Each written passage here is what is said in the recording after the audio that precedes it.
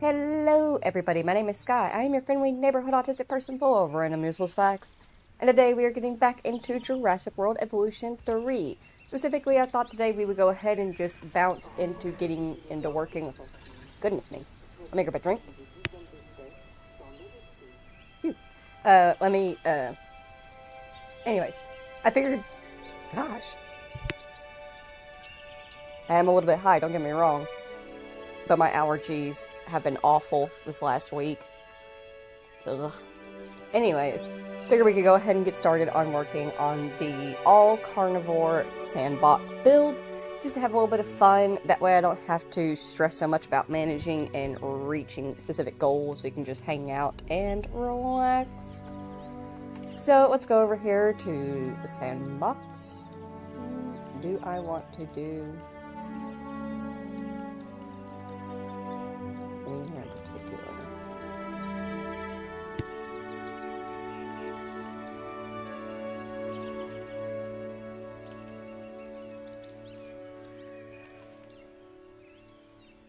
Then we're going to get back into the island generator. I just like the island generator. Creative, let's do custom, Jurassic World and staff, dinosaurs. No egg failures on. No disease on. But, dinosaur injuries on. Instead of off. Dinosaurs don't starve and don't dehydrate will be on. Lifespan will be normal. And we will also have dinosaur maturity for juveniles on, so we'll let them grow up. We'll just have to be more mindful of, what's the word I'm looking for? Amount? Territory? Group size. Get my words together. Dinosaur status checks on. Unlimited feeder reserves on. Dinosaurs dangerous to guests on.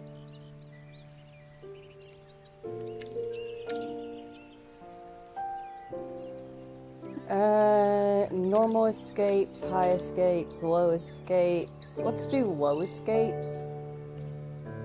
Dinosaur trait intelligent. That means that they are more likely to actually break out. Let's go ahead and have that on. Vehicle aggression, all dinosaurs act, because I don't care about the vehicles, it is what it is. It's kind of funny watching them get smacked around. Dinosaur comfort off. Dinosaur combat frequency normal. Herbivores able to initiate fights. I'm going to go ahead and turn that on, just in case, because I might have some ideas of stuff I want to do. Dinosaur sense summon on for all. Negative G modification enabled. Vulnerable juveniles.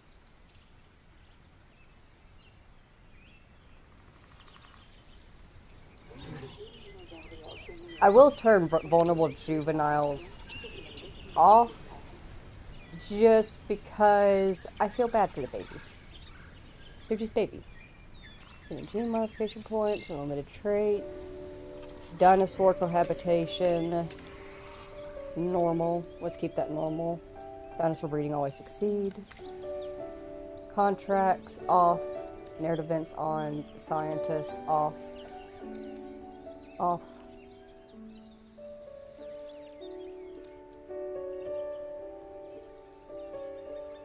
Has time to learn operations.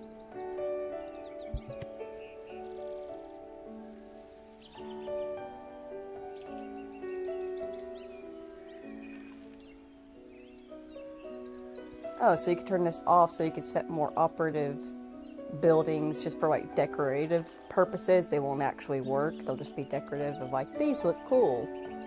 Yeah, sure. Unlimited power, unlimited fuel, invincible vehicles, sabotage off, instant construction, maintenance wear and tear off, unlimited, infrequent storms, day-night cycle, default schematic, enter generator.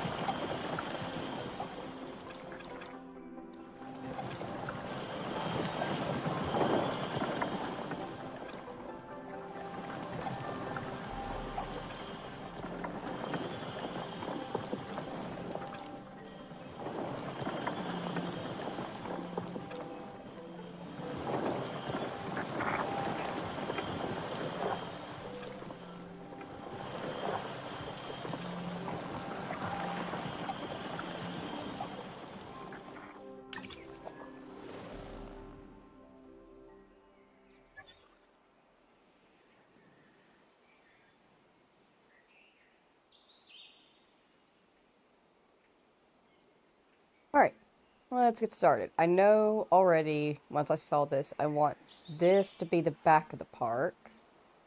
So this will be our front. Let's head up here and go ahead and get working on setting up an arrival point and just general front of the house things.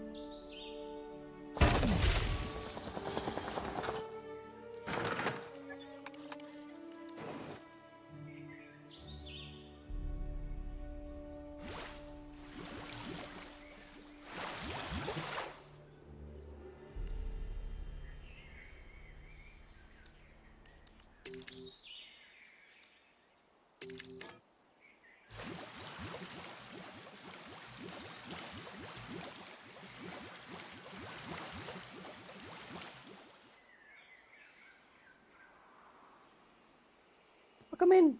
Goodness. Ugh, I gotta drink more water. Welcome in, Far Harbor Marine. How you doing? Still building a cool park? Yep, I've decided that we're going to go ahead and start working on the all carnivores park. So I've generated us a new island, and we are currently getting started on the arrival point area. I'm going to throw down this waterfall because my 15-second delay in my headphones caught up, and I just heard myself.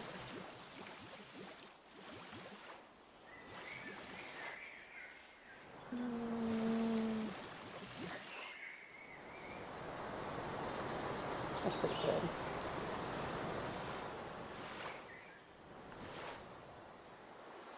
And I'm going to hydrate. Y'all should too. Hydrate before you dehydrate.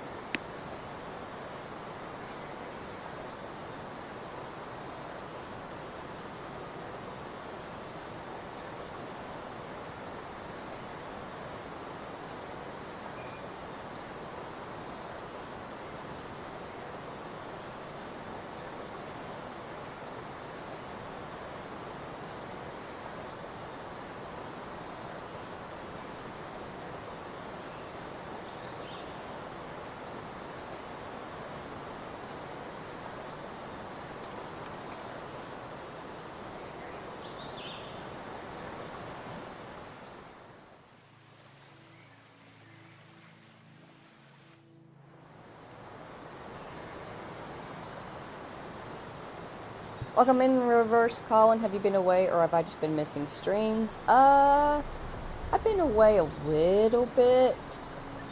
I did take a break the other day. Let's see.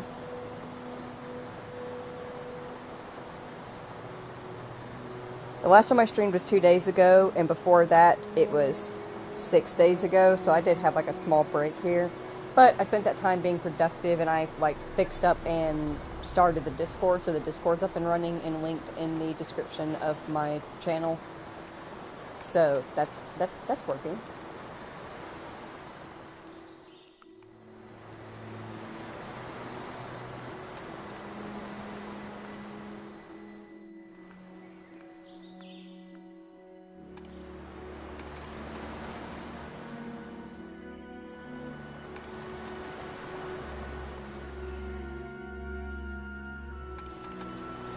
But yeah, you haven't really missed anything anyway. We've just been playing Jurassic World and building stuff. Playing with dinosaurs. That's about it. Welcome in. Happy to have you back.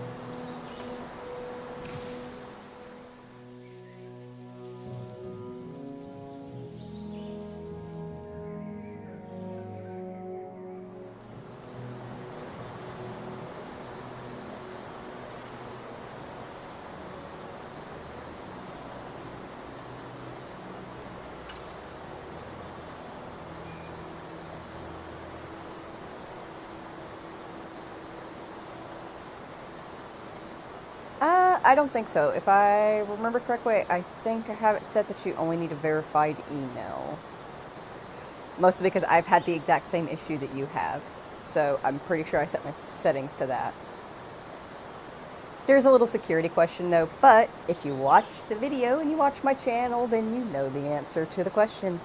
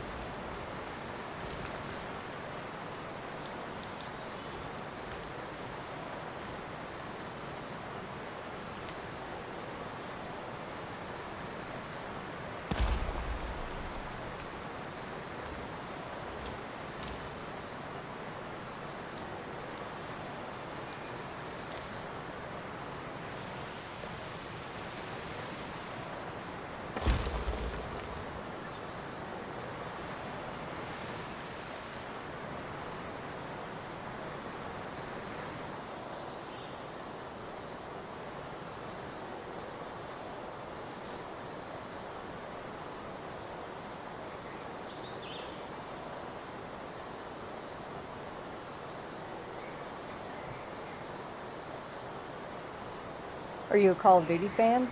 I haven't played for years, so I would not call myself a fan anymore. Definitely others have. And are.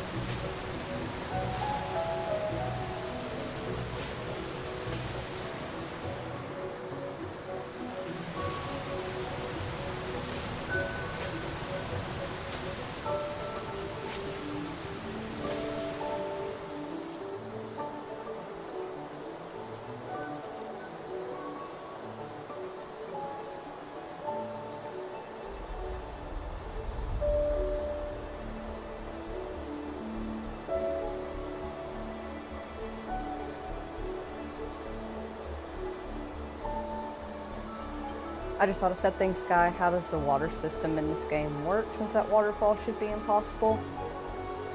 Good question for Harbor Marine. To be fully honest, I've never actually questioned it. It just is what it is. It works, and it looks pretty, and that's all that matters to me. I say it works. Sometimes it works. It always looks pretty.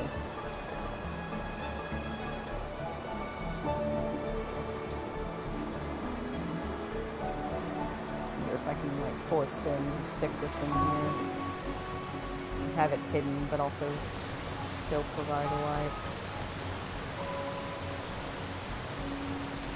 Or we could just actually pop out. One of that is on top.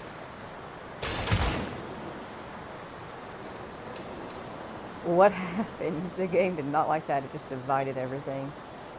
Oh, I see what happened. I've got random scale turned on.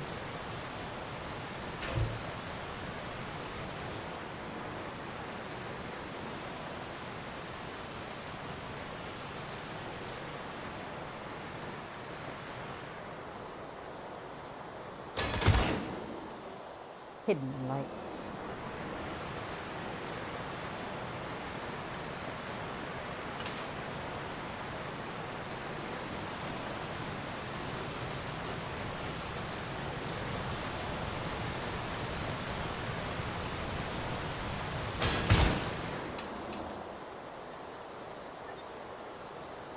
Yes.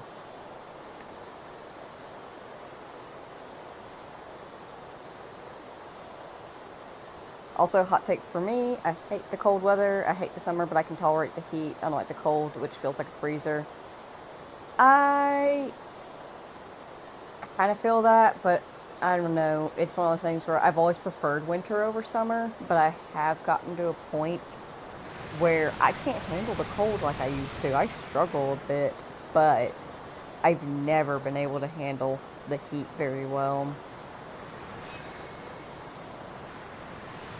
I like summer because it's pretty out. I don't like the heat and humidity. It's muggy and buggy, and both are awful in that time of year.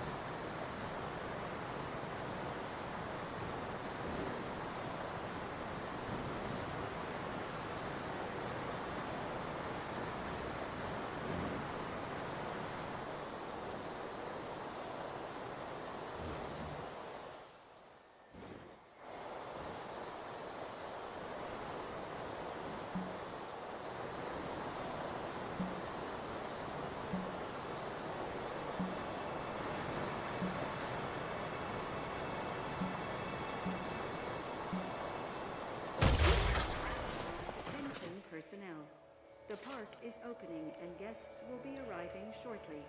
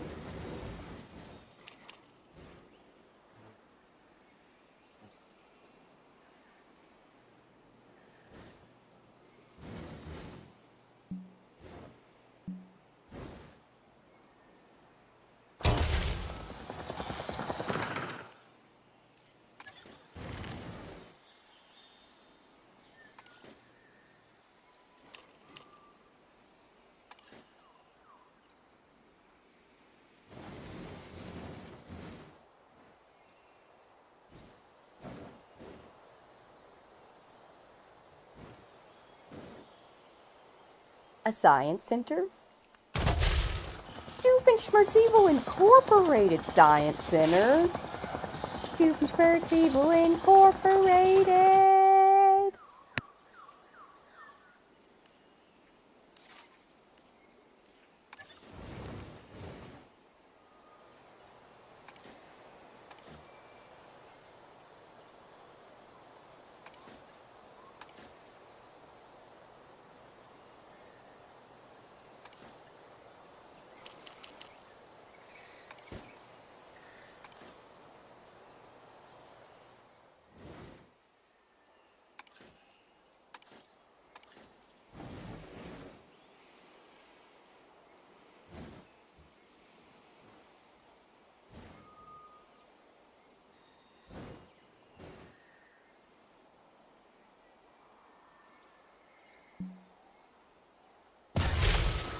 Sky, what in the best TV shows of 2000 mods are you using?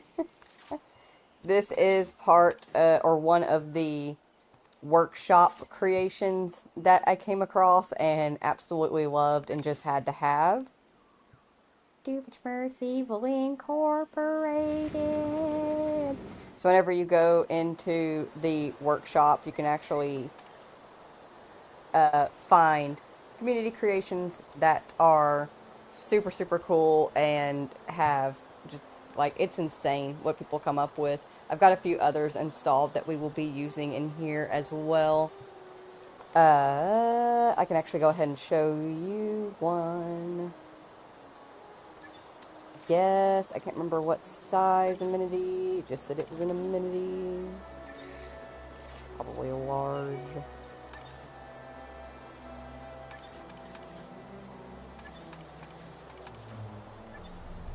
Nope, medium, maybe? No, it was a small. Yeah. I got this here. It's a little Lego store. Isn't that cute? Look at it! So, people build some really cool things. Some of them are just for decoration, so they just look cool. Others, they've actually put in the time and effort to build decorations around shops, so they're actually usable, like the Doofenshmirtz Science Center and this Lego shopping amenity. Super cute. 10 out of 10, do recommend hooking up and checking out the workshop if you end up playing Jurassic World Evolution 3 or 2.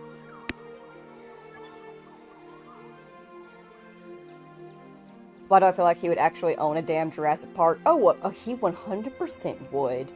He would have a dinosaur-nator thingy where he would tell people that he has this like super awesome dinosaur park, and they would spend a lot of money to come here, and then the way he would fill up the park with dinosaurs is that he would actually take the guests and he would hit them with the dinosaur-nator, and he would turn them into dinosaurs and fill up the park with dinosaurs and advertise that and be like, look, completely unique dinosaurs that literally have never been found anywhere. We don't even have fossils of these things.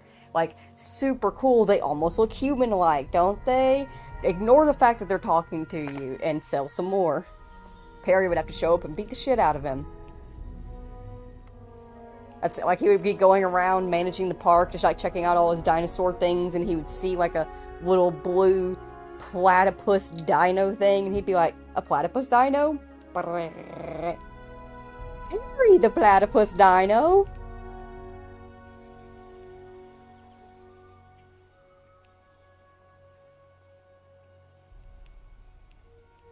It is extremely unlikely that Dan would see it, but fuck it, I'll make a little short out of us just discussing this.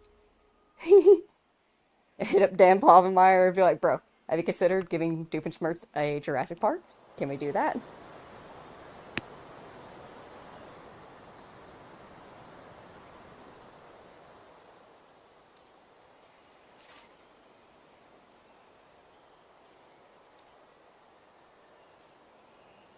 Fuck the monorails, Hyperloop all the way.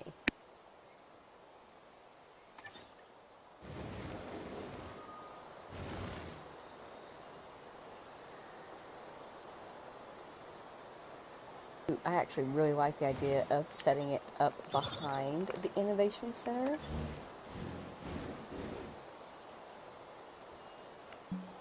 Let's set that there.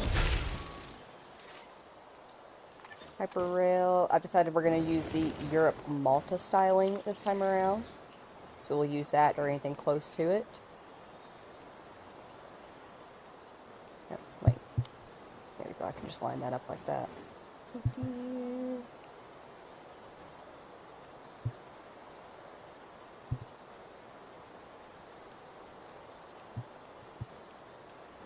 think I'm accidentally like tapping the mic with my controller. I'm sorry if I am.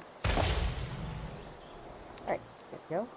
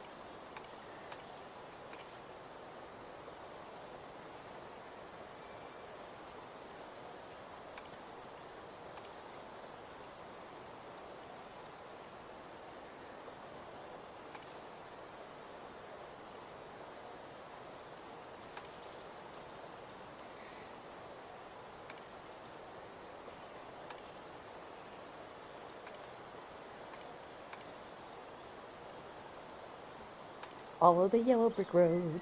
Follow the yellow brick road. Follow it, follow it, follow it.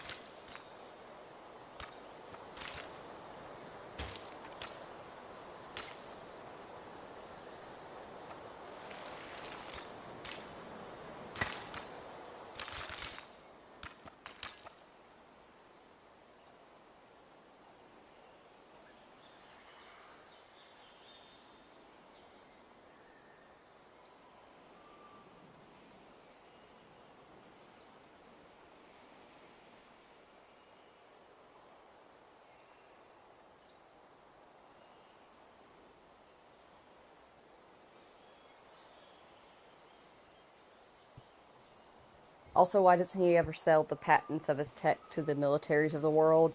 I actually... Oh, fuck. I don't know if there was an episode touching on Doofenshmirtz attempting to sell one of his inventions to the military, or if I came across a video of Dan talking about it. But there is a, like, I think he's attempted to and failed. Because if I remember correctly, it's like his inventions just don't work well enough to be useful for the military or something like that. It's been a while. I'd have to check.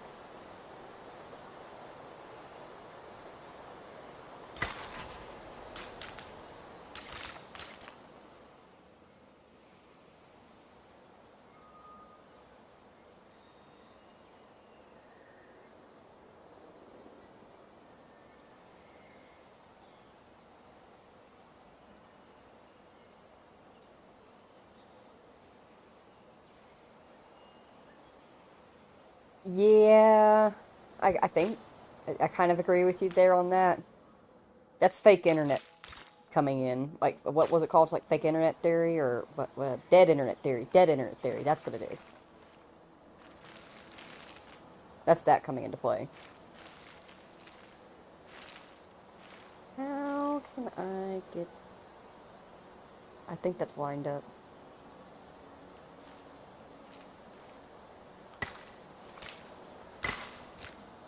Attention all science personnel. Please And report to the then... newly opened Science Center.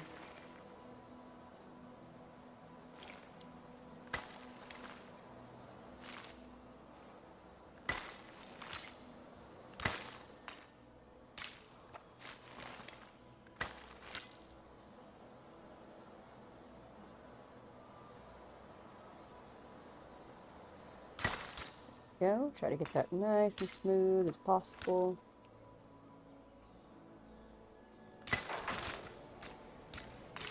Go ahead and put a pathway across. Put this.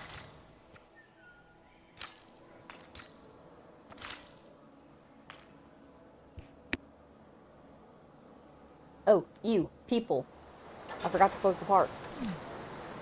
Go Attention home. personnel. The park is now. No offense, We but kindly I work ask that our best guests alone. leave the park.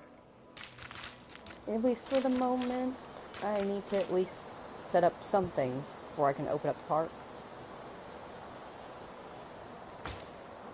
Might get rid of these dials. Yes, swing that into this. Give it little leggies to work from.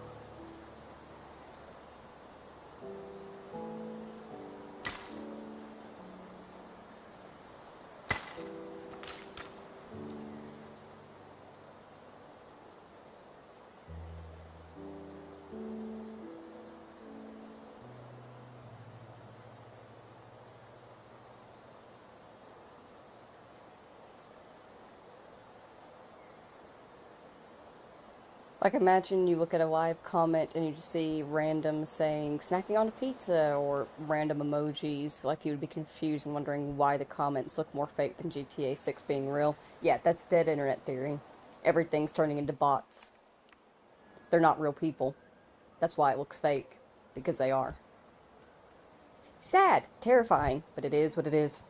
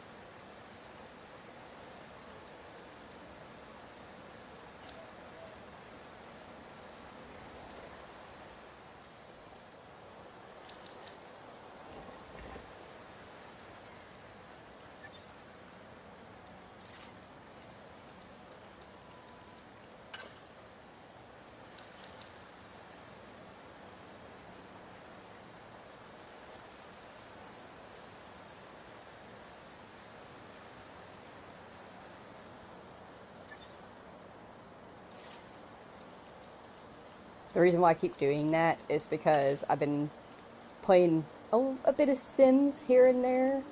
Just testing after they've released new updates to see how everything's working. And the same button on Sims that duplicates an item so you can place multiple is the demolish button here in Jurassic World.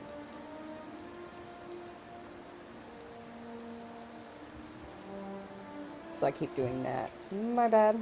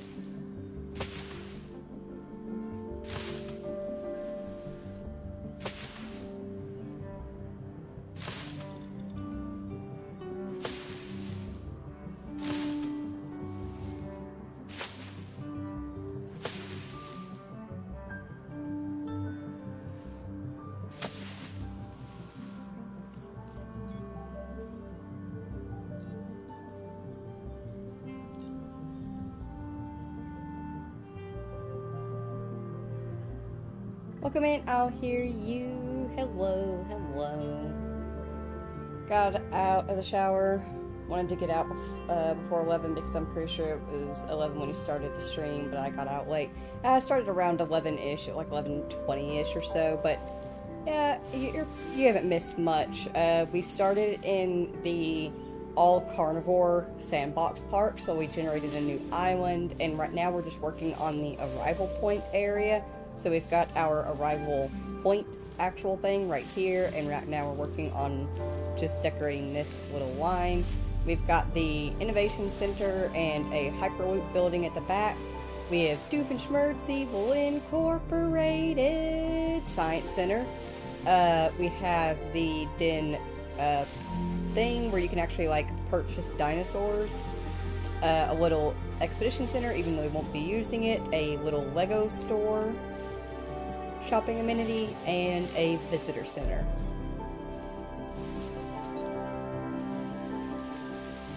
So yeah, you haven't missed too much at all.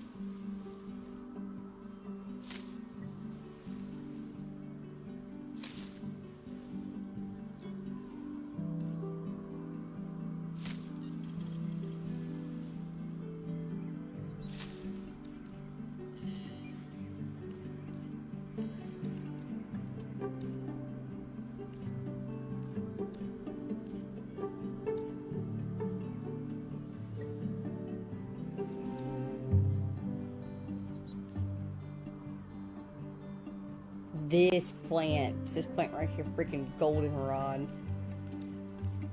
It's making my head hurt and my nose all stuffy.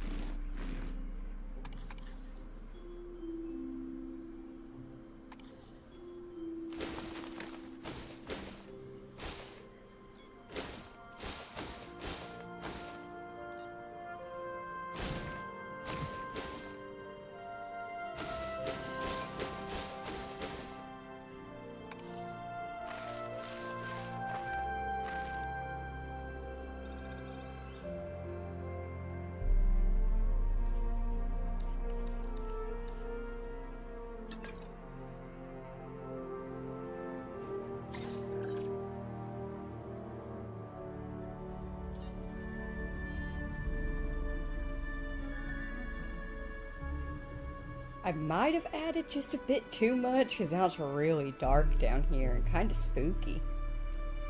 So it's like, I like it. Don't know if it's too much.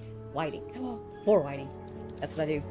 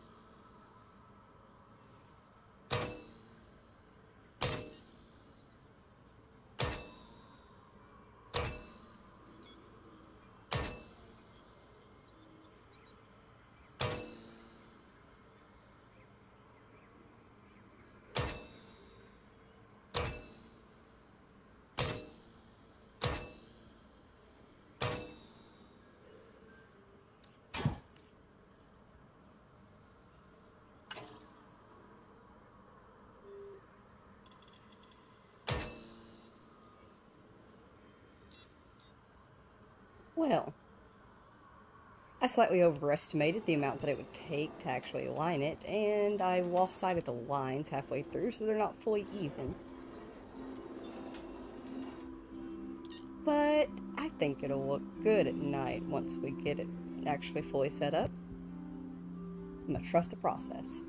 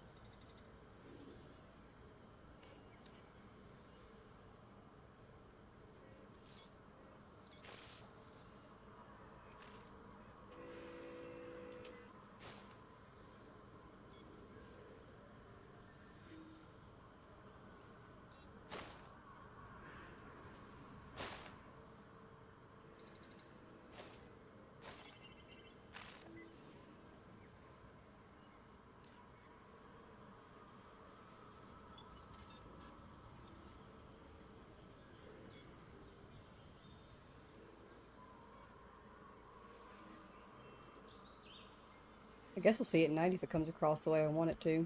Hopefully it does.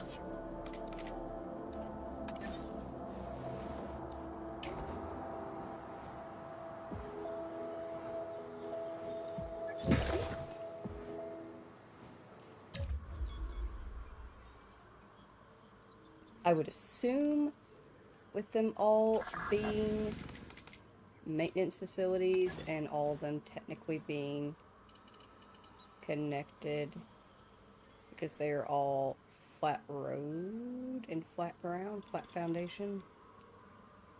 You see like the little dirt that's coming up around the sides of the concrete, the little dirt line? That means it's flattening the ground around it. And I think they should be fine together so that they can all go out and around each other. They shouldn't have any issues, you would think.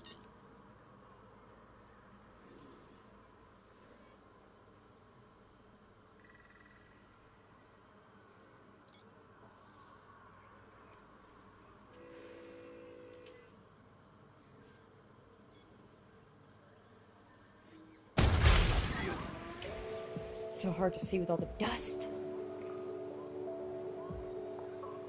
Yeah, it hurts.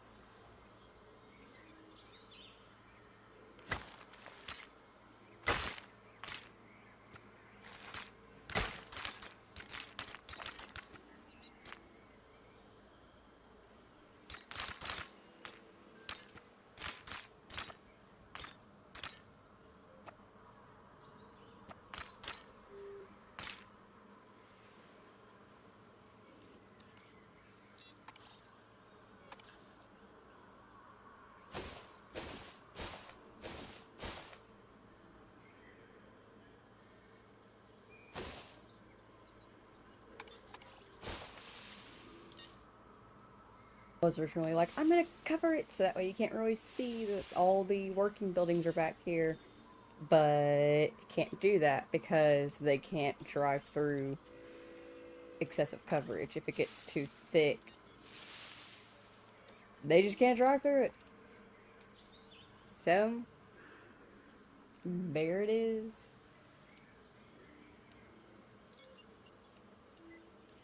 I do want to just this here. Switch that.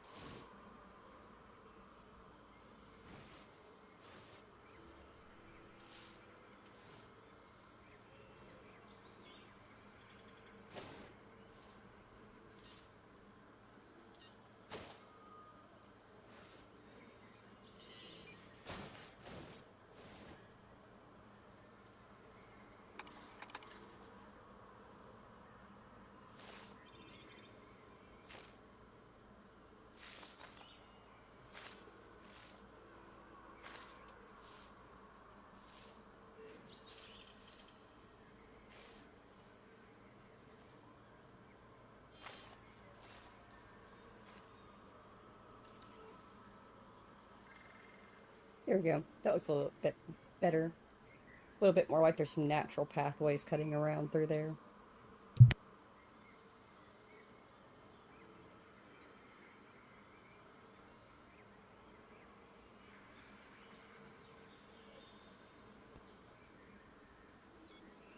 Sings helicopter, helicopter, followed by dino-related screams of panic. Wanted to do one newer than Get to the Chopper! But that's a classic! Get to the chopper!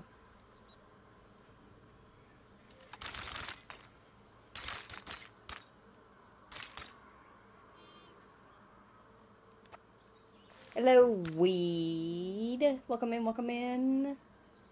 We are currently working on we are started working on the all carnivore park. Right now we're just working on the front area where the arrival point is.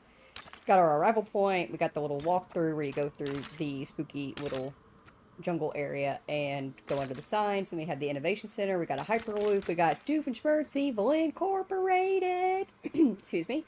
We got the Den Marketplace. We have all of our little facility things that are needed for our workers. And then we have a visitor center here with a little fountain, and there's some invisible pathways cutting around here so that way people can get around from the innovation center to the visitor center. Oh, and a Lego shop. Lego!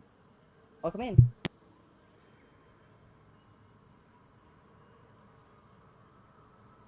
Did you play SimCity as a young Sky or something? Also, Doofenshmirtz Incorporated. Doofenshmirtz Incorporated! Guys, my autistic brain has to do it like that every time. Be careful, please. But, I didn't do SimCity. I did Zoo Tycoon. I was massively into Zoo Tycoon growing up. I had all the games and all the game expansions. Goodness me, I need to drink more water. But I adored it. So originally when Planet Zoo released, I was super excited for it because I had that same idea in mind of Zoo Tycoon. But it does not play like Zoo Tycoon did. Not even the Sandbox mode. So I was kind of mad about it, to be fully honest. But then Jurassic World Evolution released, and it's actually a lot like how Zoo Tycoon used to run, but with some of the new fancy Planet Zoo things that I really did like. So it's perfect. So yeah, that's why I'm kind of good at what I did. And I did not make the Doofenshmirtz Incorporated building. That was made by somebody else in the workshop. I have no clue if I can actually access the workshop here. to show it off.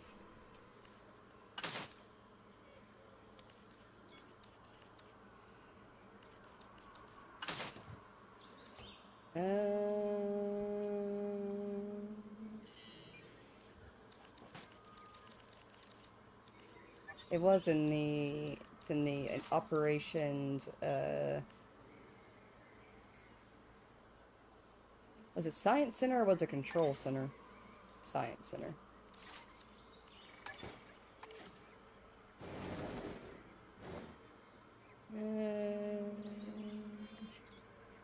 Oh, not that.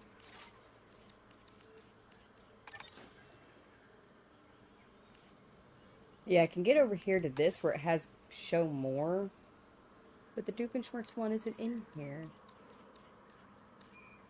More on the workshop. Do I hit that? Ah, this will take us to the workshop.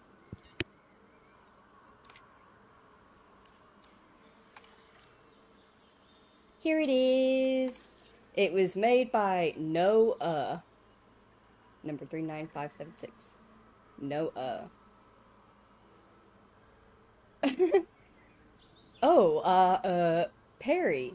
The, Parasaurolophus. Gosh, what an unexpected outcome. And, by expected, I mean completely expected! Funny, I didn't notice their little description. And the Legoland shop was made by Bonnie2132. Bonnie2132. I also got these Jurassic World attraction signs pack. They literally just come in a little pack like this as they show, like they place like that. Pretty much this guy took the, beer chicken, took the time to actually place all the little lettering on the signs, because in Jurassic World 2, they actually just had the signs. They had the signs pre-made for us that we could just place. They didn't do that this time. We have to make our own, so somebody went ahead and made them, so I grabbed those. This person did a Ferris wheel, but unfortunately it uses a DLC that I don't have, so I can't place it.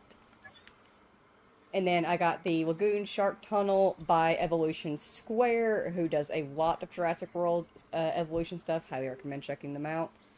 It just goes through the Lagoon Tunnel. I'm gonna probably try using it. And then I got this Treehouse Hotel downloaded by Fawn. I mean, just look at that. That's so sick. Actually, you know what? Real quick, we're gonna go. I want to check that out in person. But yeah, I'm gonna take some time after each Jurassic World stream to sit and go through some workshop stuff and see if I can't find some really cool things.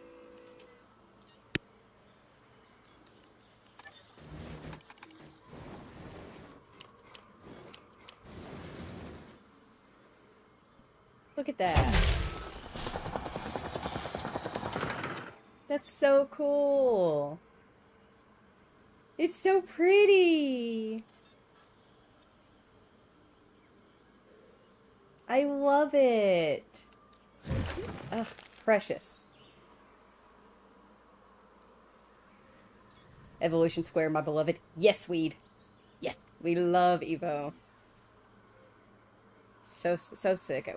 Like everything that she builds is just amazing. I may or may not need to actually catch up on some of her stuff just so I can get some ideas of my own. Mostly because I do want to do, like, underground things, and I saw that she recently did something where she built, like, underground tunnels by the looks of it, and I do want to do that, so it'll be good to figure out how she went about doing so. I'm gonna go ahead and throw down a hatchery because I think...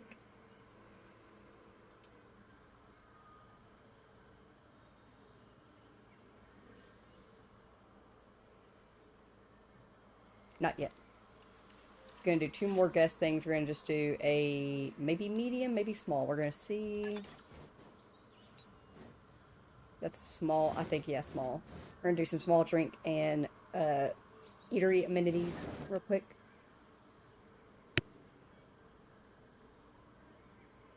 My style of autism is drawn to the Yakuza series. Understandable.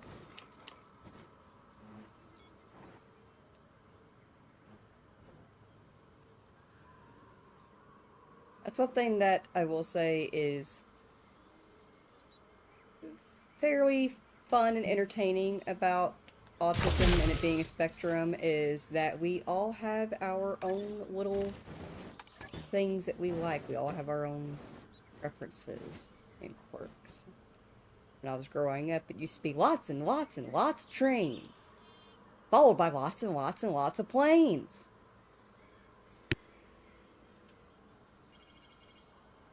No, but really, I've always just been very big into animal care, animal stewardship, creating a better world for animals, better laws around protecting them, and all that kind of stuff.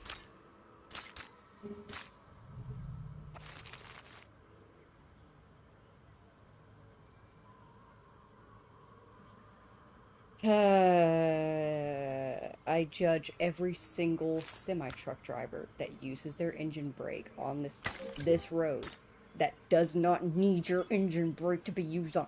I know, and if you're a truck driver who watches me, and before you go, I know. Okay, I've been on the road.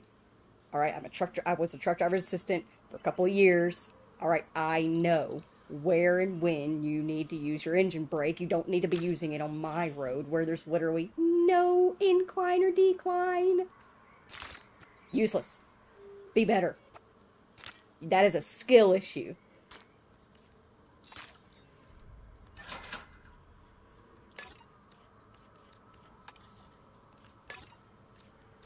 Anyways, I was saying something and then I got distracted by the semi being super loud.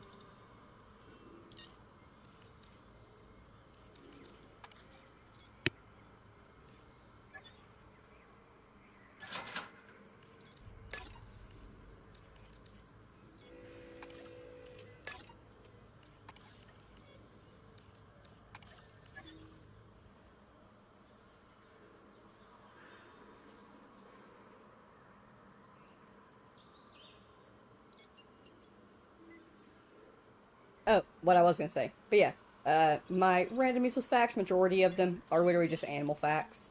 But, you know, I don't really have a lot of places where I can just share. Did you know that blue whales have on average a 6-foot long penis? They also have a penis bone. Like, I can't do shit with that. I can't share. I can't just sit down and blurt that out in conversation when you meet somebody for the first time. So, I tend to keep most of my facts to myself because they're kind of useless, in quotes.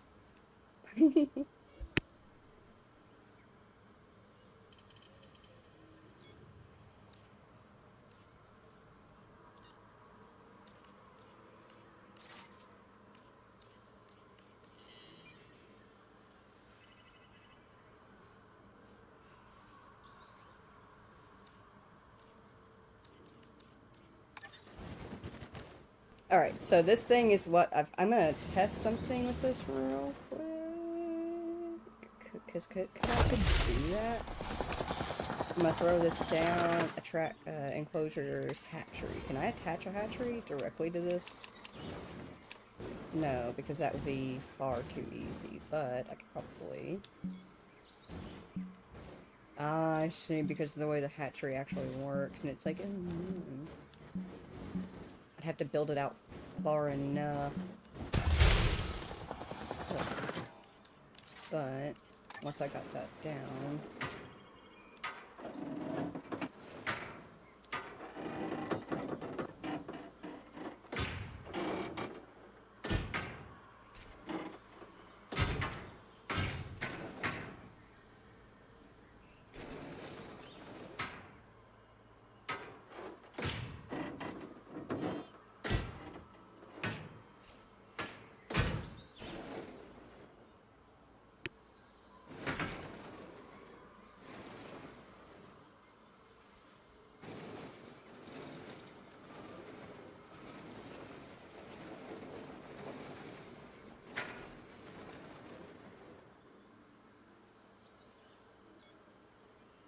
So, what this thing is right here is this is actually an amphitheater that can fill up with people, and they can sit and they can actually watch dinosaurs in here. I've actually, you can build habitats with this. It's a bit of a struggle to do so, But it is possible to build habitats around this and actually like put prey inside here with a little bit of glitchy work so that the dinosaurs are encouraged to come in more frequently. But my intention with this park actually is we're going to set one or two amphitheaters back here towards the back because we want to encourage people to stay in the park for a long time and move back to the back. That's why I was looking for an island that had these two little off pieces that came off of it. So we're going to set one on each side. We'll attach a hatchery to it, and whenever we feel like having fun, we'll just release a couple of dinos and watch them go at it and see who wins. I think it'll be neat.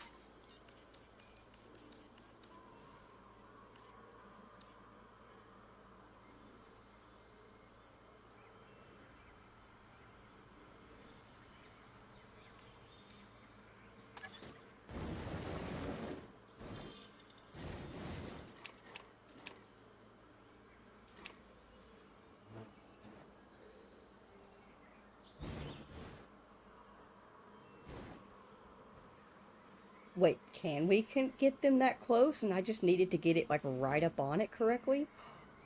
It would be super nice if that was the case. It would make so many things so much easier for me, please, game.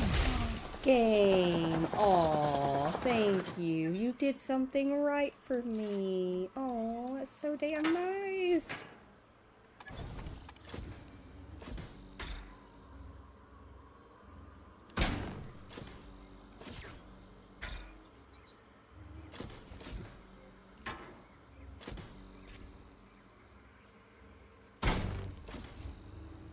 Just add a little bit of extra invisible fencing, just in case.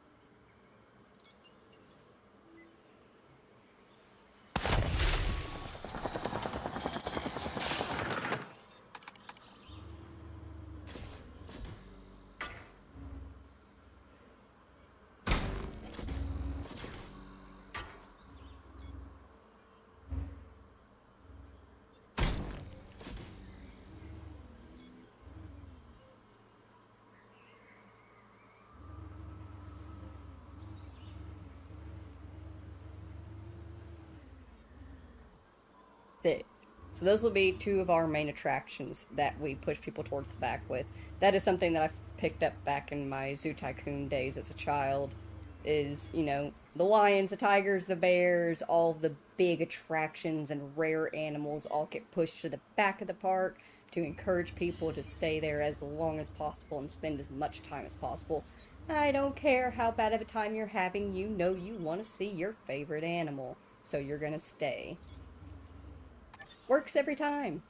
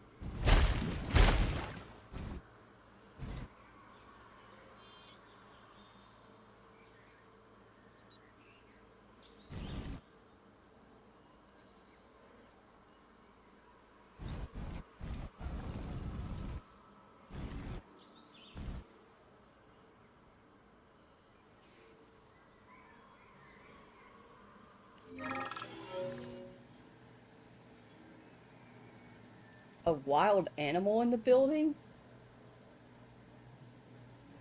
Oh, I had this happen the last time that I placed a lagoon. If y'all remember in my Mega Minis and More build, my lagoon always had that little red marker over it. It was this, where it was like there's a wild dinosaur just inside the lagoon.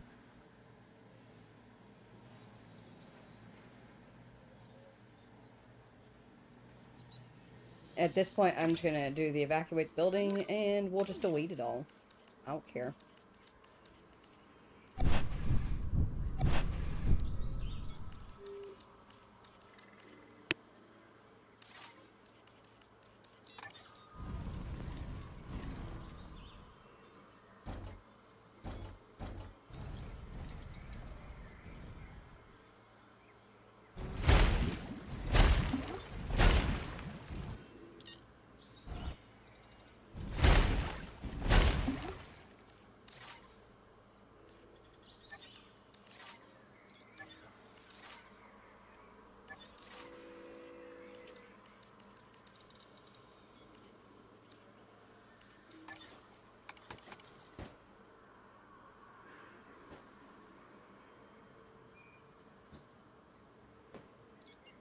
So this is that lagoon viewing gallery slash tunnel that Evolution Square did, and as you can see, it's too wide, or like it's like two things across.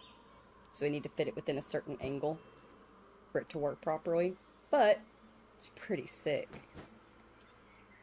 So we have the Megalodon and the Mosasaurus are two big ones that are very, very popular, so we'll keep them back here towards the back.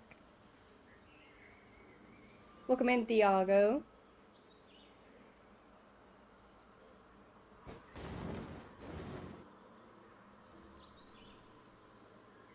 You know, the worst thing I've noticed about autism as an adult is when you try to be social and your meaning is so easily misinterpreted, it's exhausting. Yeah, it does suck, but honestly, one thing that I've noticed as an adult with autism, as I've matured, is the realization that we're really not the problem. It's really not us. We communicate pretty decently, pretty well, and we're very clear about what we want, why we want things a certain way. It's everyone else. They're just too vague, and they take things too seriously or something along those lines, where they're just reading like it's just, they're just not we just say what we mean, and we mean what we say, you know. That's how we are. And they're like, oh, there's some hidden meaning in the way that you said this, and and the way you spoke to me meant something of this along this line, and I'm just like, no. You asked about this. This was my response. I don't know what to tell you.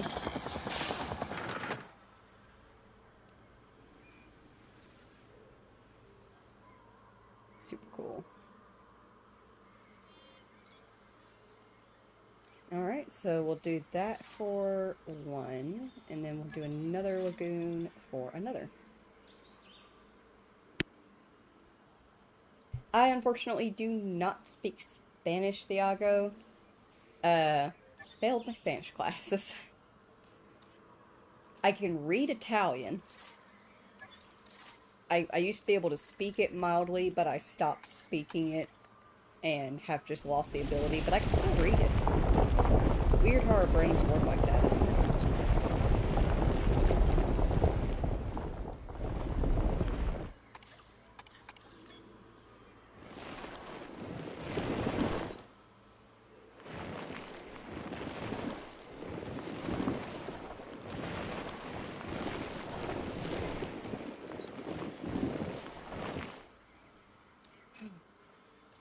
Do that, and let's do another lagoon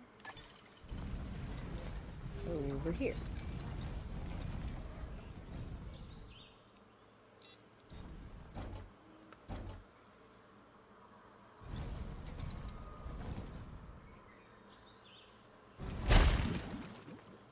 That's a bit close, but it should be okay. Actually, no, I'm gonna have to bring that out a bit, because I need to make sure that there's space. So let's do this here instead.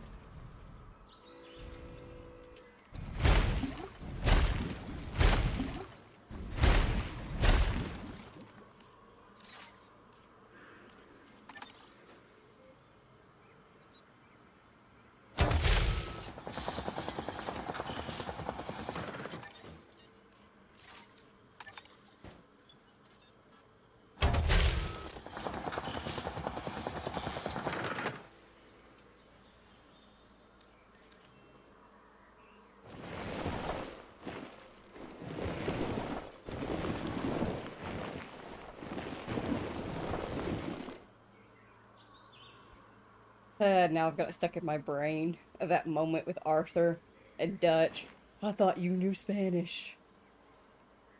It was in her tone and the way she was leading us.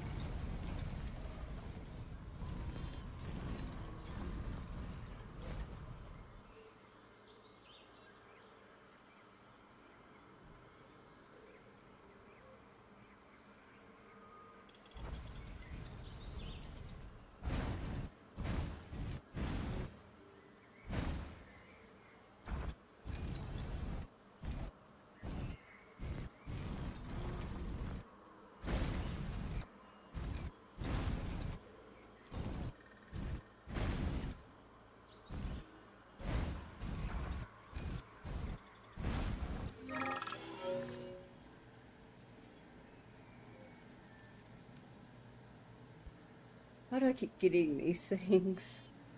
I'm in sandbox mode, who cares? Just repair all the structures, who cares? It is what it is, it's fine. Can you build things on the water? No, you can't build past that little blue line right there is our border. But you can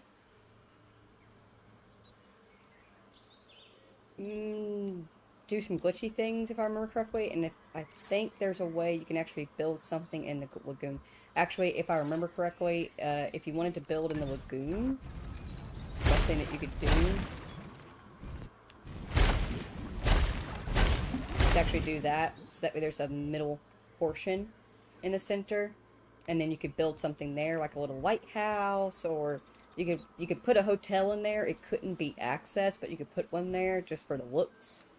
So that'd be the best way if you wanted to like build inside the lagoon specifically. And as for building on this kind of water, same exact idea of you're going to throw down the water that you want, and then you need to put down enough land that you could build in between it. There's ways to build on water, but not directly.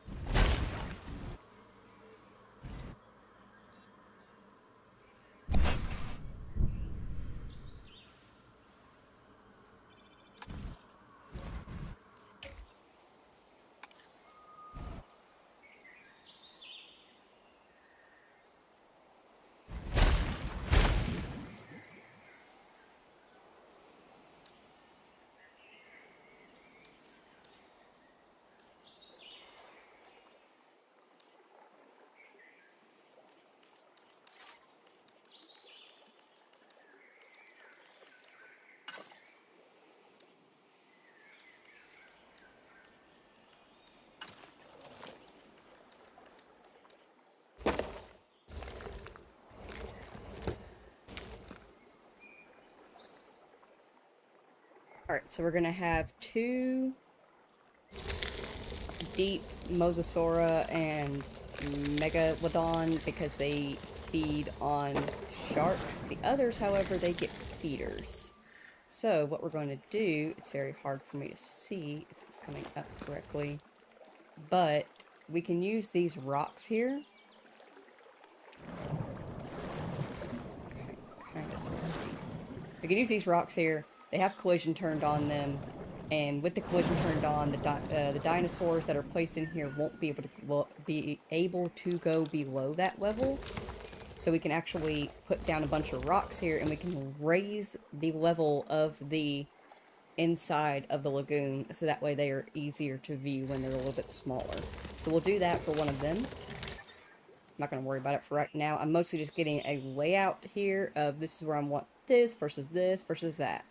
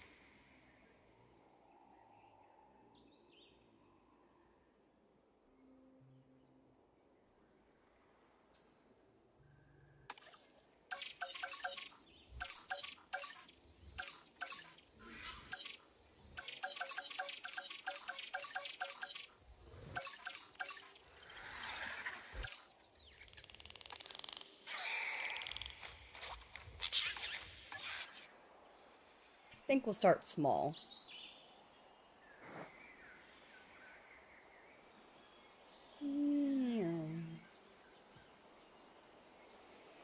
Yes. Perfect.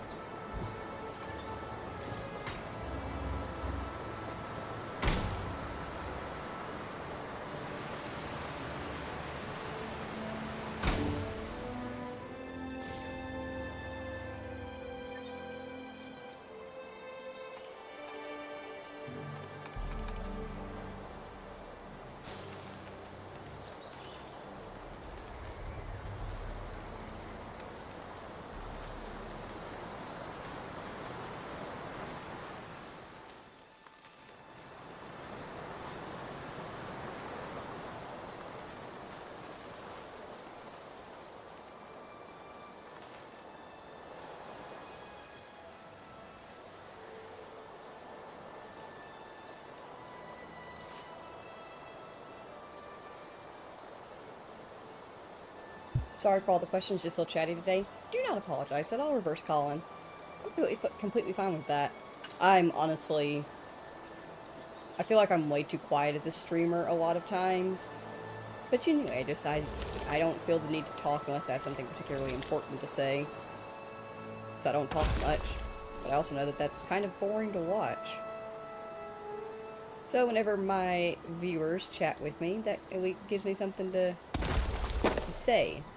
Be active with the community.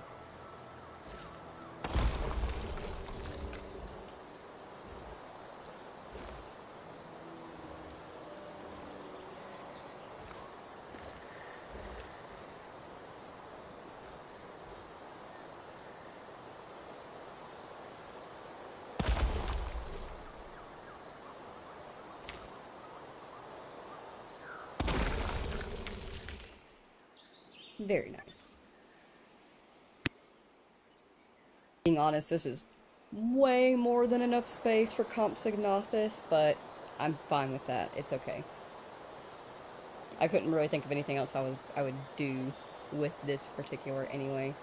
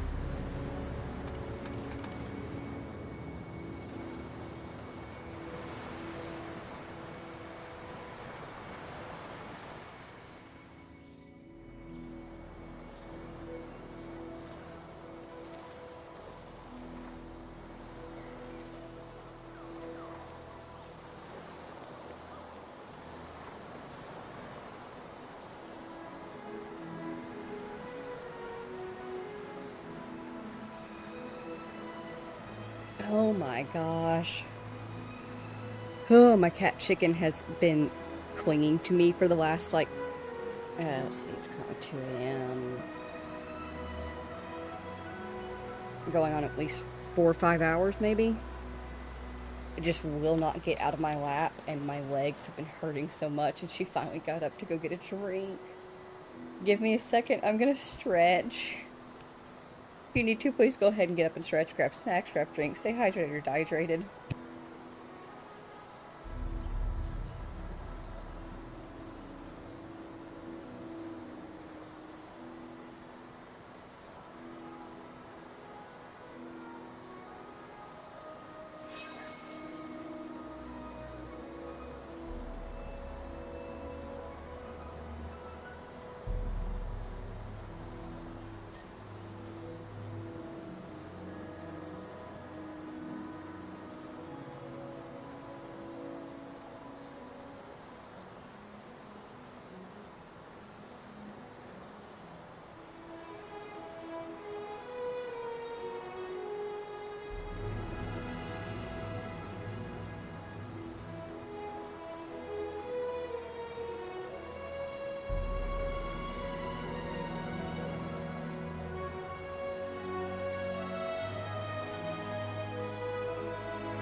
This hurts.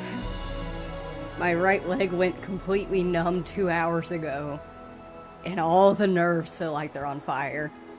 Woohoo! Don't recommend.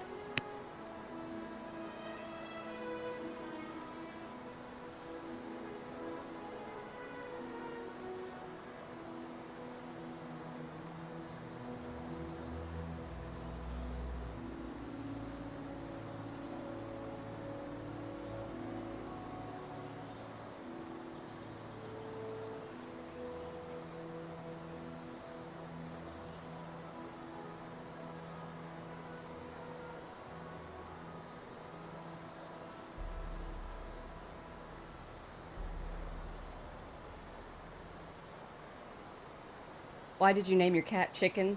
She kind of named herself that. Her legal name is Wednesday Adams. But when we first got her and she was really little, or littler, I was able to pick her up like you do a chicken. And if you've never picked up a chicken before, one of the ways you can pick them up is that you walk up behind them, you run your hand down their back, and like you kind of scoop under their butt, grab their back legs in one hand and then scoop them into your arm backwards so that they lay on their back in your arm. I used to be able to pick her up like that when she was smaller.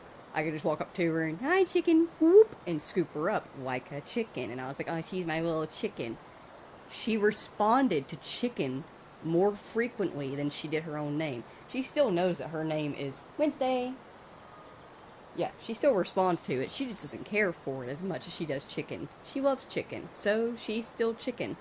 Also, she doesn't purr.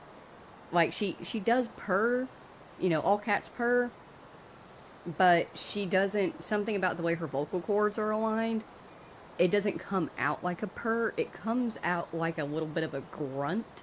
So she goes, instead of purring. So she's unique. She's more of a chicken than a cat. She's a chicken. A little burnt chicken, specifically. She's a black cat, so she's a burnt chicken. She was left in the oven too long.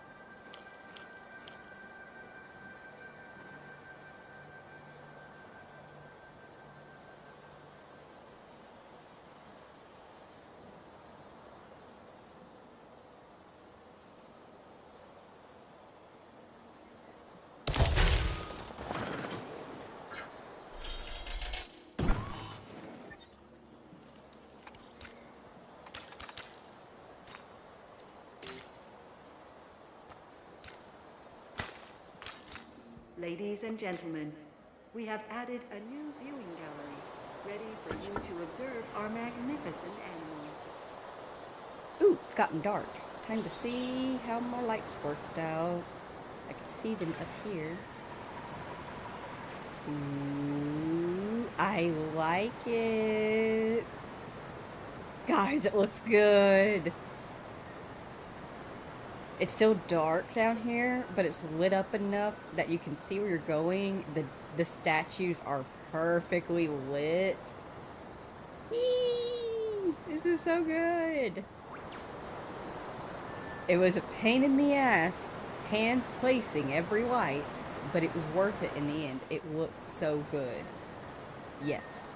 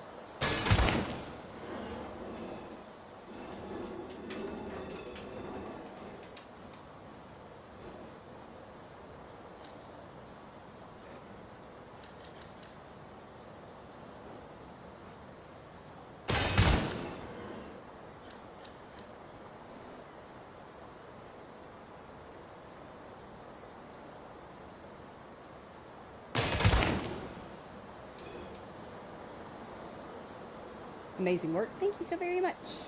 Music reminds me of Dark Cloud, soothing, but not the sleepy kind, more like one step at a time. Yeah, I agree there. I will say there's a couple of tunes. There's one tune that whenever it starts out, it immediately transports me to Legend of Zelda, Breath of the Wild, running through Hyrule. It is literally almost the exact same in terms of the beginning notes. And then there's another one that whenever it starts up, the very first thing I think of is the Institute. It has kind of a Institute vibe where just the way it plays out, it makes me feel like I'm walking down the steps to the Institute.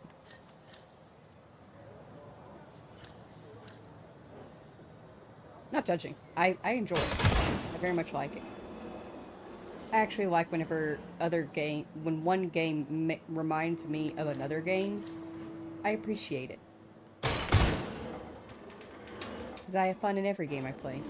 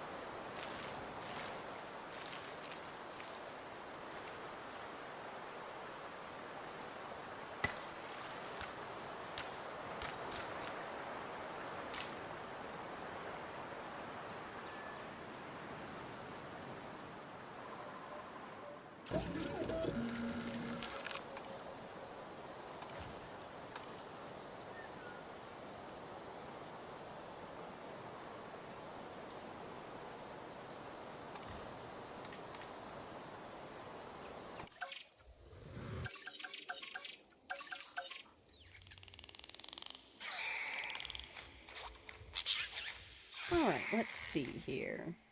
Compsognathus, they eat meat, nope, live prey, and they need an adult population of at least 5 plus, with any amount of males and any amount of females. One of the smallest theropods ever to have existed, under 1 meters in length and weighing a little over 2 kilograms, roughly the size of a chicken. Its name translates to pretty jaw. Nice.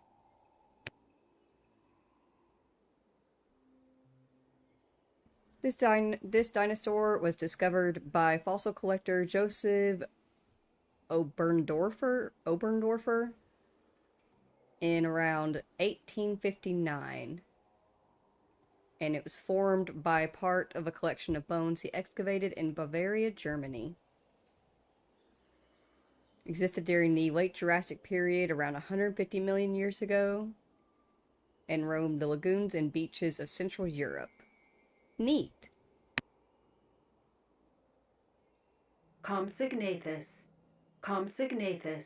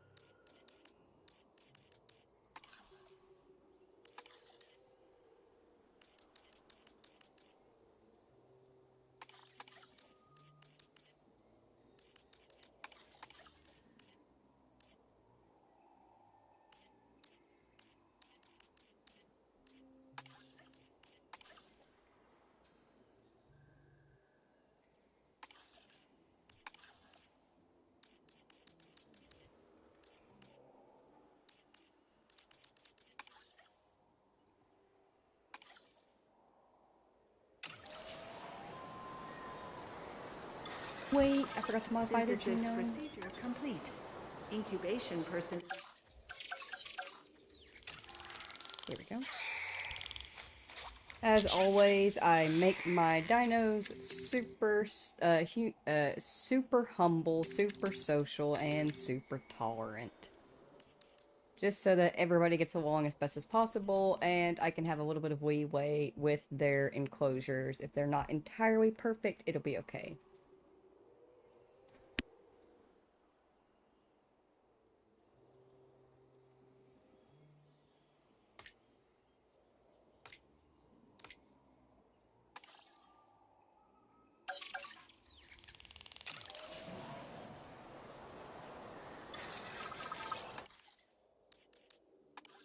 Incubation person.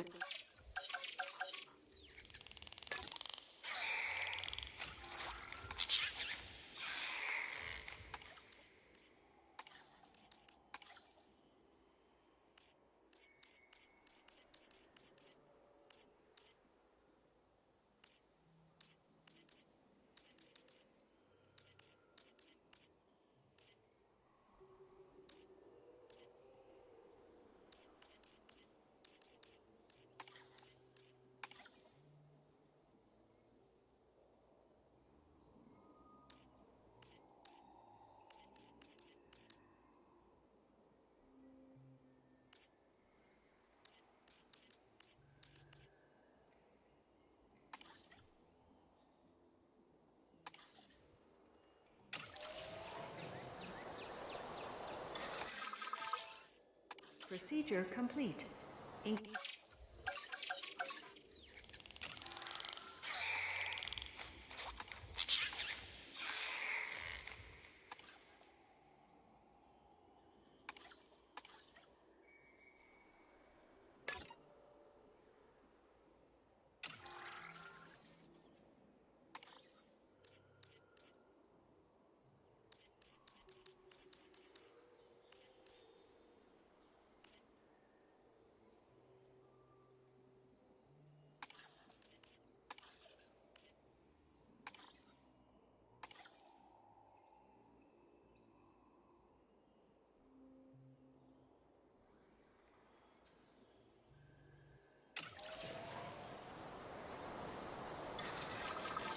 Synthesis procedure complete.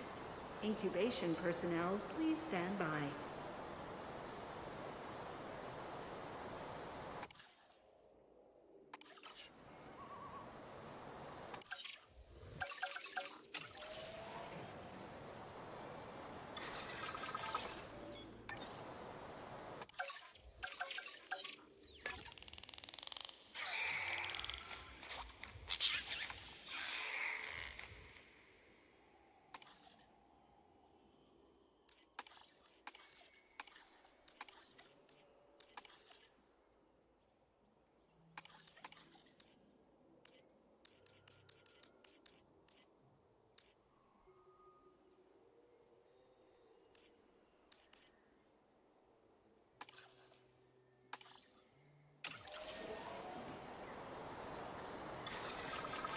Synthesis procedure complete.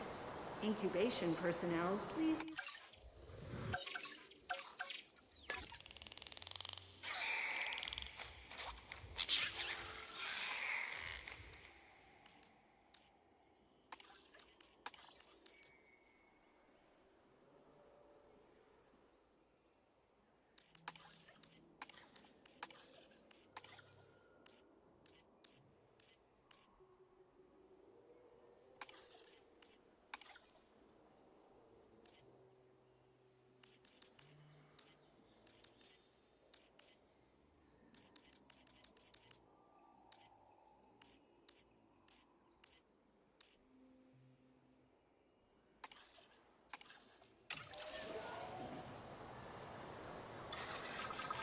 Synthesis procedure complete. Incubation personnel, please stand by. Me too, with one exception, stealth games. Don't like them, but every now and then I get an itch, and 100%ing it's happened 5 times. I get that. I've been there as well. Oh, I duly noted. Alright. The day has arrived. The sun has risen. We can release our compies. Oh, wait.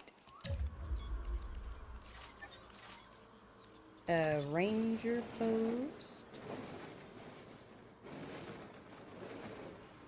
I'll try to tuck it up in here.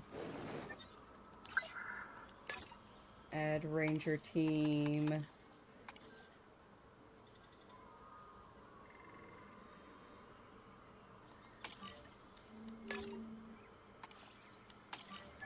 That unit 1.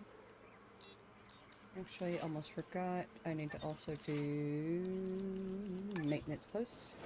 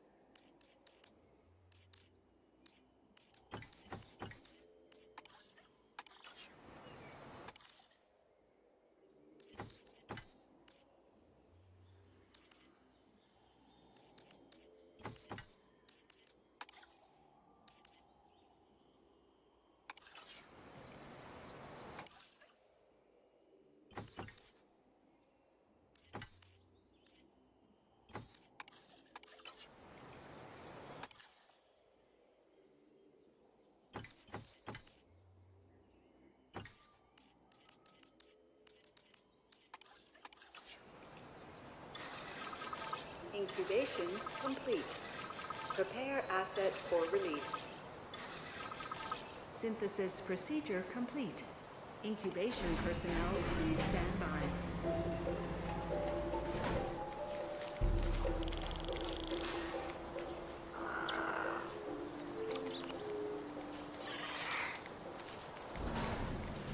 Ladies and gentlemen, we are pleased to welcome a Compsognathus to the park.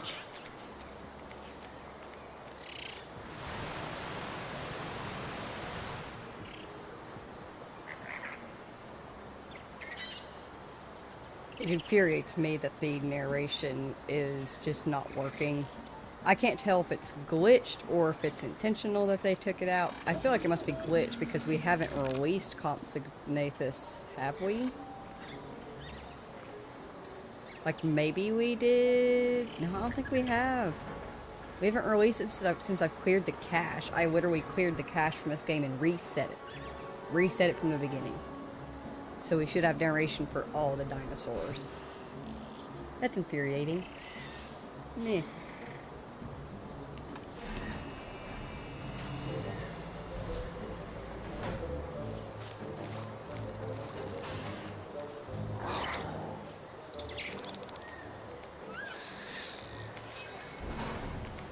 Ladies and gentlemen, we are pleased to welcome a Compsognathus to the park.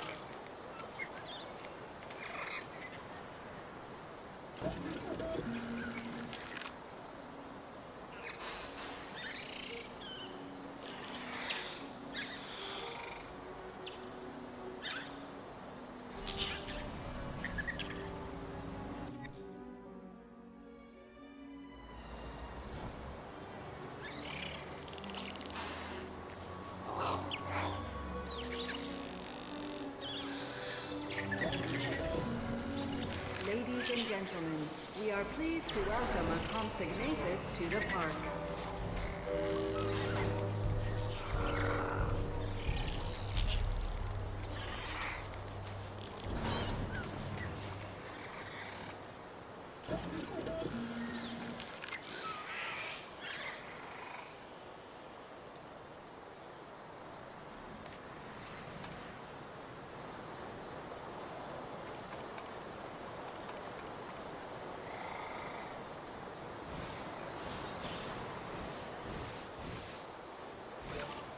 Ladies and gentlemen, we are pleased to welcome a Compsognathus to the park.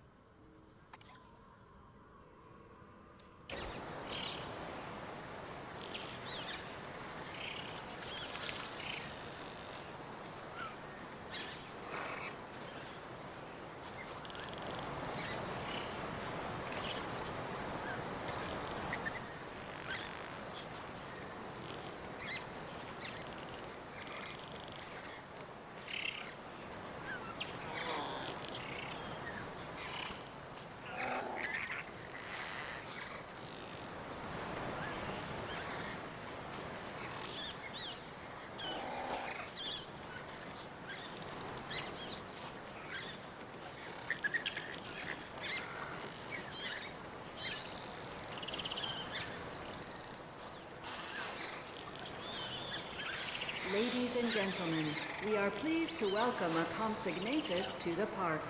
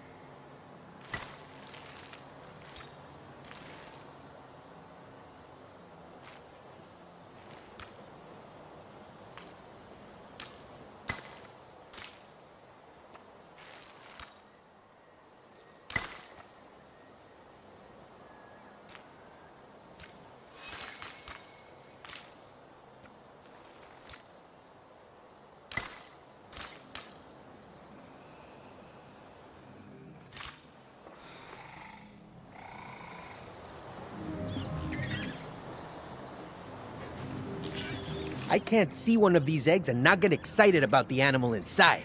Pure potential. Amazing.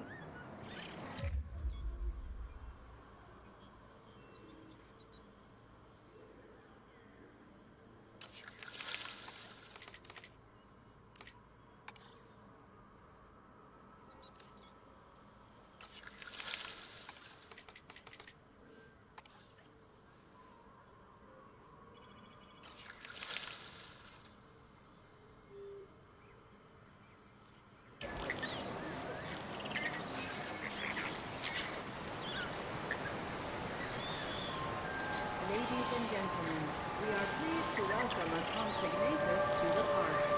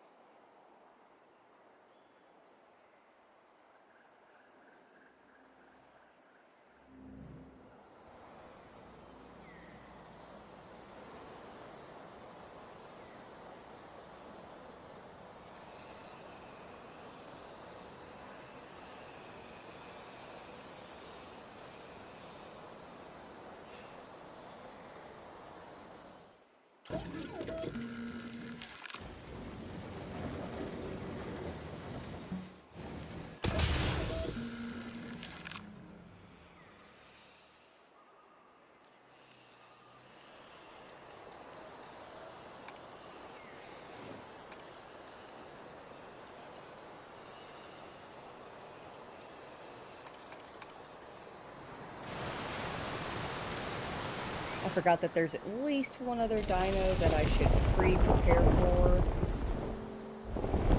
and get the layout laid out for, and that is a Spinosaurus. Because they require deep water, we can do a crustaceous cruise through their habitat, so we should pre-place the waterways that we will intend to use for it, just so we can know what we're going to be building with.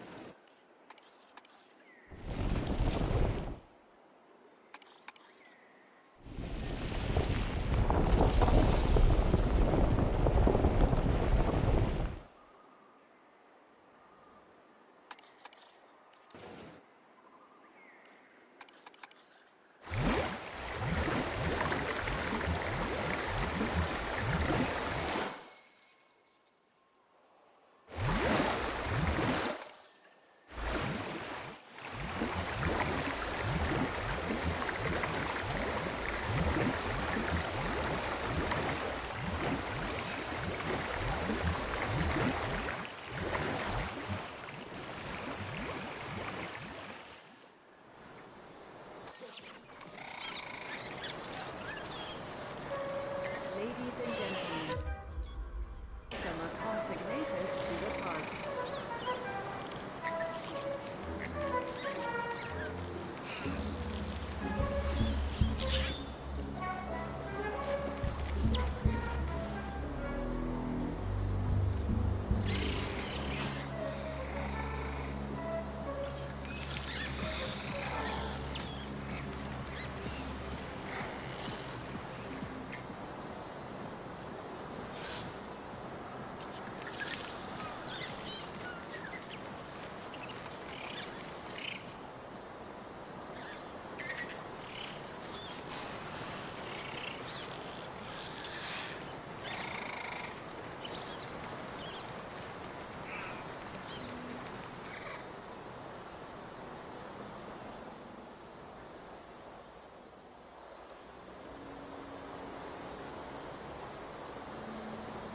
How does the ear wiggle work? Is it an animation loop or something more complex? Something more complex, so whenever you make a VTuber model, whether it's 3D or 2D flat style, this is actually a 2D style that's made to look like it's 3D style, it's super sick. But whenever you make a model, you have to rig it so that it will move with you when you are picked up on camera. And so, 1 second, I'm gonna get this rounded out. There and there. So, with the particular rigging that she did with these ears is they are rigged in two ways. So, one way that they're rigged is that they have a minor rigging that's attached to my eyelids, my eyes themselves. So when my eyes open and close and I blink,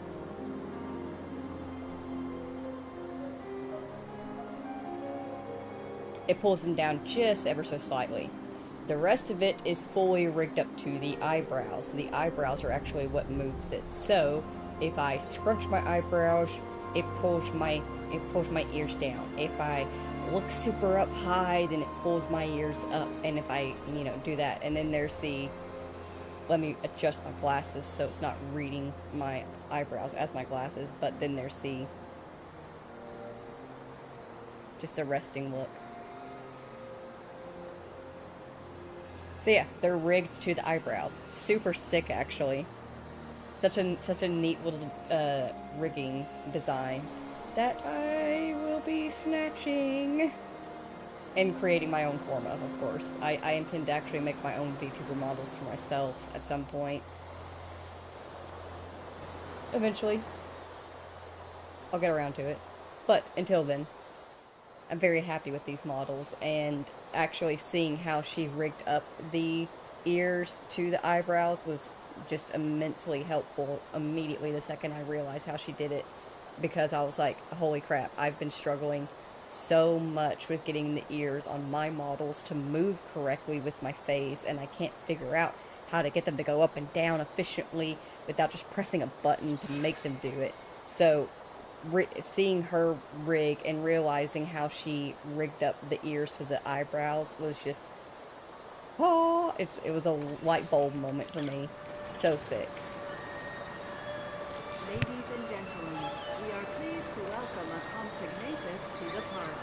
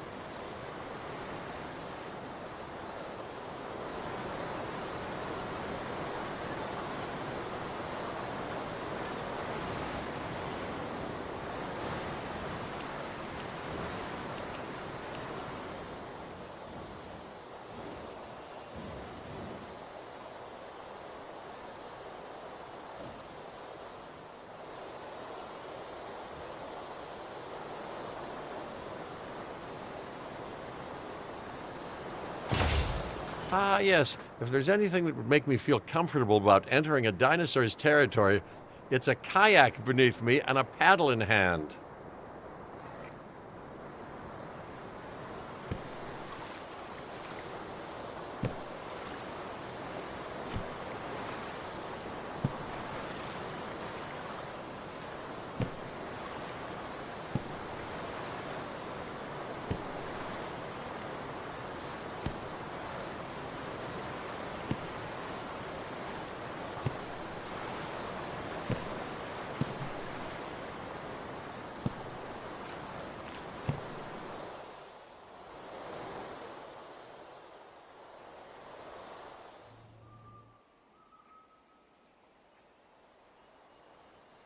Alright, I think that's a pretty good, just laid down base that we can have for whenever we do, specifically the pescable. Where's my hatchery at? Here we are. Specifically the the fish eaters. Of course, the Spinosaurus is a very major draw. We got the Suiika coming in next, and the Baryonyx and Spinoraptor last, and then the Spinoceratops, apparently, another hybrid thing of theirs that is also a pescador that I will take into consideration. But we can see about using a combination of real fencing and invisible fencing, and we can divide this up into a big Crustaceous cruise enclosure with multiple habitats in it where they're all separated out but also still together. Y'all have seen how I do that kind of style. So this will be a good layout for us to have prepared. A base that we can use.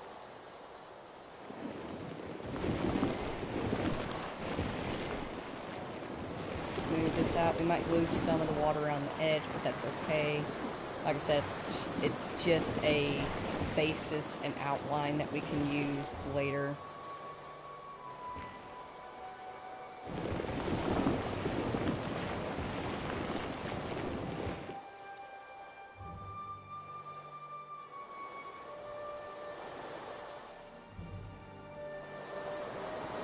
I could probably bring this waterfall piece in more and make it thinner and actually save space, but it'd probably look really weird if I did that.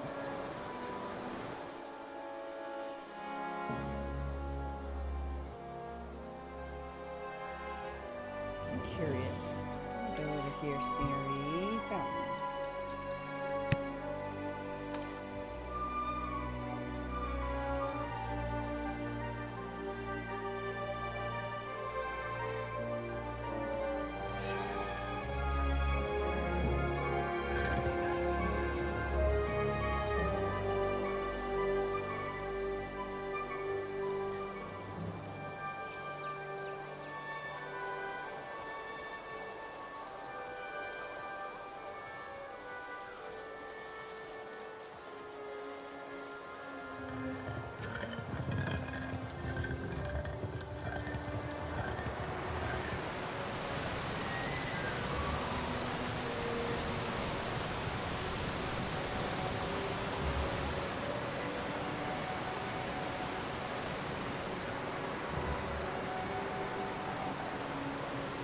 I can't remember who it was earlier that brought up that these waterfalls are technically impossible because they're flowing from nothingness.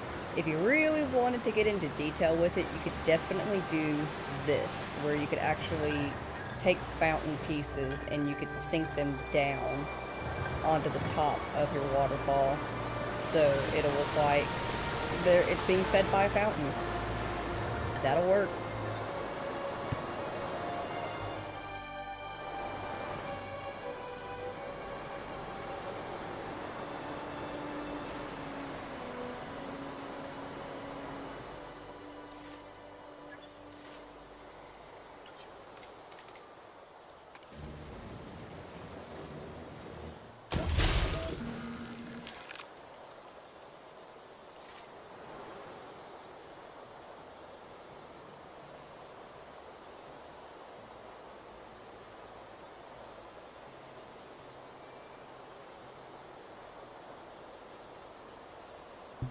That could not have been cheap, but I'm not calling you rich, but you seem to have worn a lot of hats and saved up.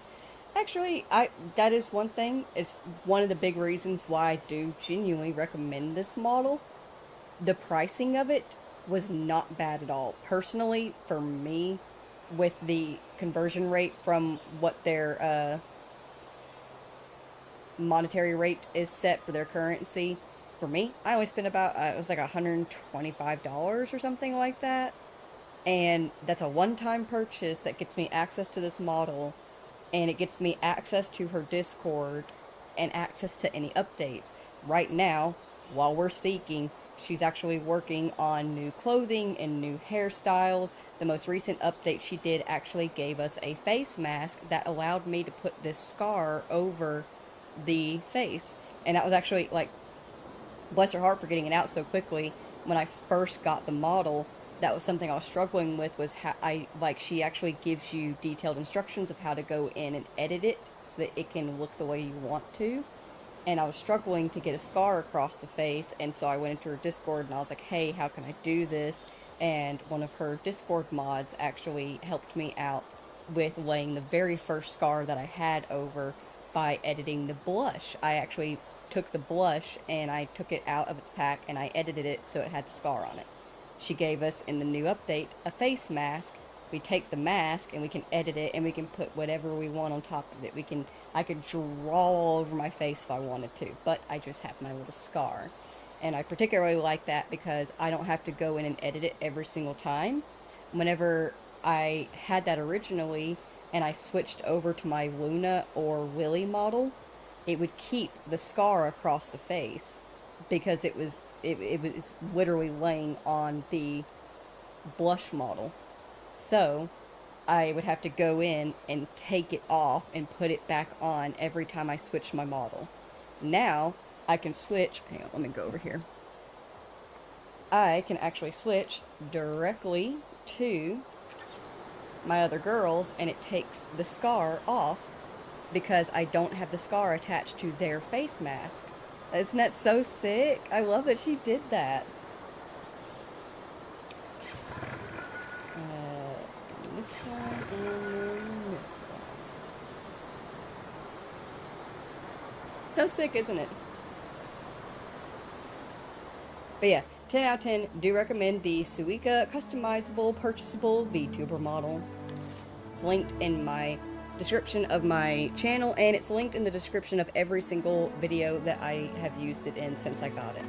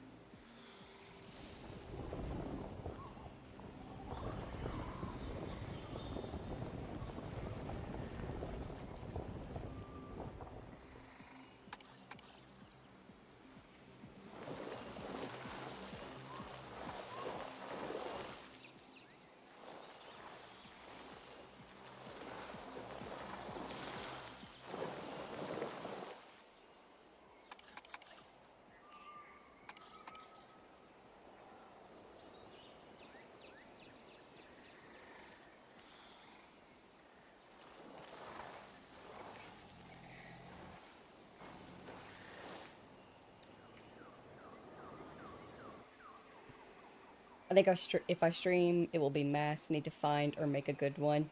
Yeah, I mean, you could always. It's one of those things where if you want to, you could just go with a classic brown paper bag with like eye holes cut out until you can either make one that you like or afford a nice one that you like. But if I.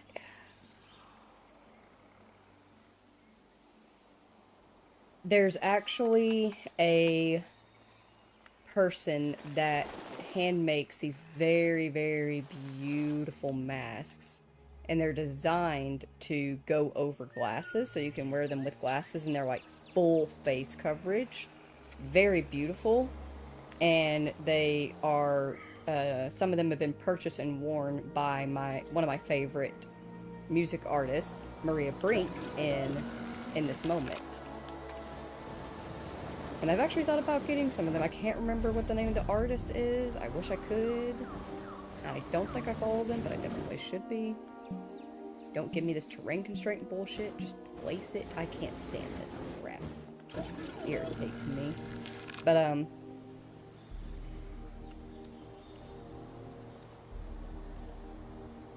you can definitely find some really cool masks out there that are full coverage and look very sick, but are also comfortable.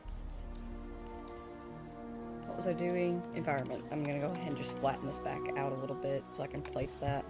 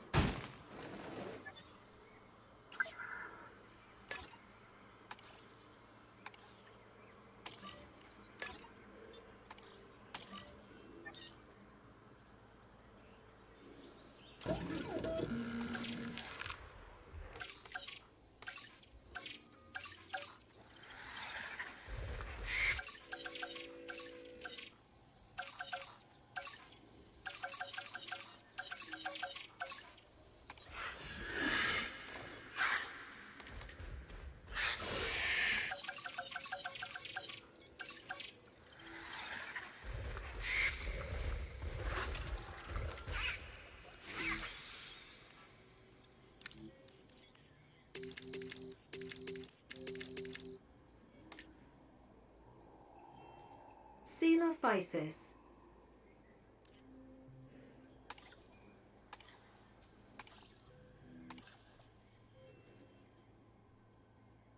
Alright, Coelophysis require a population of 4. Any male, any female. Small theropod, one of the earliest dinosaurs to have walked the earth, dating back 190 to 225 million years to the Triassic period. Its name translates to hollow form, in reference to hollow leg bones. It was discovered in 1881 by amateur dinosaur enthusiast David Baldwin in New Mexico, although it wasn't officially named until it was studied by expert Edward Drinker Cope in 1889. Fossils have been found around the world, from North America to South Africa and China. It coexisted with many other dinosaurs and reptiles in dry environments, feeding on small crocodiles and insects, as well as scavenging the carcasses of others. Neat. That's grammatical news. I'm not gonna lie, I'm kind of like, I maybe should have made a habitat where these little guys could just be together, but I feel like it's in the best interest of everyone involved that everyone gets their own separate enclosures, you know?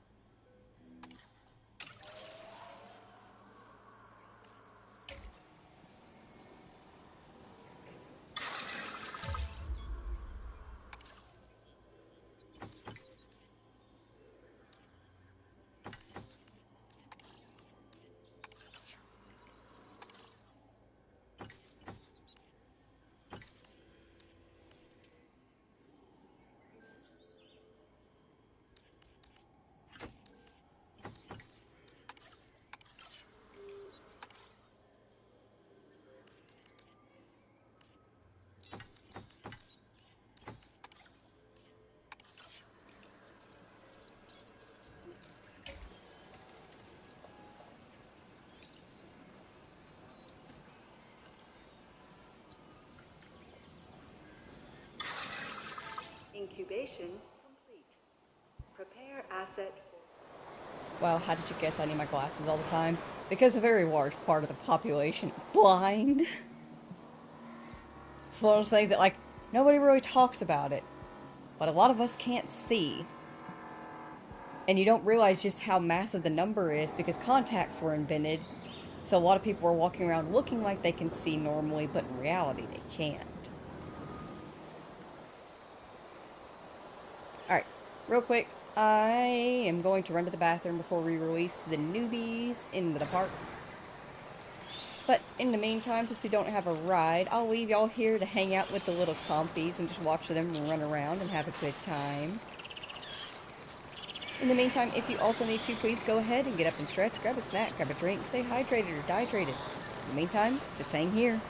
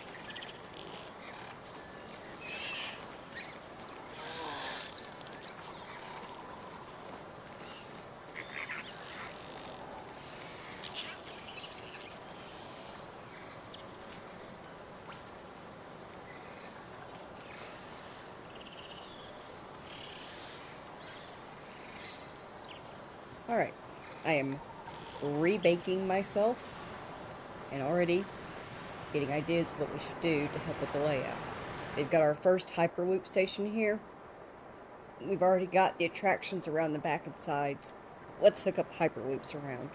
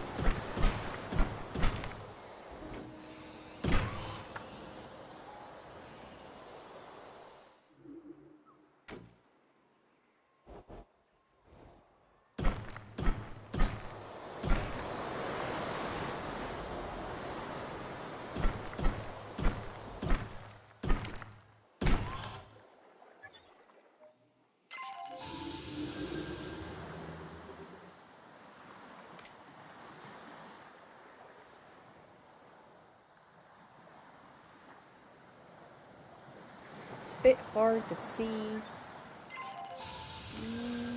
but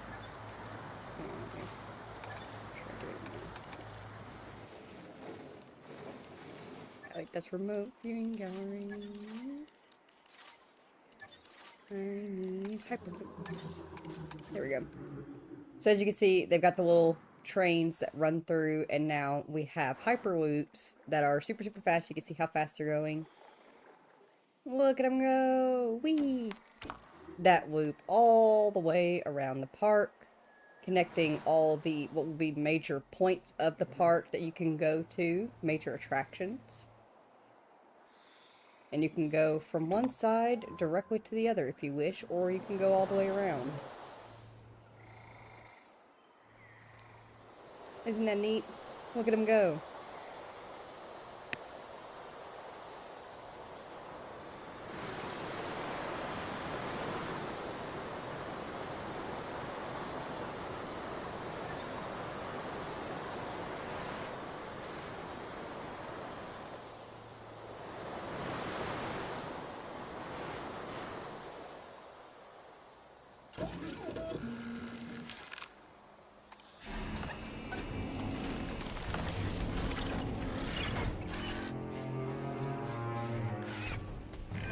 Back when Coelophysis first evolved, all of Earth's land masses were combined into one big supercontinent. It's no surprise then that we found its fossilized remains all over the world. Oh, how far you've come, my prehistoric friend. How far you've come.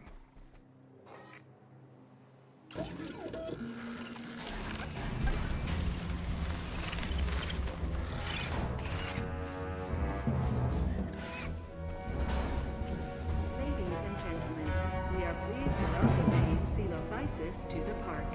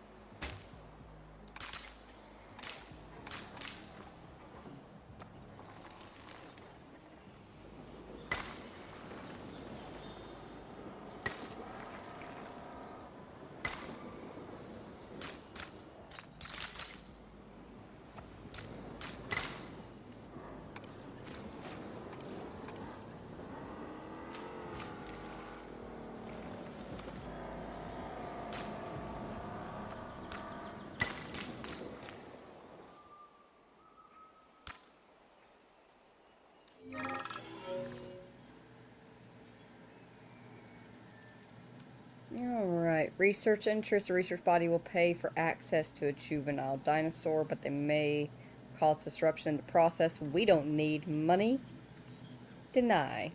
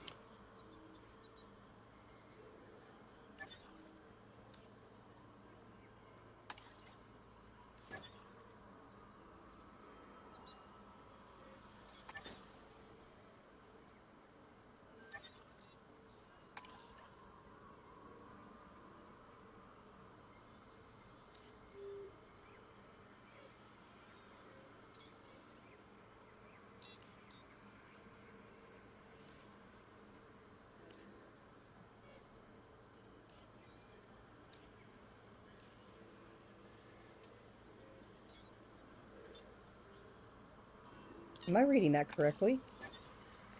Oh my gosh, it is! It's a Fallout Vault style shelter made by Kelmar8406. That is so sick. Yes, I'm using this. Absolutely.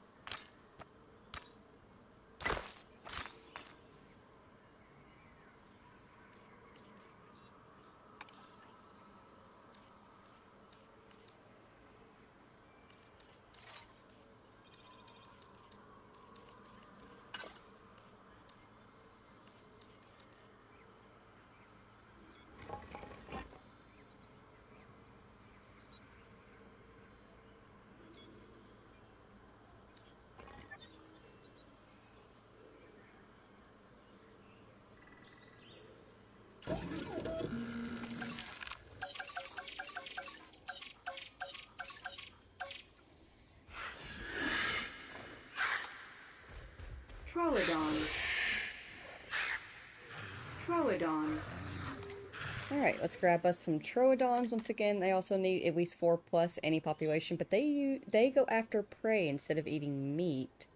Though I bet their younglings might eat meat, so I'm probably going to put in a meat thing just in case. I'll go ahead and do that. They're from the late Cretaceous era. A small meat-eating dinosaur. Its name is Greek for wounding tooth, in reference to its sharp incisors.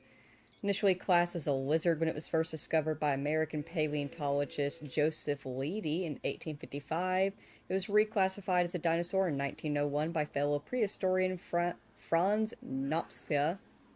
Leidy unearthed the first Troodon fossil. A tooth with serrated edges at Judith River Formation in Montana. They first existed around 65 to 75 million years ago during the late Cretaceous period, and fossil discoveries in northern Alaska suggest this dinosaur may have preferred a cold climate, although teeth belonging to them has been found as far as south as Texas and New Mexico. Neat.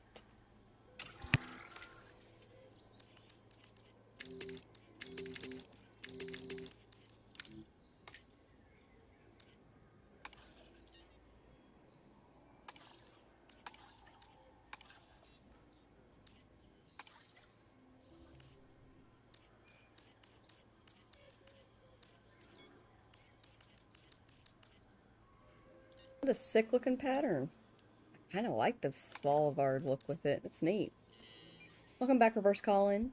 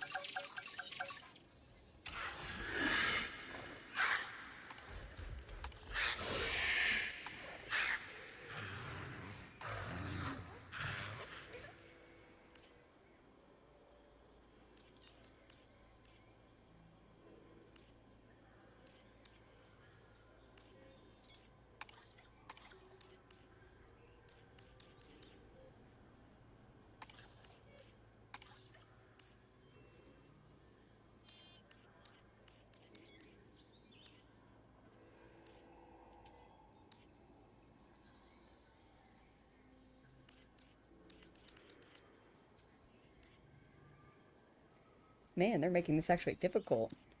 It's rare to get such pretty dinos, making it hard to pick.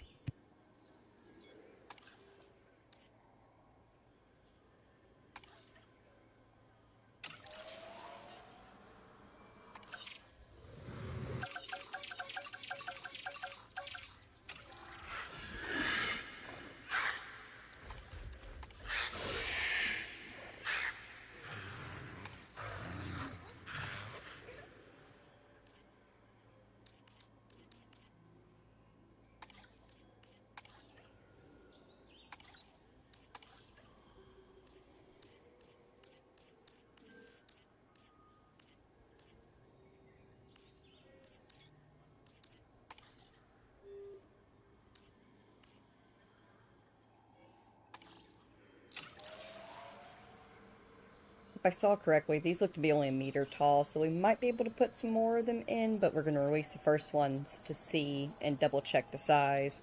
But if the size is correct, then they're the same size as the compies, or around that same size, close to it, so we might be able to fit more in.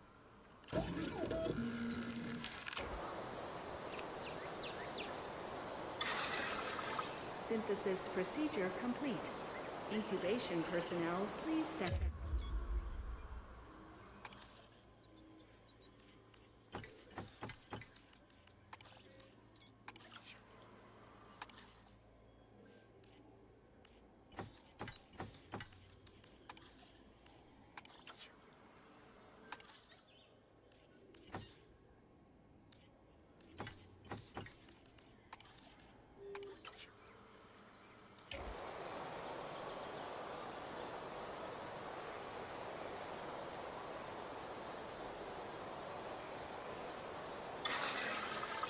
incubation complete.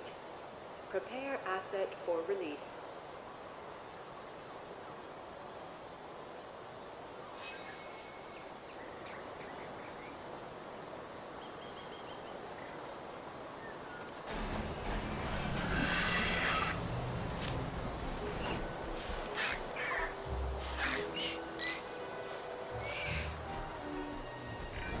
For a dinosaur of this size, the Troodon has a relatively large brain. So let me be clear. This is an intelligent animal. Faster than any human alive, and with claws and sharp incisors evolved to do one thing, and do it well. You only get one mistake around a dinosaur like this, so treat it with caution, okay?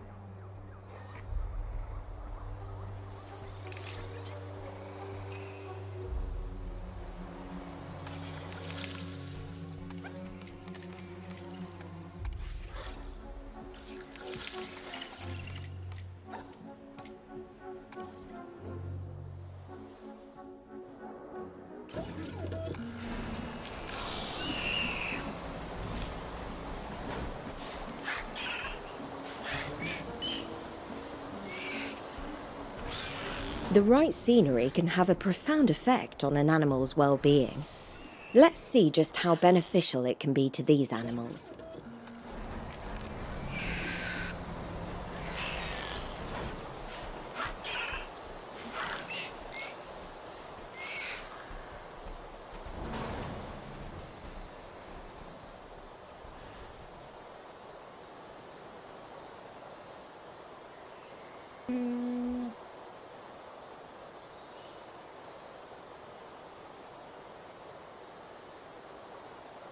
I don't think we should add any more. The fact that I can easily see all of them and where they're spread out in their territory from here. We should leave them space for babies. For now, let's reattempt to yeet this somewhere. She's so broken. I hope they fix this.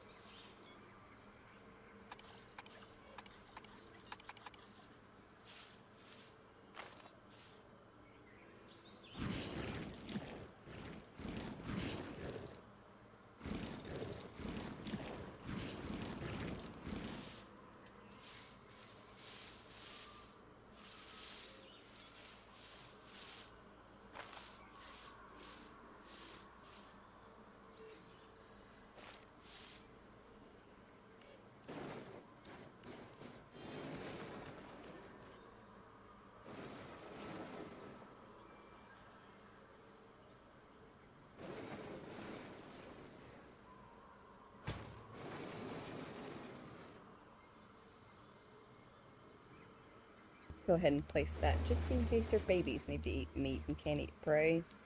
I've noticed that being a thing with some of the carnivores.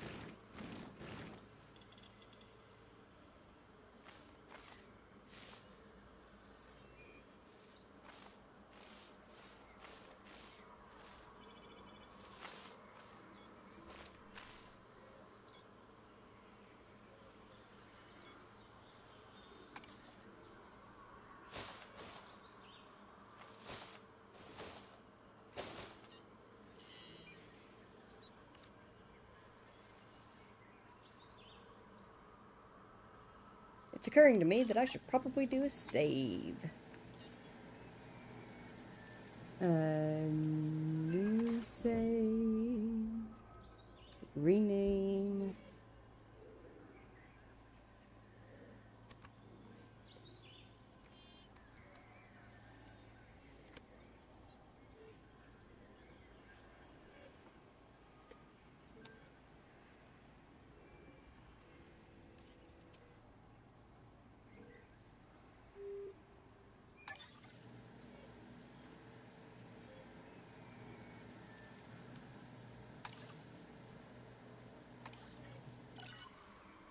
Let me reset my camera.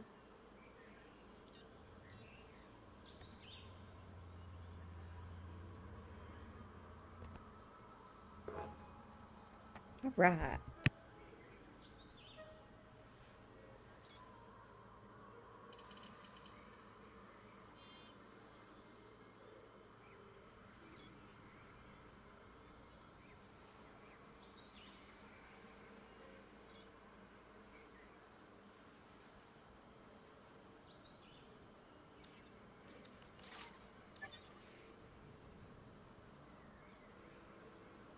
I mean, I'm definitely gonna have to go in and save this emergency shelter build because this is just too good. Especially considering the amount of times that I use rocks around the edges of things.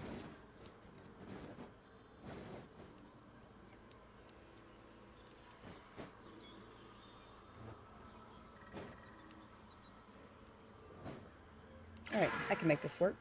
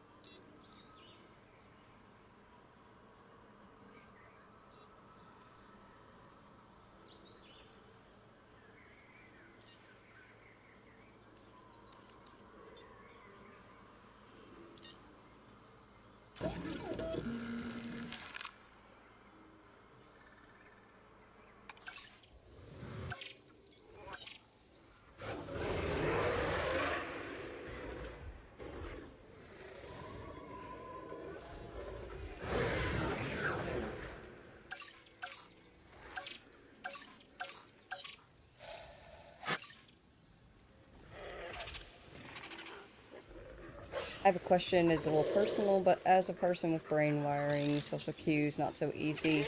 But behavior shifts we notice real quick, so I guess I'm asking if I knew I was getting kicked out of the group, why still lash out? Natural human behavior. We're animals. We get upset. We lash out. Even if we know it's inevitable.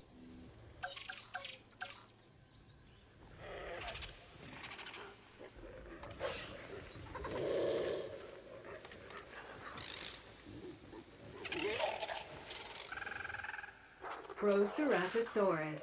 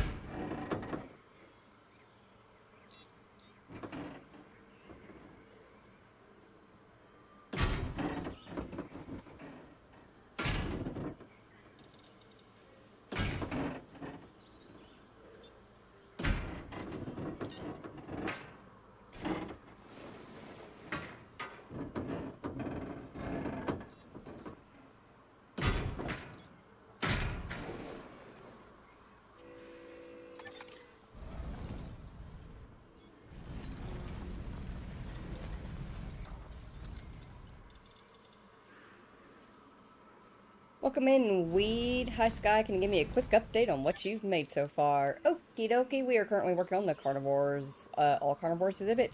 We have gotten in pretty much the entire front areas fleshed out from our rifle point, our innovation center. We got some shops. The hyperloops are entirely done. We have a layout for some aviaries over here on one side of the island.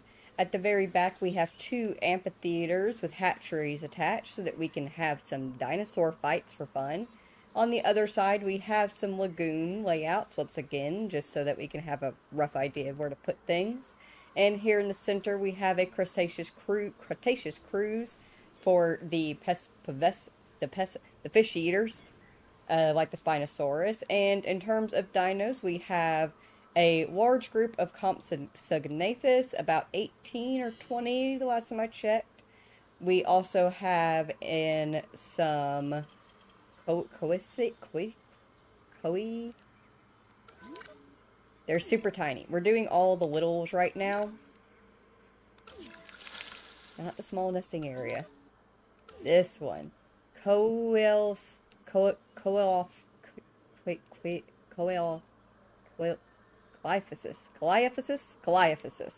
Something like that. This one. And, we also just recently put in the other small ones, the Troodons. And now we are working on a enclosure for the next small dino, which is Proceratosaurus. What's that other one called? Coelophysis. Coelophysis. So we got 6 Coelophysis, 18 Compsognathus, Nothus, whatever. 6 Troodons, and we're gonna have some Proceratosaurus. Just doing the littles right now.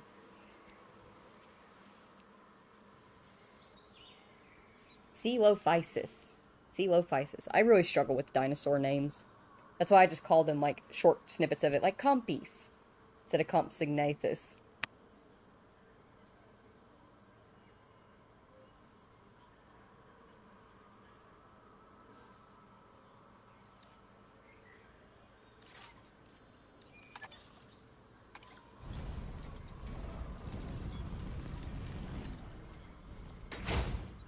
Did I put in a ranger post to the Troodons? I did not.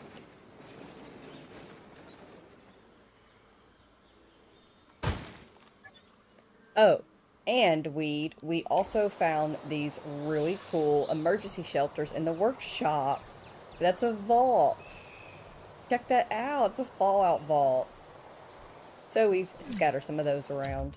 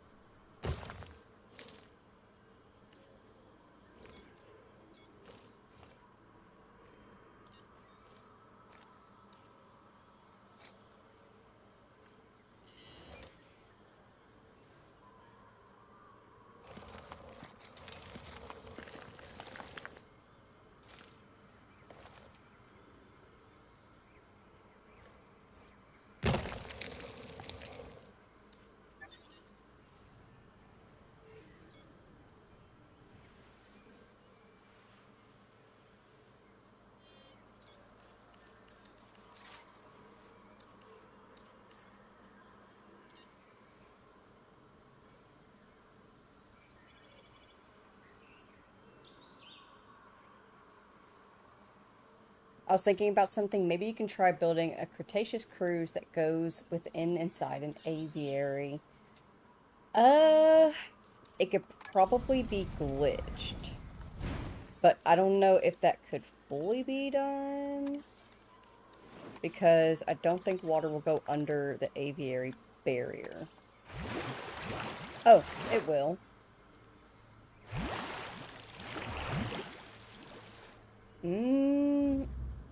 Maybe... Maybe it could be done. Hang on, let me do this real quick. Snatch.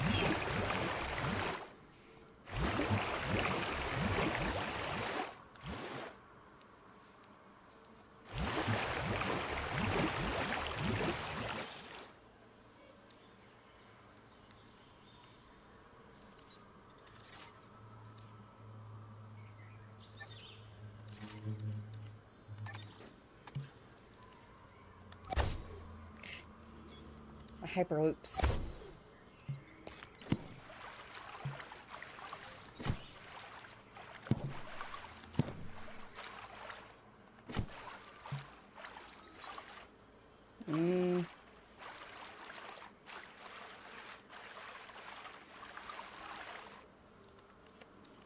I don't know if it's doable. Maybe I need to just get it on the right side. Hang on.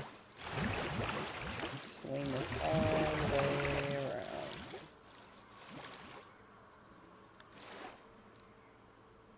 around. What's catching me is you see that little bit of a lip right there?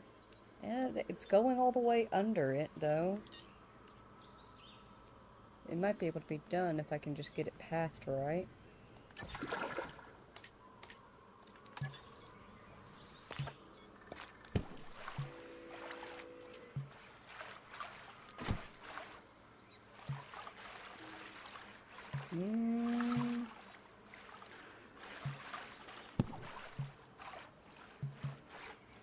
I'm not seeing it catching anywhere around the edges, like with the other tours, how it will snatch to the side of the aviary dome to go inside of it.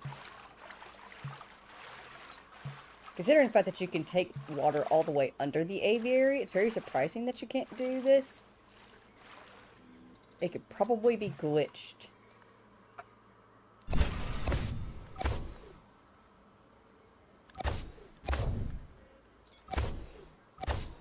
A Hyperloop.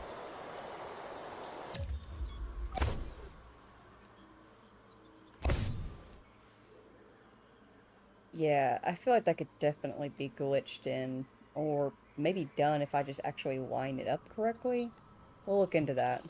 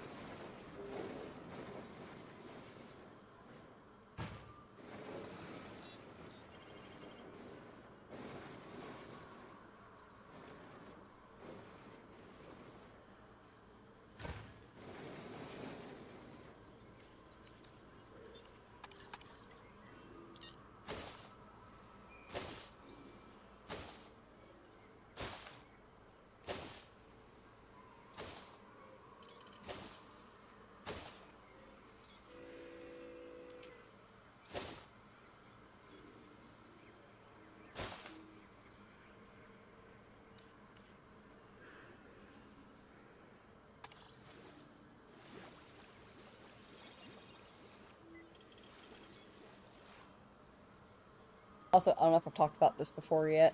The reason why, when it comes to the meat things, instead of like the prey ones, I'll hide because the goats just come out and they're just there otherwise.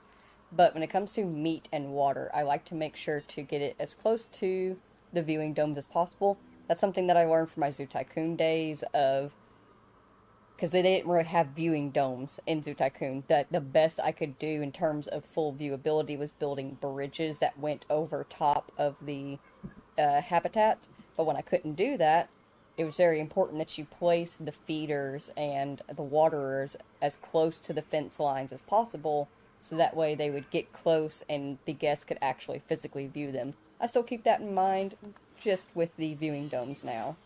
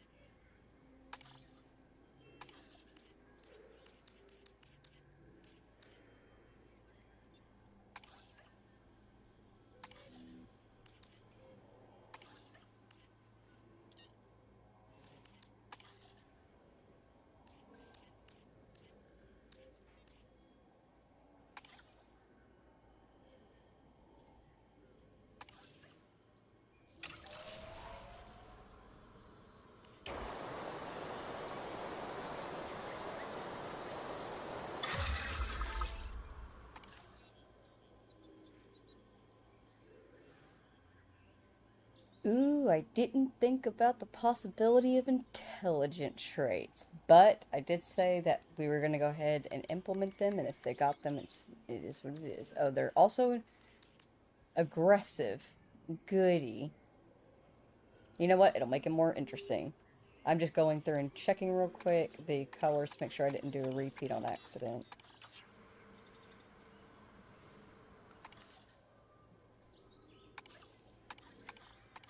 Okay.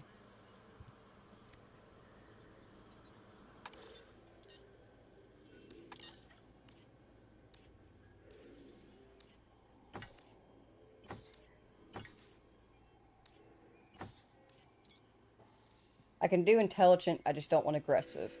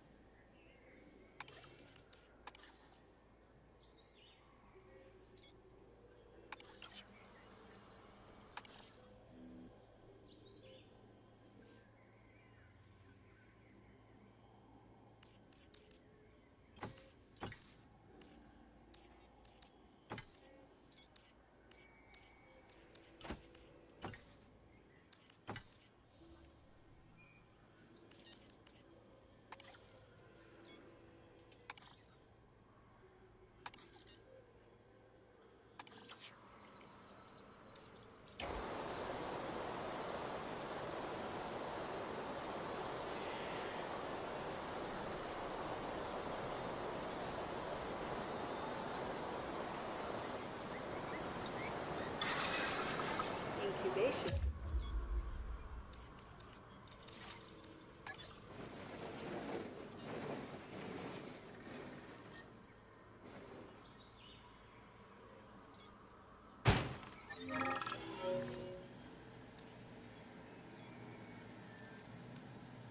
I'm work faster and harder. No.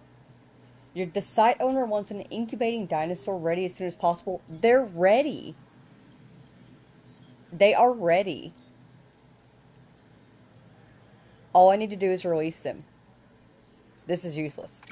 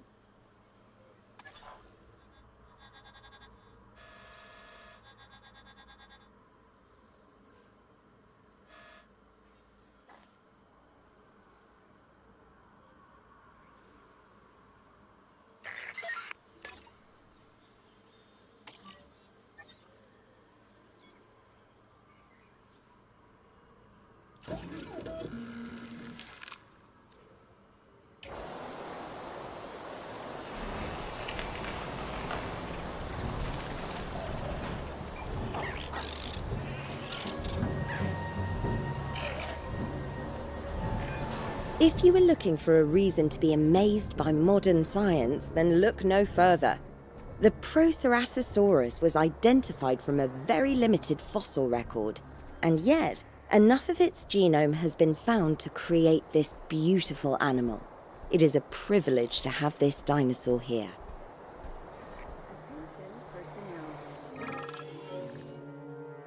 Oh my gosh. Okay, and we're injured. Pay them. It is what it is. What was that? What was...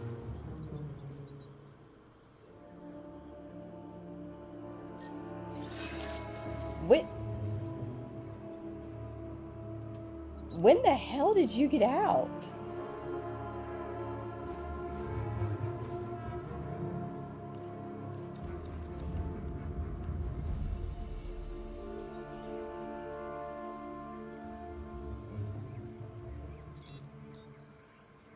Ah, capture team's already on it. Good job, capture team. Is anybody else running free? No, just the little Troodon. I wonder how he got out.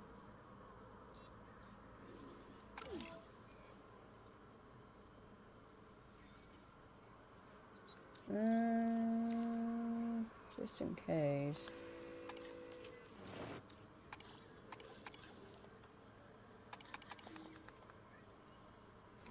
Oh my goodness. Somebody's just so feisty and has so much to say.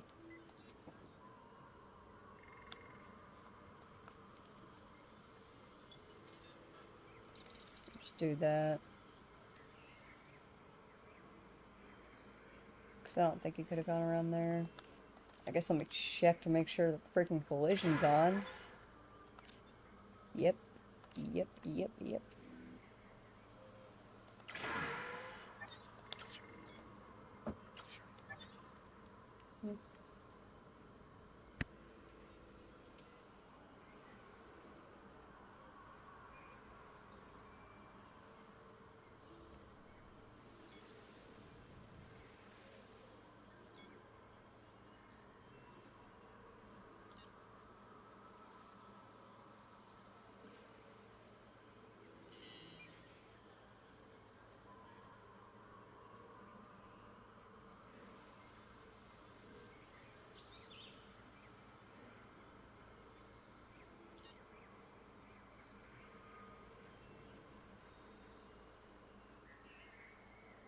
Okay.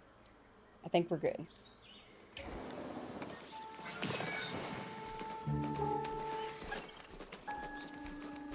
Ladies and gentlemen, we are pleased to welcome a Coelophysis to the park.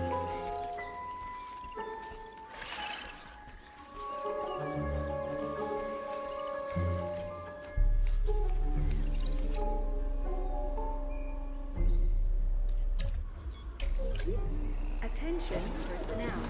A situation has been registered by our security system. Capture teams, report in.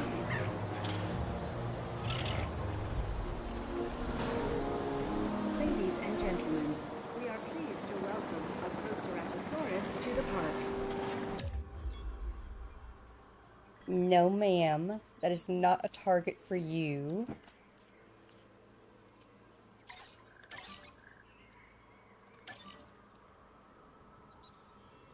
I think something that I'm gonna do to help with this is once we get them all in here, I'm gonna remove this and I'll sink them down.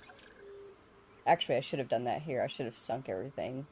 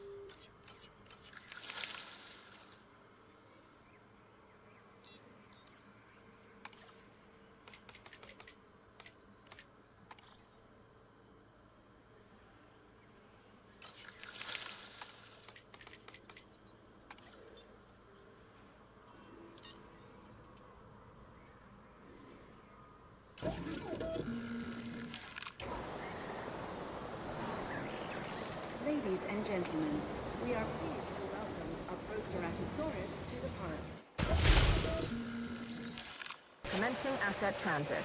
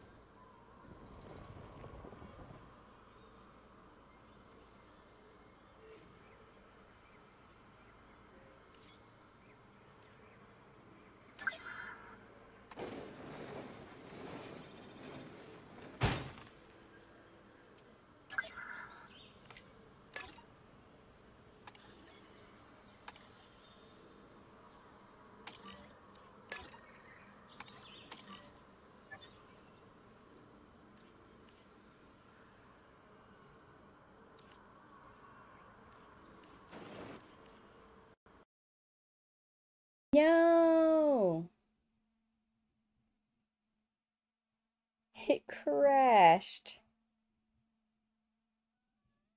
Oh well. Damn. Thankfully there was an autosave not too long before. I'd noticed that much at least.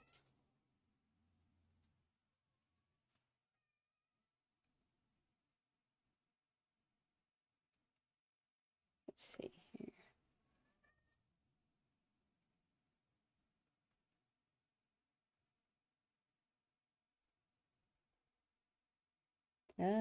Let's see here. Let me fill out this crash report.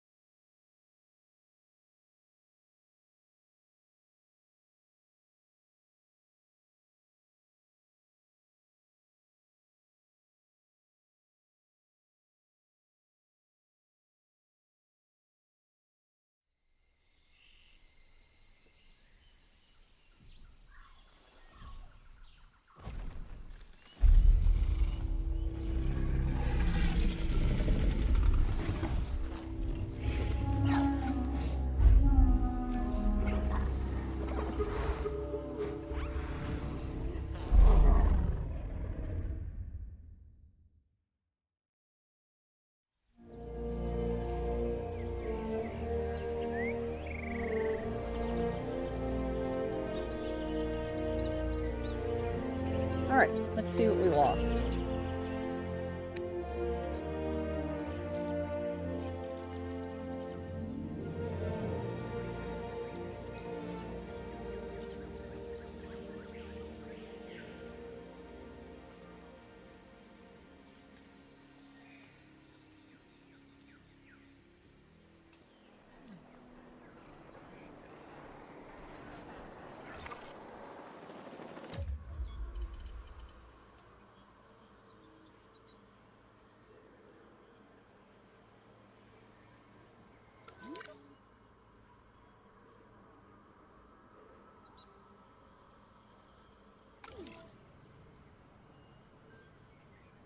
Alright, so we weren't set too far back.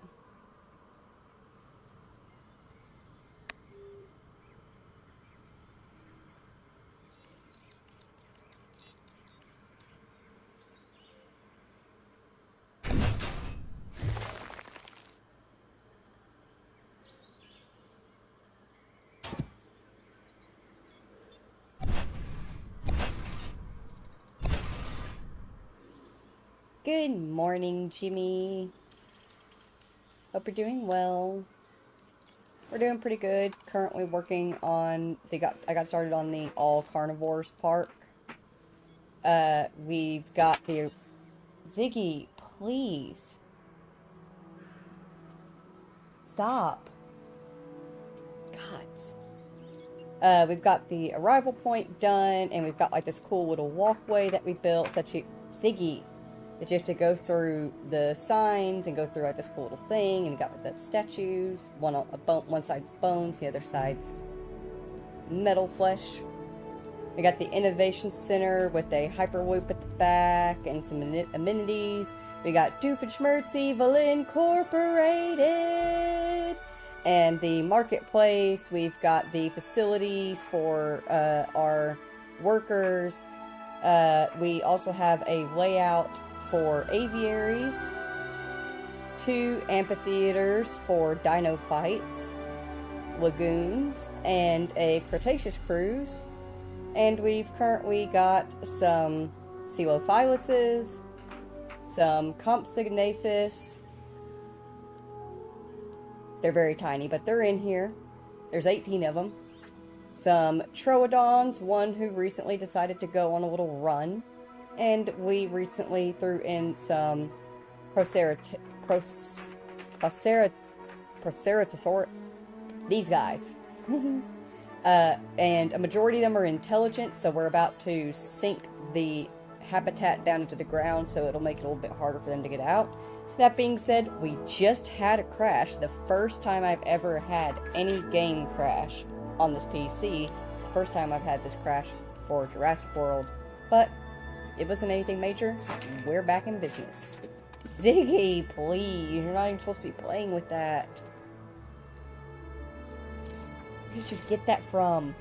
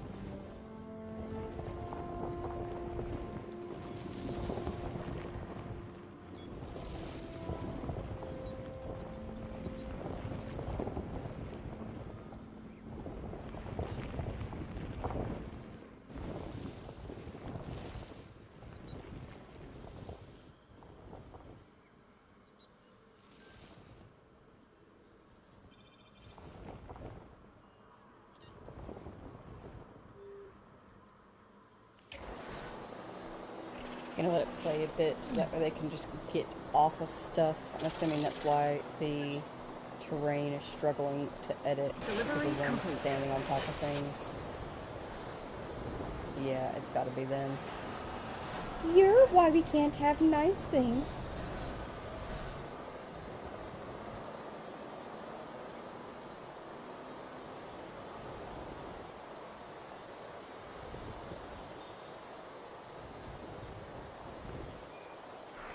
Alright, you. I need you to get off. You're not even intelligent. You're just existing. But get down. Ziggy!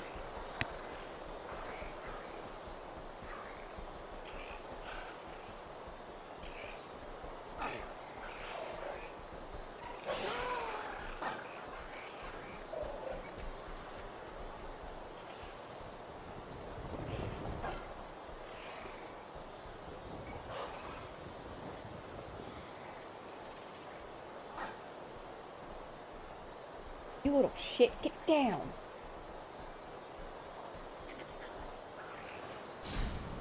Stop it, you little fuck.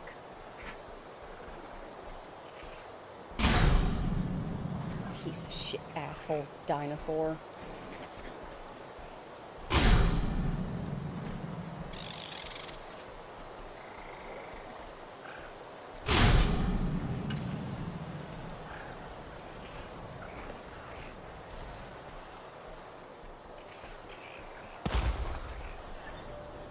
Now what? Yeah, but where are you gonna go? You're not gonna go anywhere. There's a rock in your way, you little shit. Get off the side of the fence.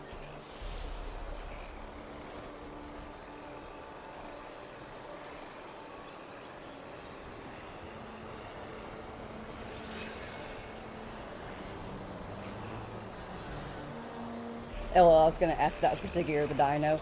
Honestly, a little bit of both. He's still running around. He somehow managed to get a hold of one of Ippy Jesus' medicine bottles, and he's carrying it around.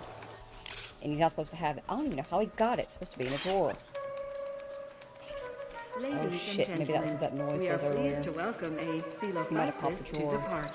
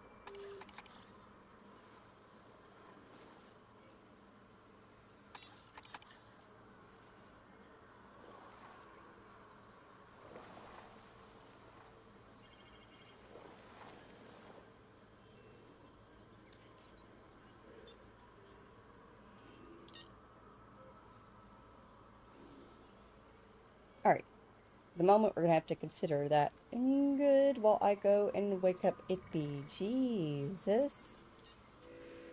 For the moment, I'm like, it's one of those things where it's like, I don't really want to unpause because I don't trust that they are fully kept away, but we'll just have to deal with what we got for now.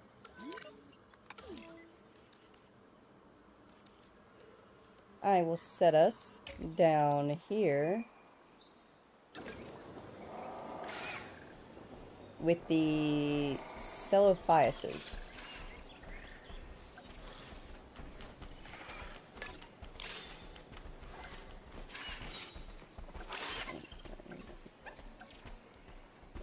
That's good.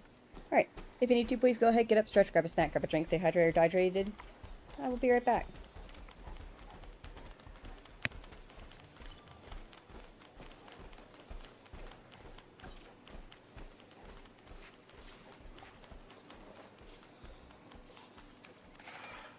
Ladies and gentlemen, we are pleased to welcome a Troodon to the park.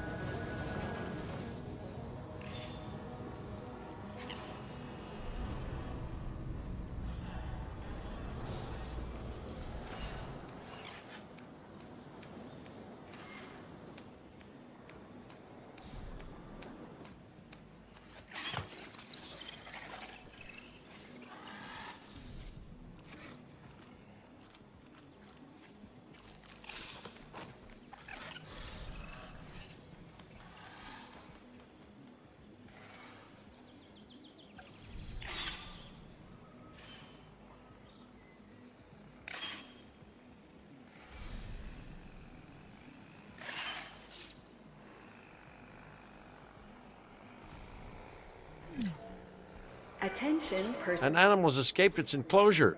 I mean, not to put too fine a point on it, but the operative word there is enclosure, as in enclosed, which is what the dinosaurs need to be if we intend to prevent the disaster that we're now rocketing toward.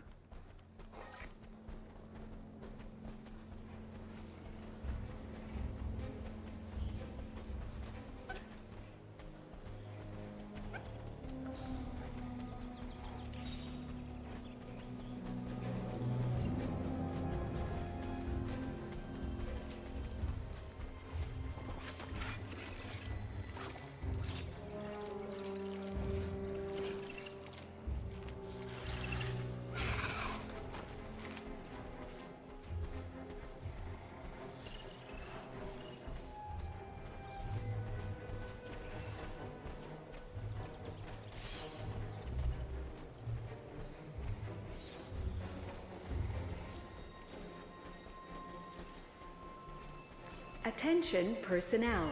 A situation has been registered by our security system. Capture teams, report in.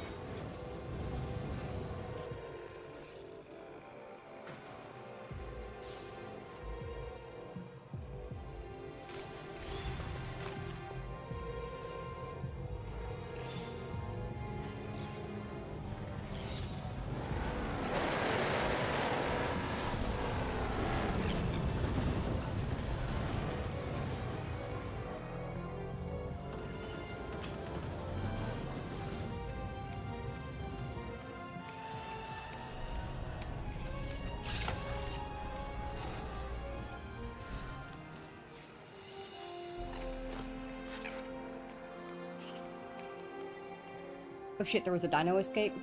1 second.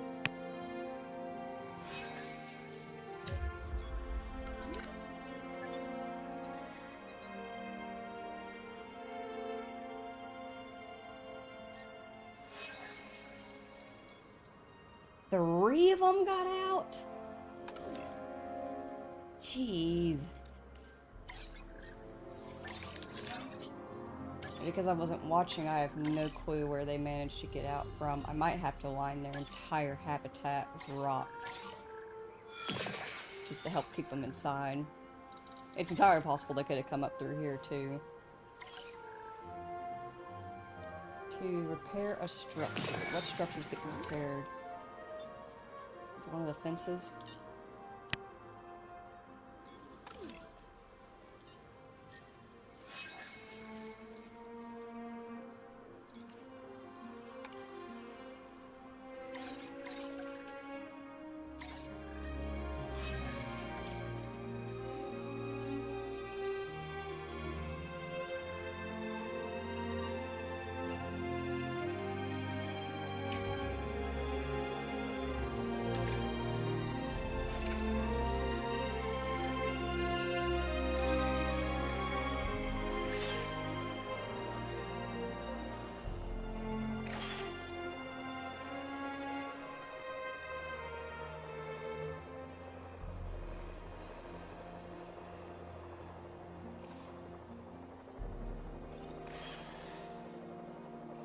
Ladies Asset and being gentlemen, transported. we are pleased to welcome a Coelophysis to the park. Transportation underway.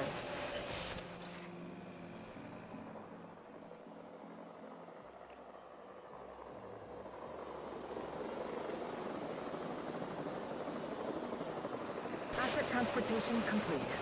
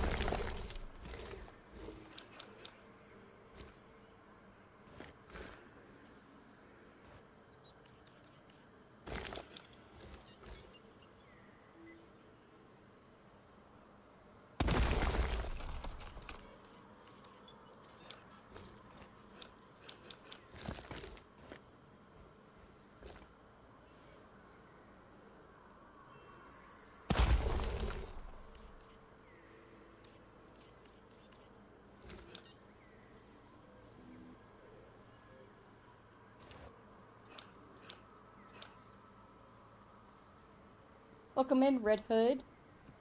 Are you riding away somewhere? You play this game as well? Heck yeah! It's a lot of fun, isn't it? Though I am admittedly struggling a bit with keeping intelligent dinos. Mildly regretting having them being a choice.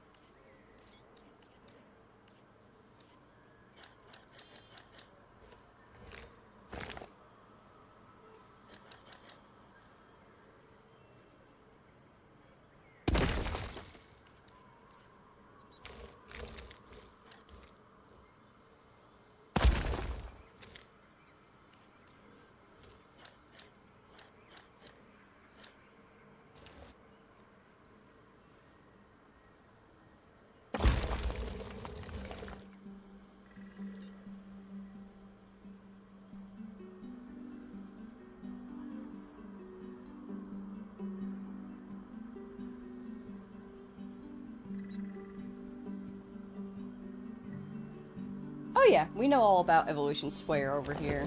We love her as well. We actually have over here in our lagoons, Evolution Square's lagoon viewing gallery / lagoon tunnel that actually goes through the lagoon itself. It's so sick.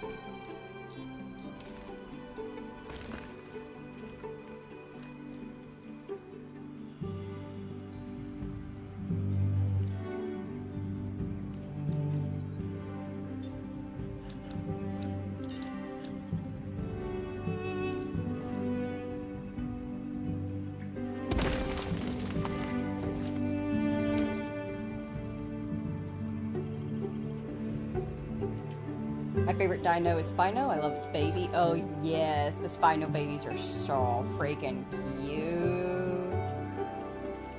But I will always hold in my heart. And the Diplodocus.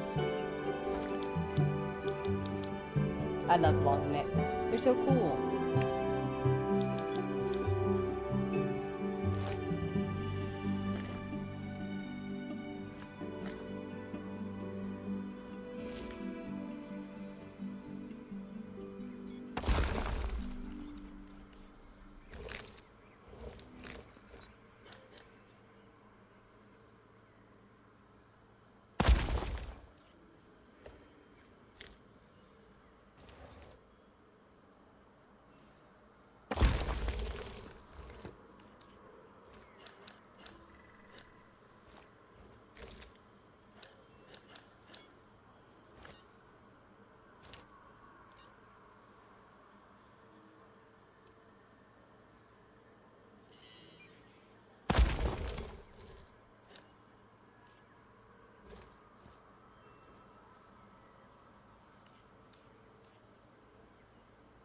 How was your day? Mine was nice. That's good to hear.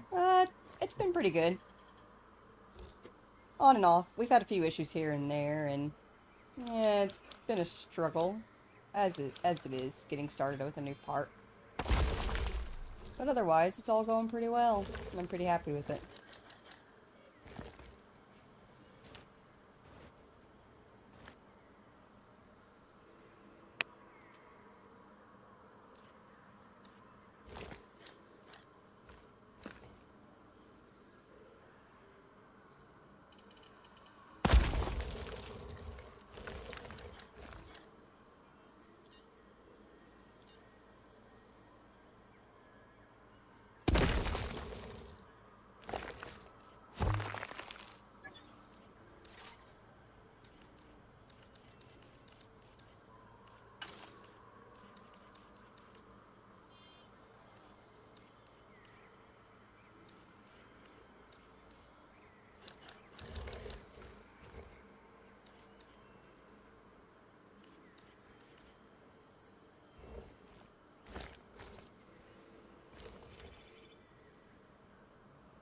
I have an idea to make a Spino exhibit called Spinosaurus Swamp. It's actually a great idea. We don't have it done yet, but this is just the base layout for what will be the Pescivore exhibit, where the Spinosaurus and Baryonyx and Suiika will all be. But we have done a Cretaceous cruise through a Spinosaurus exhibit before, all the way back at my Megas, Minis, and More, when we first started streaming this, and it turned out very, very beautifully. Highly recommend. Yes. Welcome in, Elise Marie. Welcome in. Oh, also, by the way, guys, since y'all are new again, we are currently working on an all-carnivore park. This is our entrance, so you have our arrival point here. You gotta walk through the woods, through the Jurassic Park sign, and the Dinosaurs Ruled the Earth sign, and we have our Innovation Center here, Hyperloop in the back. We got some small amenities. We got Doofenshmirtz Evil Incorporated, the marketplace. We have the facilities where all of our workers are. We got the visitor center, and then we have, right now we just have the little carnivores in here, so Compsognathus, Coelophysis, seals, Troodons, and we just got in we're currently working on the Proceratosaurus exhibit, because the majority of them are intelligent and they escaped, and I'm struggling a bit. I did not think that through. But we'll make it work.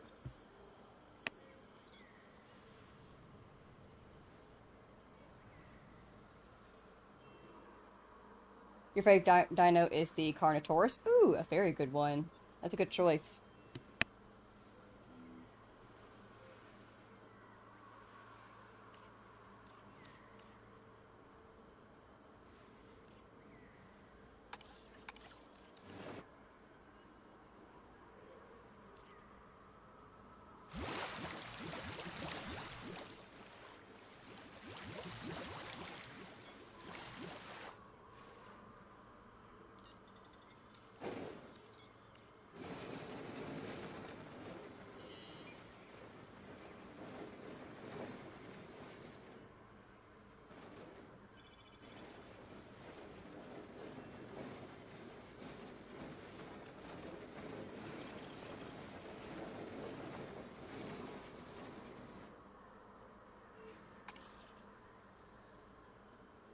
Pronounced Proceratosaurus.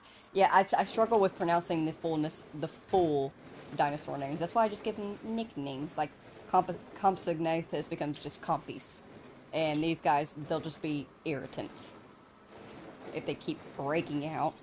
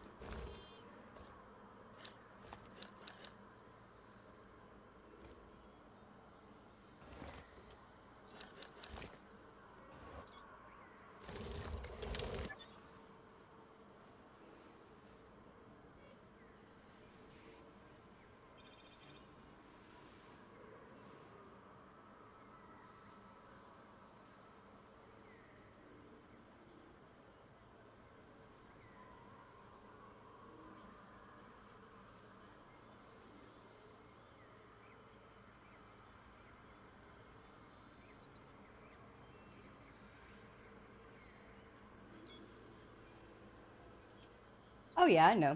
I do that for whenever I'm getting ready to select and release a dino. I'll go in here and I'll hit the little... Ankylosaurus. So that way everybody that's watching the stream will know how it's correctly pronounced, because I will not be pronouncing it correctly. Like Diplodocus. It's not pronounced Diplodocus. It's Diplodocus. Diplodocus. But that's boring. Diplodocus. I like it saying like that.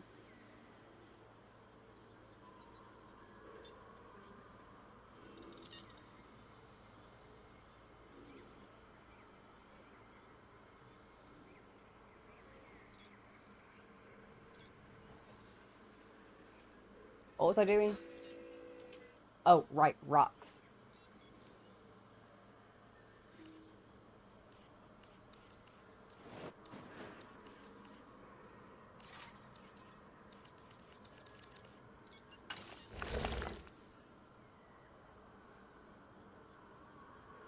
Yeah, I mute myself. My mic goes on and off, especially right now, in the morning.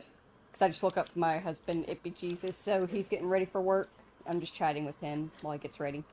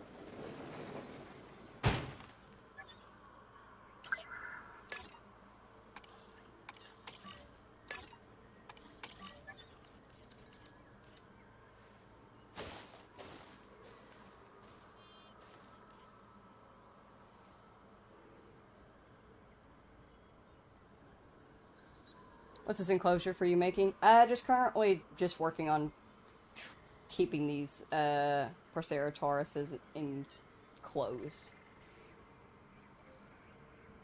And trying to make it look semi-nice as well. We're gonna have to wait for them all to wake up to see if this will work. But it looks pretty good. Let me see if I can replace the fences.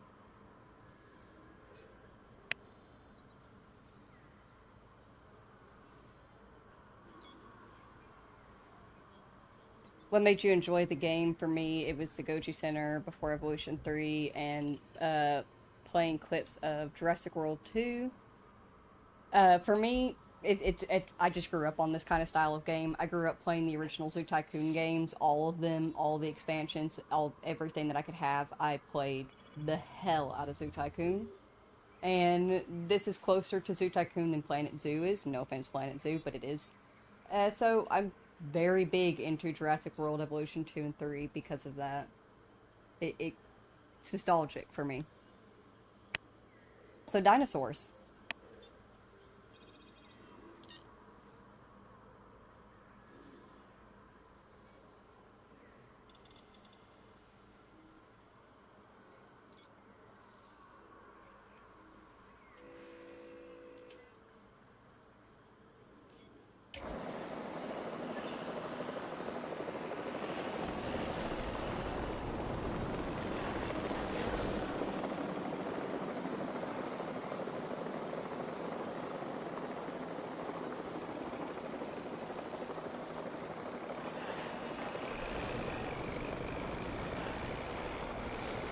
Delivery complete.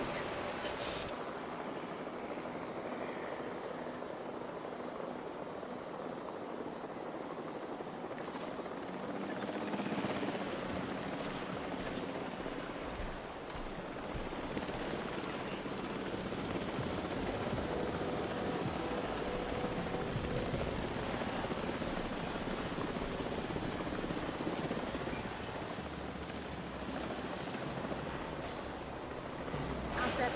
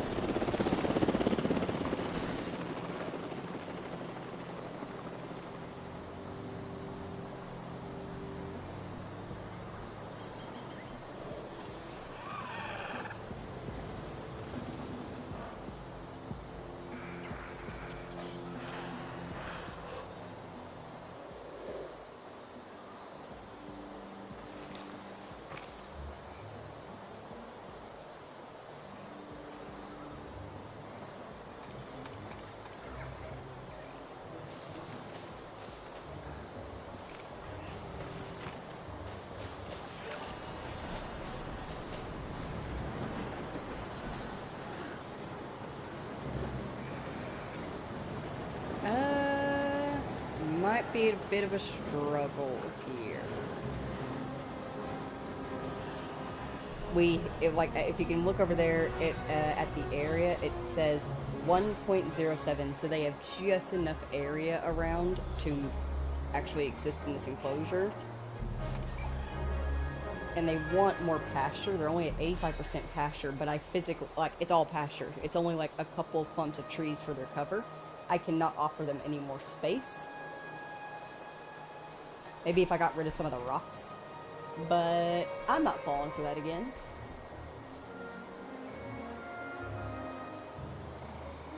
I think I might do this. You're number 1. And you're number 6. Well, you're both still knocked out, so... Transport 1, 2.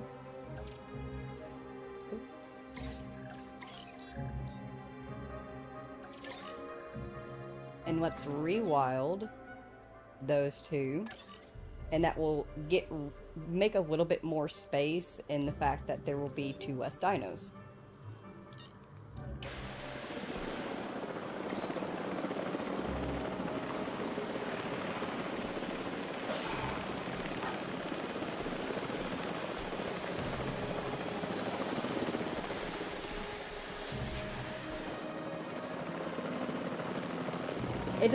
It's one of those things where it doesn't really matter because, you know, I have them all set and modified so that they're super humble, super social, and they don't really care about their environment at all. As you can see, even though they don't have stuff that they want, they are still happy.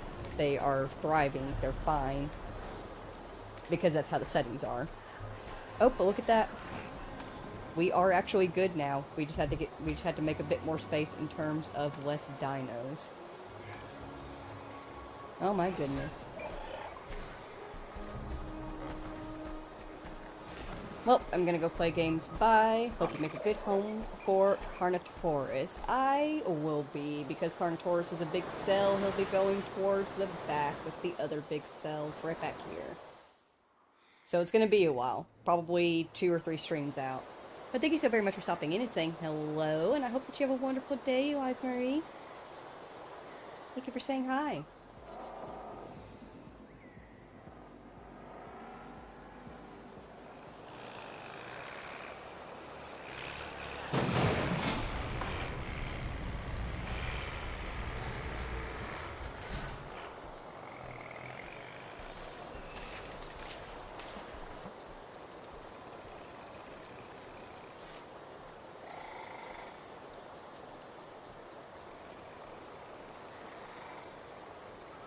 Nice, but what map? Also, Carno Baby is cute, and Alberto Baby is amazing. Oh, I know. That was also so cute. Haven't seen the Carno Baby yet.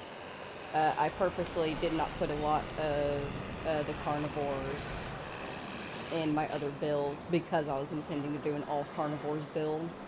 So I haven't seen a lot of them. But this is not just any map. This is actually a generated island. So at the very beginning of the stream, I actually debated on a map. I did throw out the possibility of doing a map. Away from other nests. Okay, perfect. Yeah, that works. But I did debate on doing the possibility of another map. But this, I like doing the generated islands because you get a very massive amount of space. And I was hoping that through a generated island, I would get something set up like this. I was specifically looking for a portion of the island that jutted off into a little secular area that's by itself, little plateau area, so that way I could do amphitheaters on it for fun.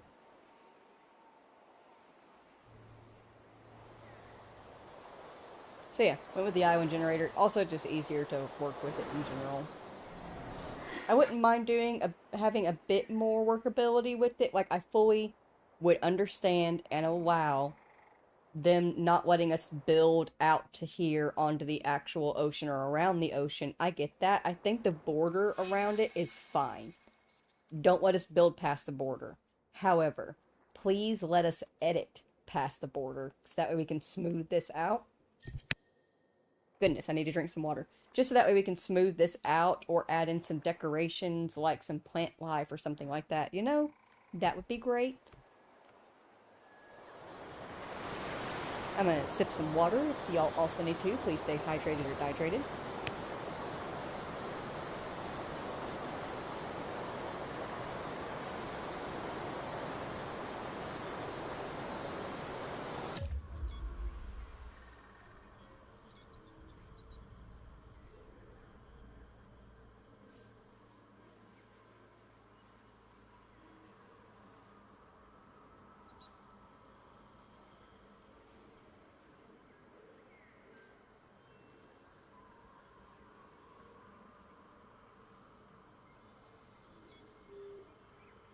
There's an open water map in the workshop. I think the person glitched it. I think I actually saw that earlier. The thumbnail looked... Buddy, Ziggy, what? Why are we meowing? What's going on? He's just very feisty. But, the thumbnail of it looked really, really weird, and I was like, is that an all-water map? I'll be damned. It was an all-water map.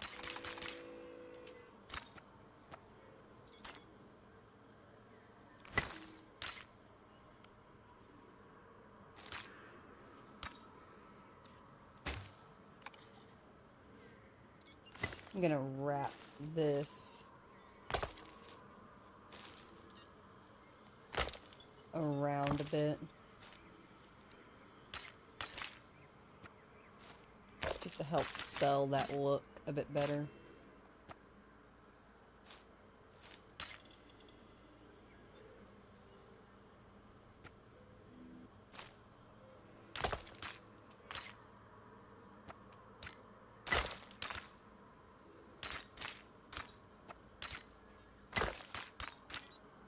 I overdid it.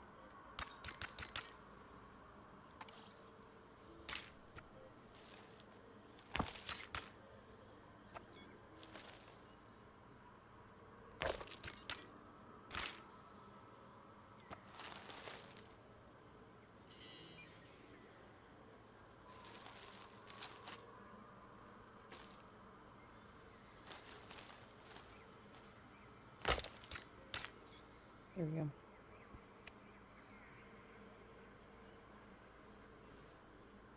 Gotta run for the day. Have a great rest of yours. Okie dokie, Jimmy. Thank you so very much for stopping in and saying hello, and I hope that you have a wonderful day. You have a cat. I'm allergic to most animals, but I love animals. So we have Yorkies. Aww. Yorkies are so cute. They're so precious. And I've got 4 cats. I am actually sitting here thinking about children's names, but it's because I always want to start with Heidi. And I can't start with Heidi anymore. So, I guess technically now, Totoro's the eldest, but Totoro's the bottom of the rung ladder, so Chicken. Chicken, Munchkin Man. Ziggy is the newest addition. He's a little stray kitten that I picked up off the street. And Totoro, who, like I said, is is the eldest, but she is literally a little whiny bitch baby.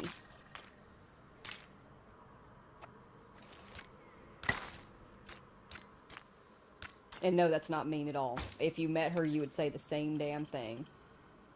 She does not like people. She does not like other animals. She doesn't like life. Fuck it, I get that part. But at least I don't take it out on others.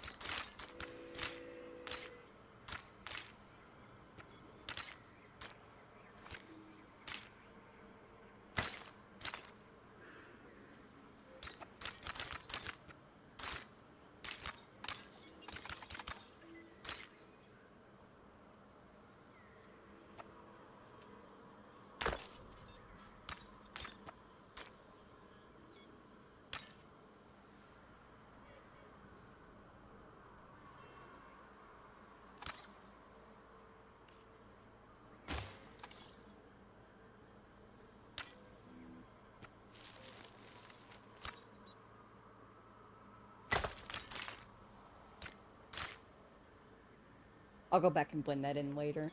I have the idea, because we're going to keep building past this point, is that we will have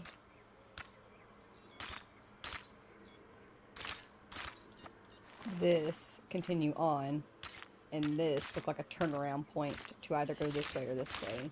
And this will be a secret path to the shelter. Neat.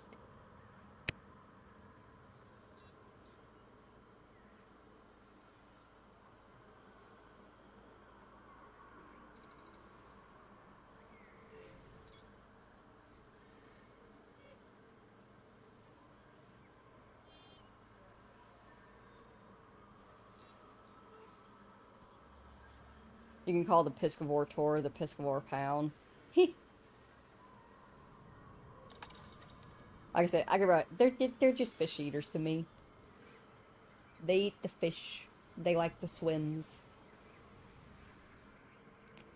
I think that's good. That's good. That's good. That's there.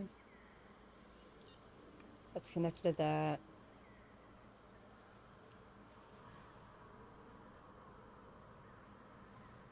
Gonna lay down a few more gust amenities.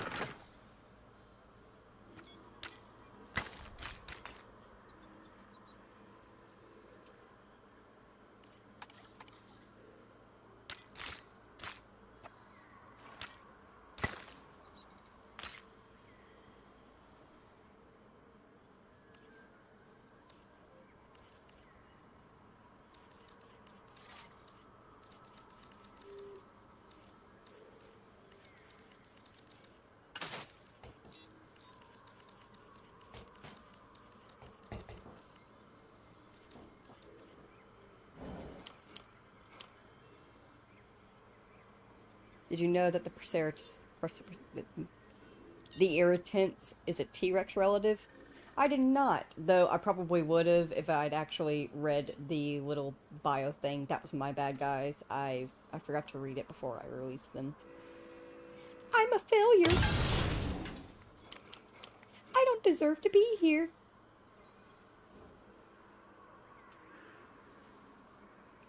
I call this entertainment.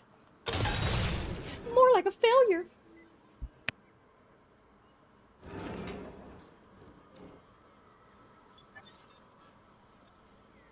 Actually, a better one would have been. I call this entertainment. More like catastrophe. That's a good one. That's a good one.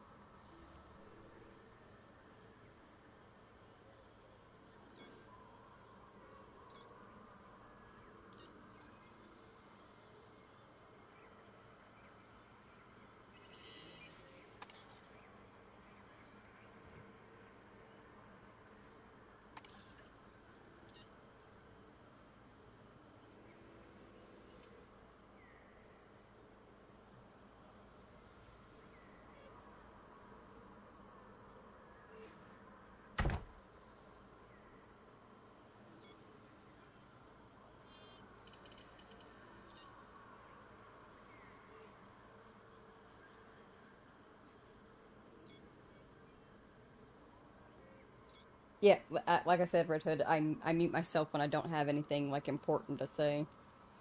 If I have... Oh, wait, I think I said that. If I have nothing of use to say, I just don't talk. I keep my mic muted with the sound of the game playing in the background. A big reason for that is a large majority of my viewers actually use me as background noise. I have majority lurkers than I do chatters a lot of times. So, it just works better for everybody around.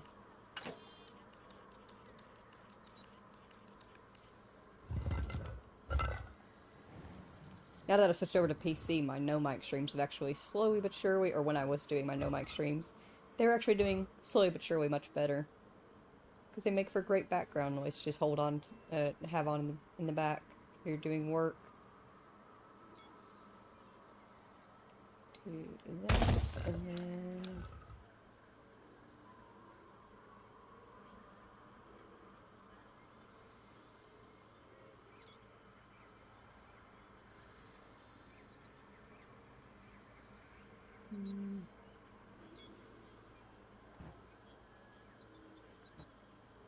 Why?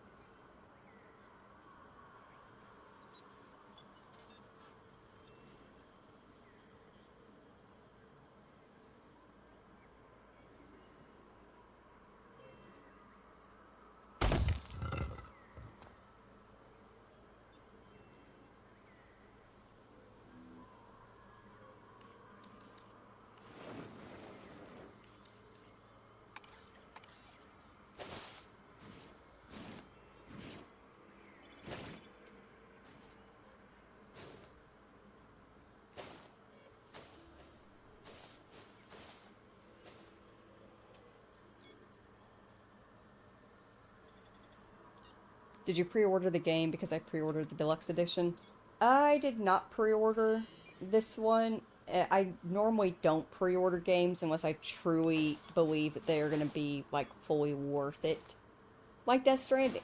Pre-ordered Death Stranding because not only did I want to play it as early as possible, I knew, without a doubt, it was going to be worth the money I was spending on it. While I was very excited about the news of Jurassic World Evolution 3 and what they were showing us in the trailers, I wasn't seeing anything pre-order worthy for me personally. So I got it a day or two after release, or I think it was a day of release.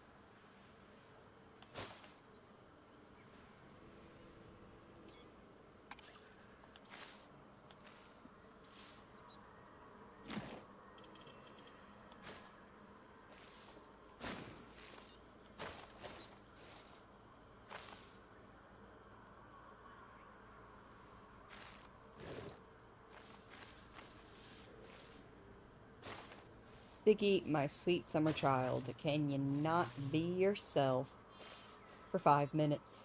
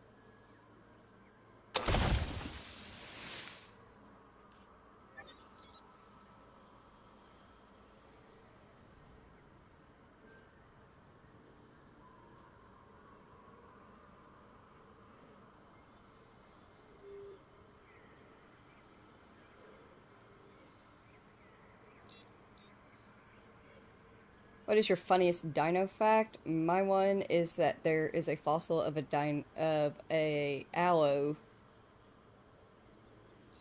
who got stepped on in the balls by a stego. Oh, I think I've seen that one.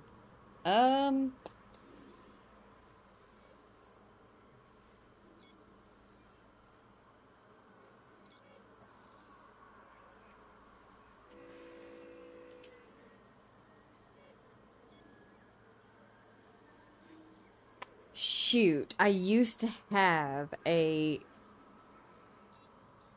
not really a fact, because like there's just very few like facts that we can get around dinosaurs. A lot of it's speculation and theory.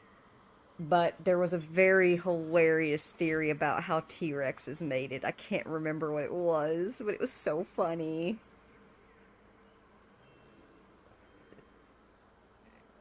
Something about how they struggled with their little arms, like they kept the vestigial arms to grasp for mating, but by the time they got to the size they were, it was like pointless. It was the equivalent of like scratching your partner's back. Something along those lines.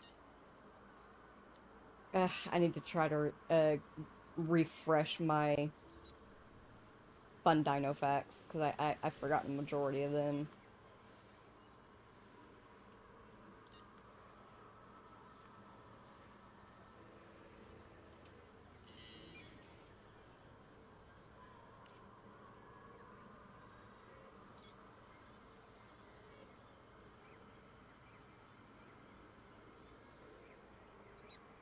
I should put down more dinos. Let's see, we got... Oh, right, only Carnos.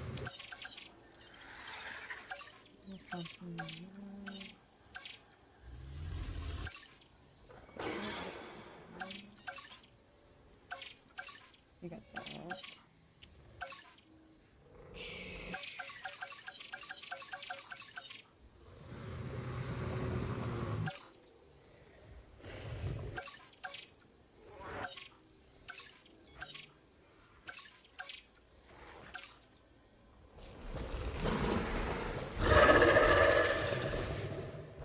Dimetrodon.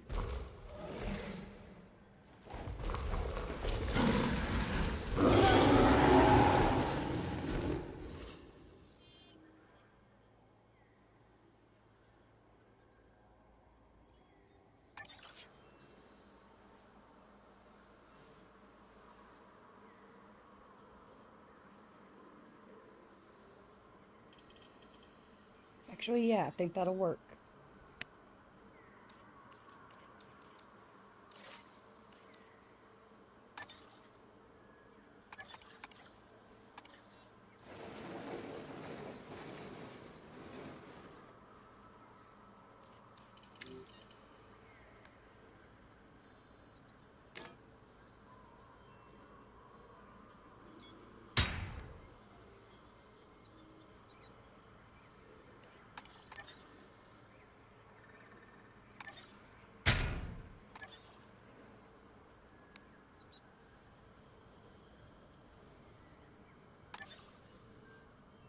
So it's just like I could do the invisible fencing.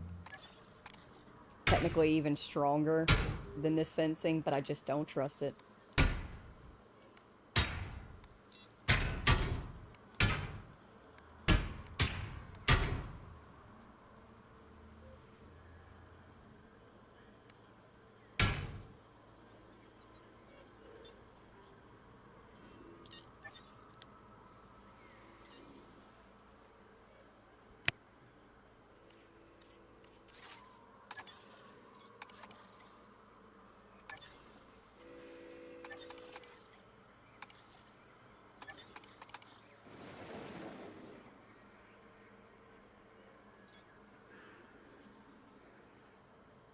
There's a laser fence in the workshop? That's insane. Also, we have enough waterfalls. It's one of those things where I'm not going to get too excessive with the waterfalls. If you check out, I actually have a playlist, building sim games. where we have all of our Jurassic build. If you check out the herbivore part, specifically the herbivore hiccup one will work, honestly. You can see we were doing a build that was literally nothing but waterfalls. It was waterfalls everywhere. Everywhere you turned, every single habitat had waterfalls in it. We lost that save. It corrupted.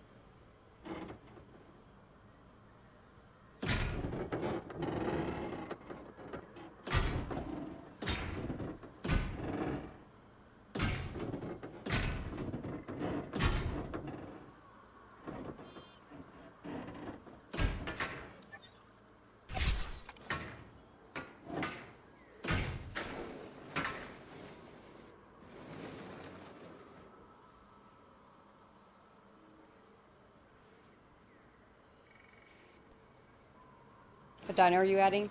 The Dimetrodon, I believe. They're long, they're winky, they're the only kind of little lizard styling of dino. I feel like they would do pretty well with a slightly wide, but mostly long lengthwise habitat. So they will fit perfectly into here because I was trying to figure out what I was going to put in there anyway.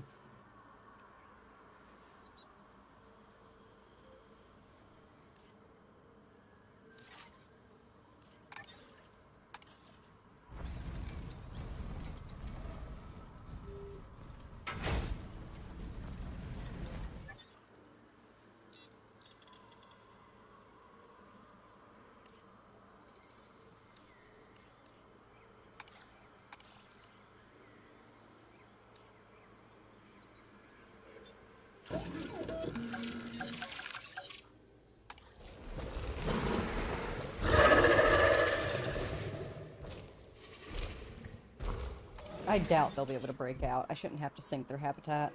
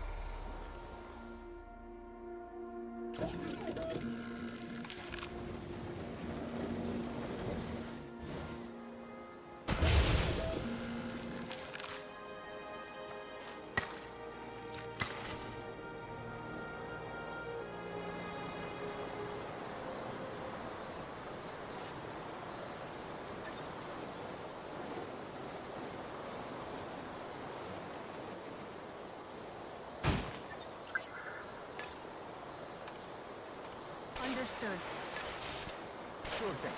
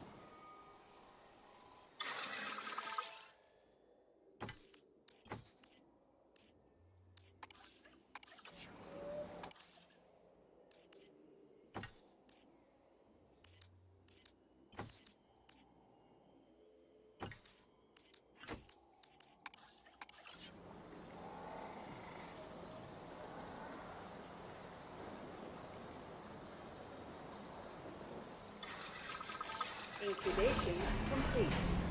Prepare asset for release.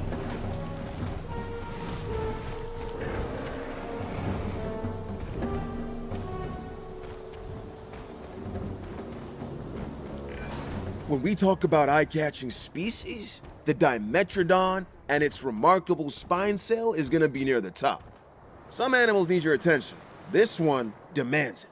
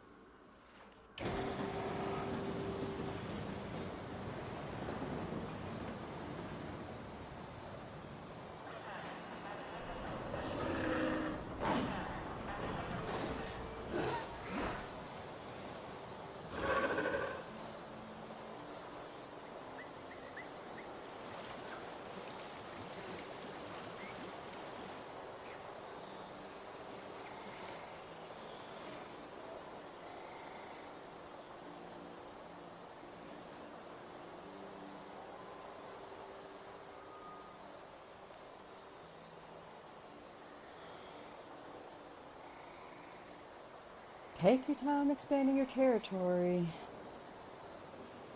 We'll figure out if we've got enough eventually. I don't think we will. The deep water thing is going to be an issue, I have a feeling. Might have to stretch and lengthen it, but that's why I left space around the sides.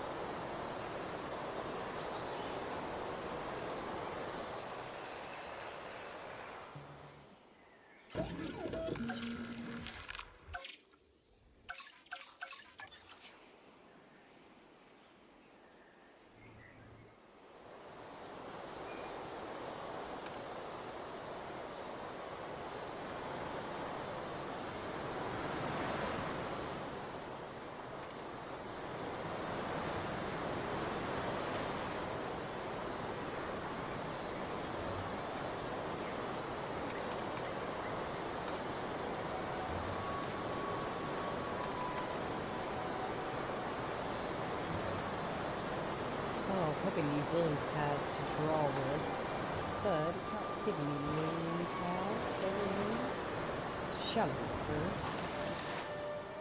No. To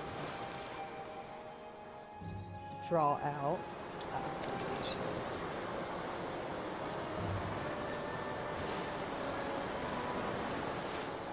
Habitats.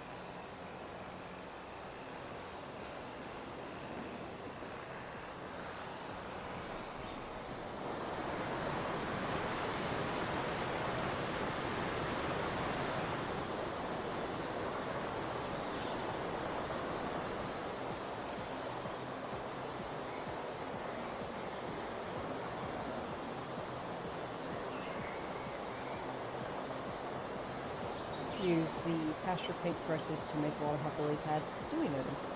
But this works too. As long as I can see clear lines of the size of the habitats.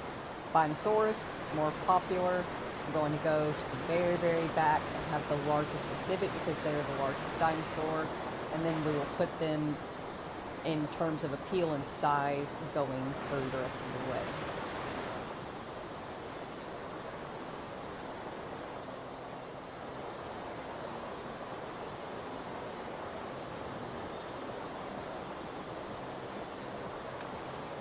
Remember, if your kayak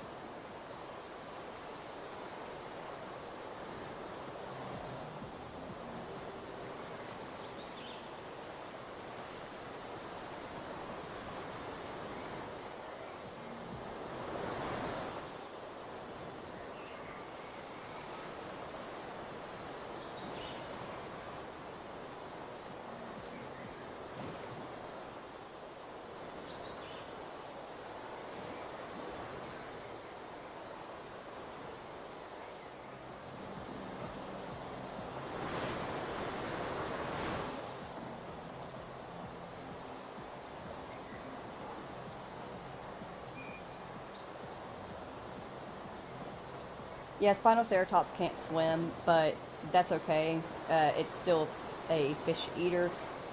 What we'll do in their case, we did this already in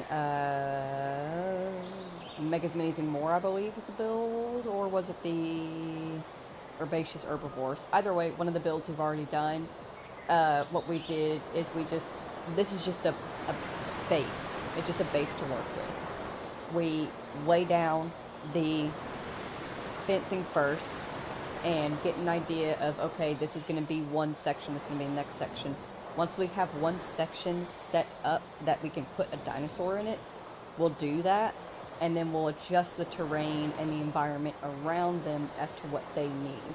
So with the Spinoceratops not being a swimmer, it's going to have majority land, but it's still going to have enough water that the crews can go through it.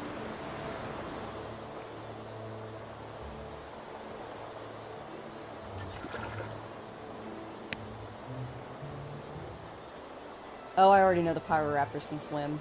We had them in the Megas, Minis, and More. Or was it the...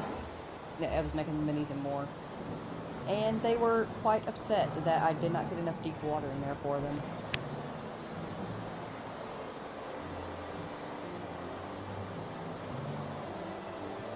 What's better, T-Rex or Indominus Rex?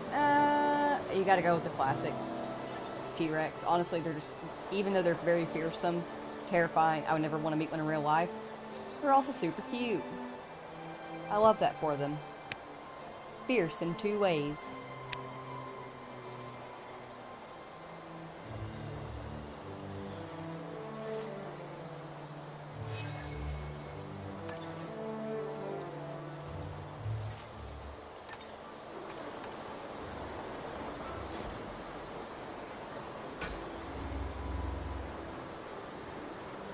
Recuerden que si su kayak encalla en cualquier punto del recorrido, no deben bajar.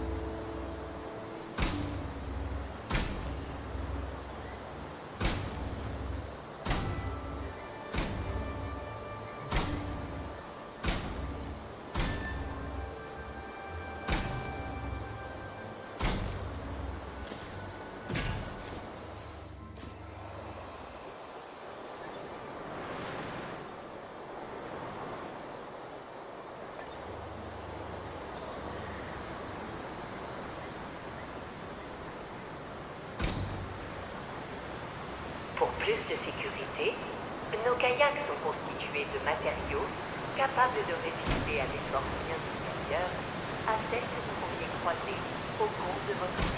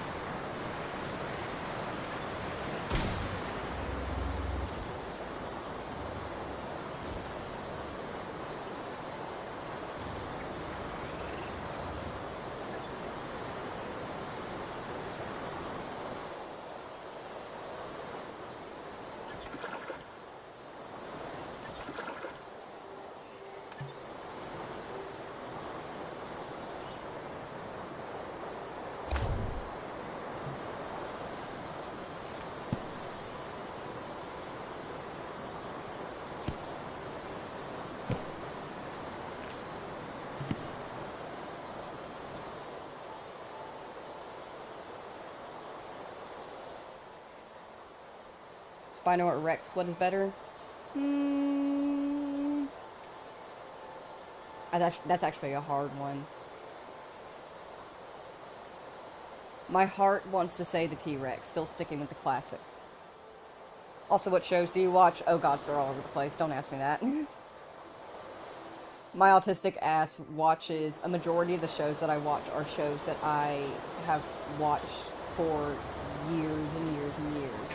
Friends is a big one. Though I will say, slowly but surely over time, Friends is not aging well. Specifically, Ross is not aging well. So, I haven't binged Friends as much as I usually do, but like the 100, that's a good rewatch of mine. Love the 100. Although it goes very off skew in the last couple seasons. American Dad. Family Guy once in a blue moon, but they're not nearly as good as they used to be. Honestly, were they ever good at all? South Park, classic. Something new that I'm currently watching. I'm currently watching Welcome to Derry. The backstory on Pennywise. Fucking love Pennywise. I scare very easily. I do not like scary movies or scary things. Pennywise, however, is not scary to me. He's fucking hilarious.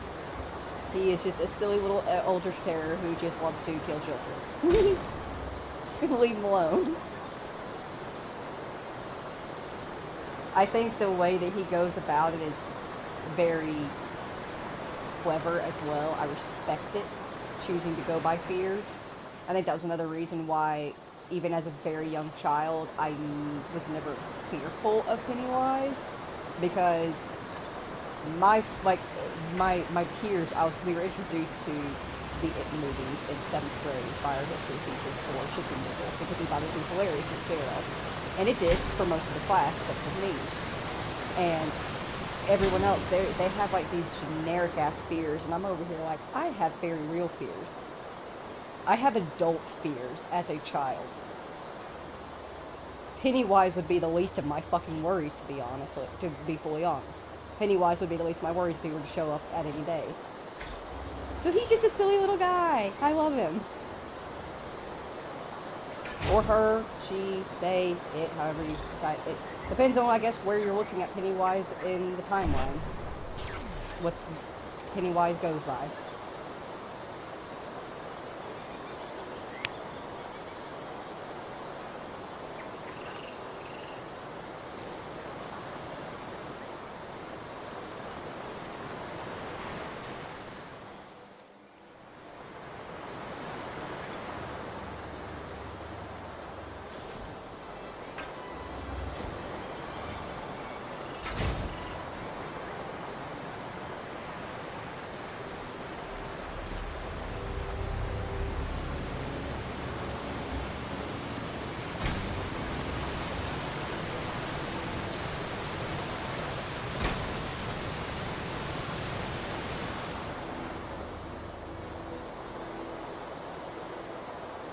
I mean, technically, yeah. Pennywise, is a correct noun/pronoun for them, it, he, she, they, because it isn't it. But, I don't know, I guess it's one of those things where I call Pennywise based on what they are currently formed as. That's what it is. Because there's a female clown version, that's she Pennywise. Yes, Pennywise. We love Queen Pennywise. Then there's male Pennywise that we all know and we are very aware of. That's he Pennywise. Heck yeah, Pennywise. What's up, bro, Pennywise? Then there's Spider Pennywise, which feels very feminine because of how the size of it. Usually female spiders are excessively large, so feminine spider. The moose style, it feels very masculine, especially because of how aggressive the moose styling is. And then the Deadlights, the classic Deadlight style, is just feels they. Feels very they.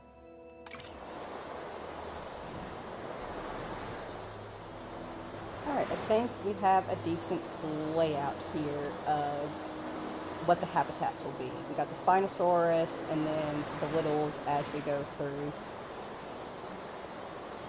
This is going to take a lot of effort to decorate, however. I might not keep the invisible fencing. Maybe I'll do regular fencing so that way people can actually look through and see the Cretaceous cruise as well. That would actually save me a lot of time of laying down rock work to cover the invincible fencing. You know what? Let me run to the bathroom and grab another drink and think on it. Actually, and also smoke and think on it. And when I get back, I'll have a decision made. We'll do what we need to with the fencing, and then we'll go from there. For now, I will set you guys... You can sit down here with the new Dimetrodons, the new guys. Keep them company. I'm sure they'd appreciate that. Oh, whoops. And to turn my light on, and then do that. If you need to, please go ahead, get up, stretch, grab a snack, grab a drink, stay hydrated or dehydrated. In the meantime, hang out here with the Dimetrodons.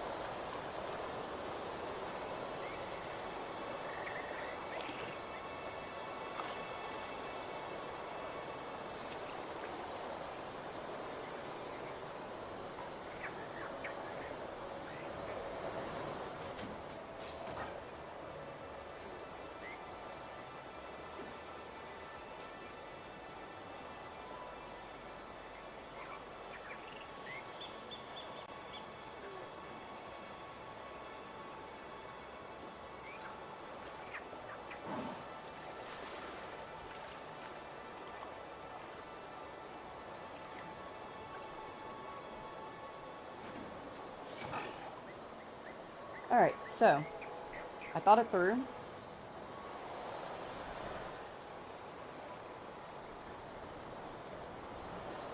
And I had an even worse idea that's more complicated. And I'm not going to go through with it just because like I said, I'm slightly paranoid now about the save. I'm gonna be for a little while. But I don't want to too overcomplicate this part. I already have a size idea in mind that's pretty big. I don't want to overcomplicate this. But let me tell you what I have in mind. Just in case if somebody else wants to do it. So, here's my thought processing. Take large rocks, these big ones, these big tall pillar ones, and bring them up so that they're like as tall as can be, sitting like right about there. And take other rocks that are about that large and line them all the way around the sides, and then take the terrain and raise the terrain on the outside of the fence to match the height of the rocks. And then add in a little dynamic ramp, which you've got that done, and smooth it out so that the guests can actually use it, and then run your pathways up and around it so that you start out down here and the whole ride is completely flat, but you'll have this cool mountainous view coming around that you will actually walk up and you can look down and see into the ride and into the habitats. Super sick. Could be done. I just don't want... I partially don't want to put in the effort, partially don't want to take the risk of putting in that kind of detail and losing it. But somebody else, if you want to, should definitely try that out. I think it would look super good. I might save that idea for another build. Not for this one, but for another one we could definitely probably do it. Ooh, I already know how.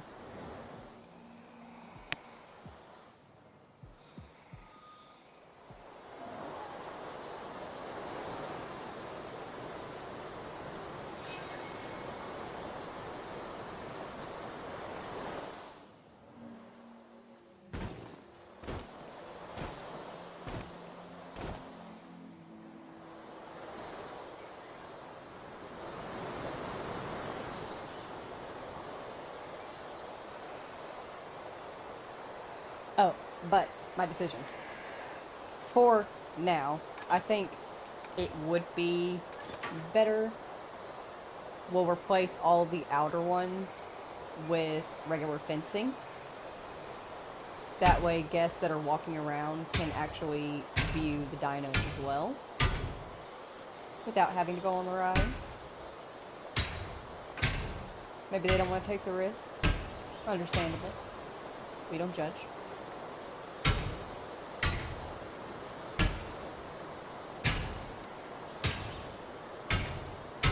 Part of my Sims brain is like, we'll place these fences down and then we'll go around and we'll upgrade them. That's why we have handiness level 10. That's not how this works. That's not how any of this works.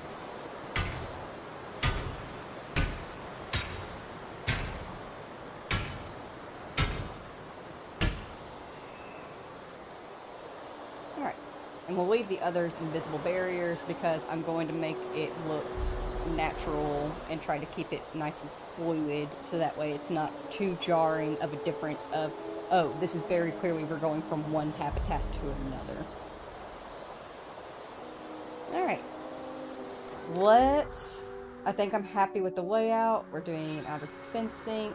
We need gates. I'm gonna add one up front here, but I'll try to remember to add some more later. I'm not going to be able to add one. I'm just going to have to try to remember to add one. For now, let's pick a dino.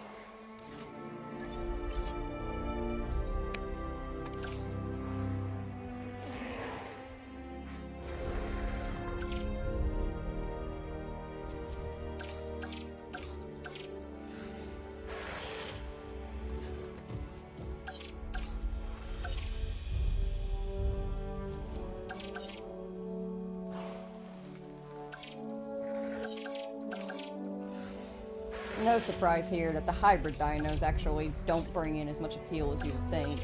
They both bring in the lowest amount of appeal, with the Spinoceratops bringing in 108 and the Spinoraptor bringing in 184. The OG Spinosaurus, Baryonyx, and Suchomimus, however, are bringing in hefty 340s, 639s, and 1,159. So we'll put the Spino hybrids up front. Knowing these two, let's go ahead and let me check this. Deep water 30%, 50% pasture, okay. Water 39%, 20% pasture, okay. Okie dokie.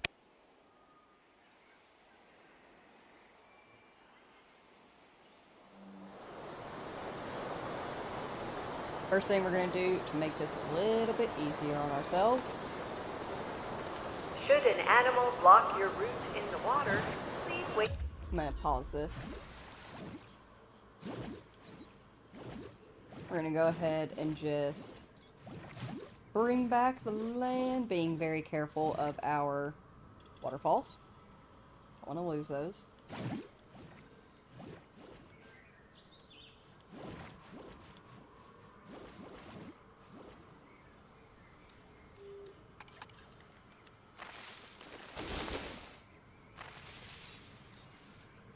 Alright, now that we're living with the land,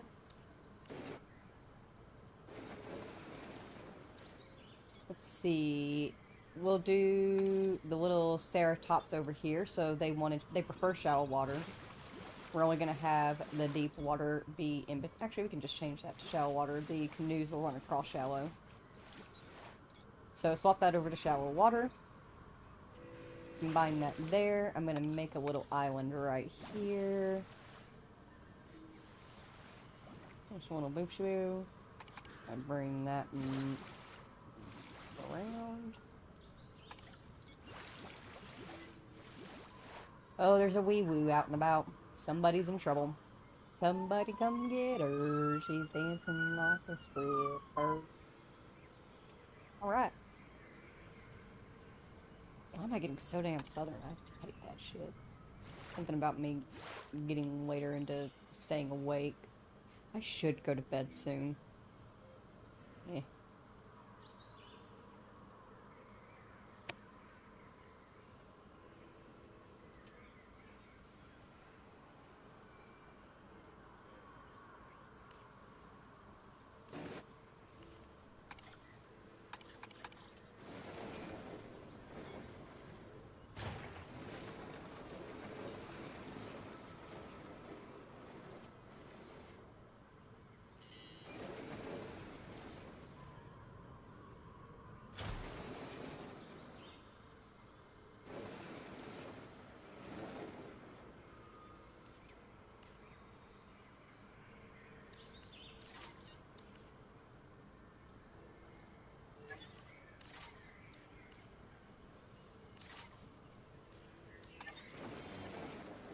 We'll have to do a delivery zone for these, because ain't no way am I going to attempt trying to fit the hatchery onto these.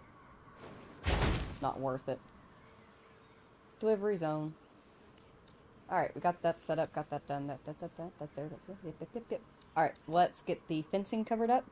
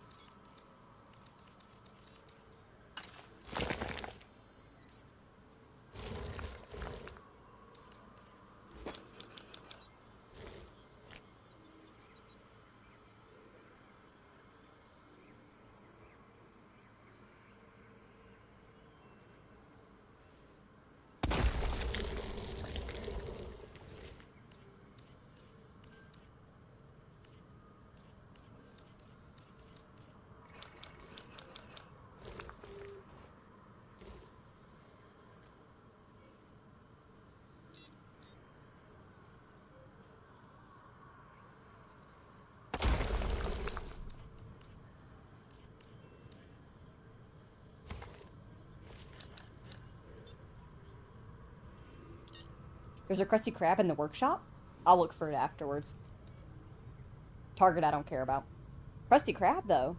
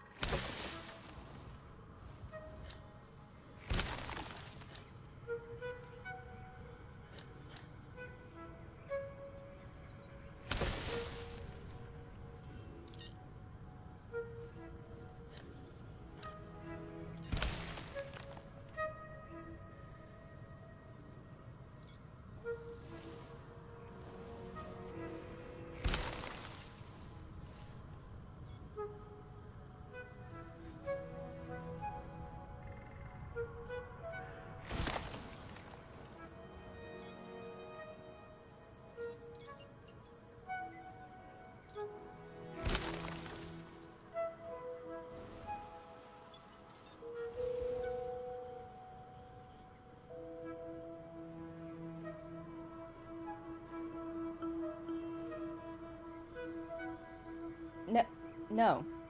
You can't be a moderator. Only, like, people I actually know can be moderators.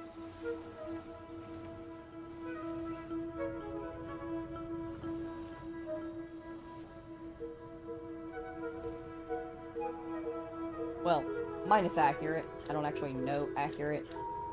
They've just been subscribed since, like, before I hit 100, or, like, right at 100. They've just been here forever. Though if they keep bringing up fucking Hollow Knight, we're gonna be debating that.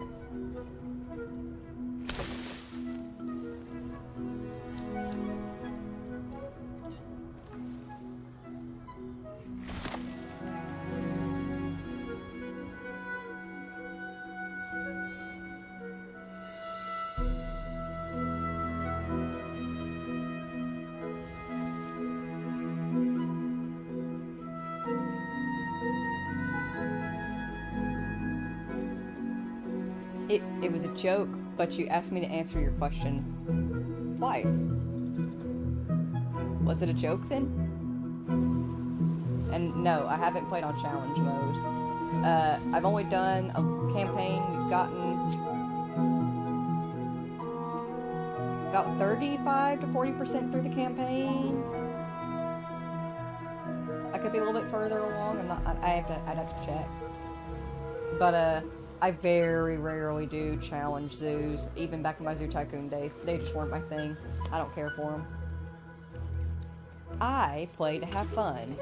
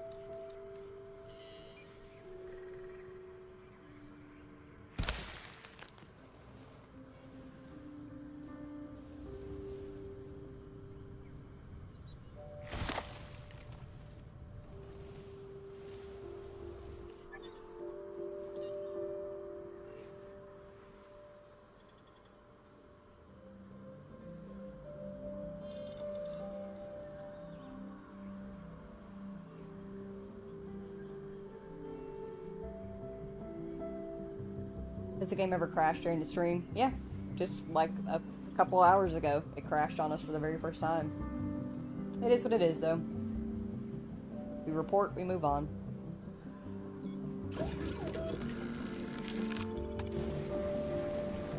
I originally started streaming on a PlayStation 4 that had a software issue or hardware issue. I think it's a hardware issue actually, but had a hardware issue with it so that it didn't run properly from day one. Day one, brand new, running brand new, recently released games, and it was crashing and falling apart. Still managed to stream off of it though. That was when it was old too. I miss Black Widow sometimes. That was a good PlayStation.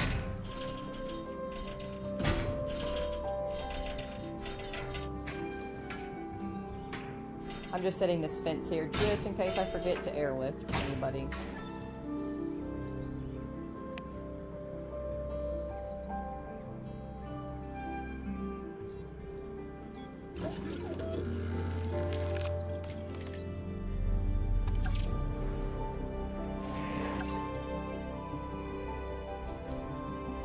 Spinoceratops.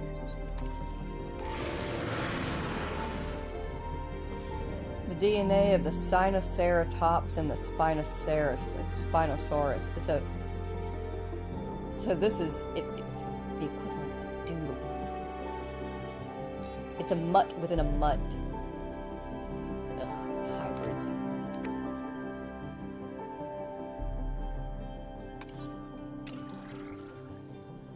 Comes in female, of course, but that's okay. We're fine with that.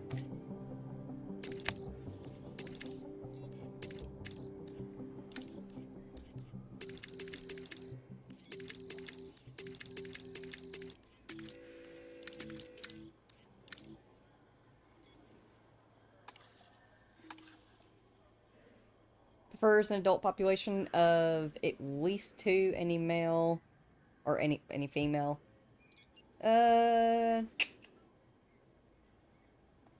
Might be able to get away with 4.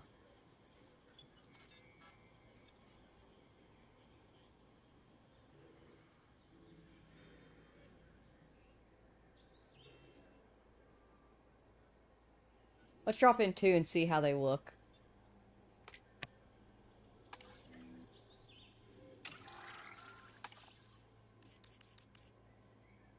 But yeah, the hybrids come in that Lux style.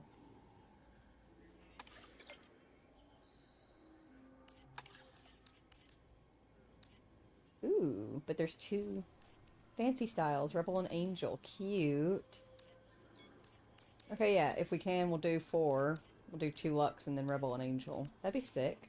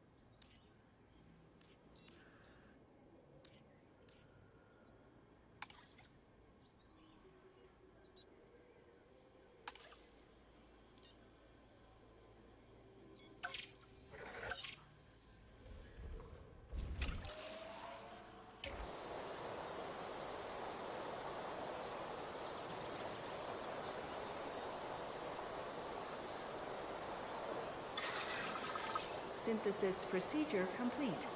Incubation personnel. Nice. Please Bearded stand dragons by. are pretty cool. I personally, I can't keep, I can't say I can't keep reptiles. I'm not much of a reptile person because, to be honest, I would actually really fucking love a hog-nosed snake one day. I really would. They're just stupid little babies. I think I could handle a hog-nosed snake. But I need better cats. I need cats that are not fucking heathens. The main thing about most reptiles, though, is just, like, their feet. Their little claws. Ugh. The same thing with chickens. It's the same thing with chickens. I don't actually like chickens. Like, I love my chicken, the cat named Chicken, but like actual chickens, their claws, ugh, freak me out. It can't.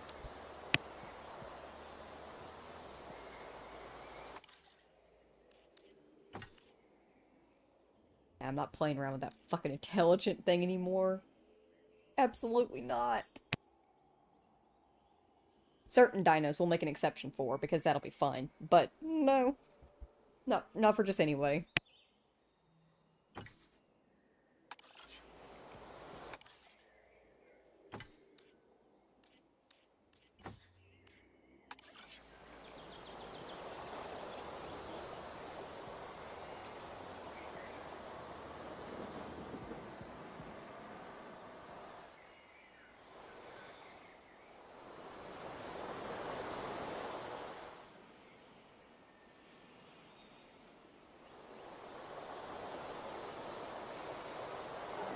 I feel like 4 should be doable, but we'll see. We'll get the first 2 in there and we'll go from there. Incubation personnel, please stand Don't by. count your chickens or your dinos before they hatch.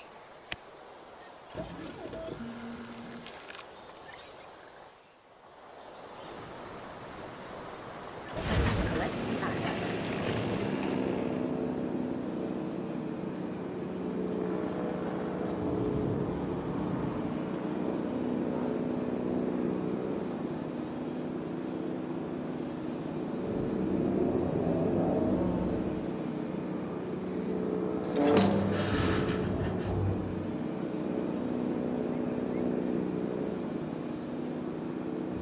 Asset being transported. I'm gonna be fully honest with you, I would lose my shit.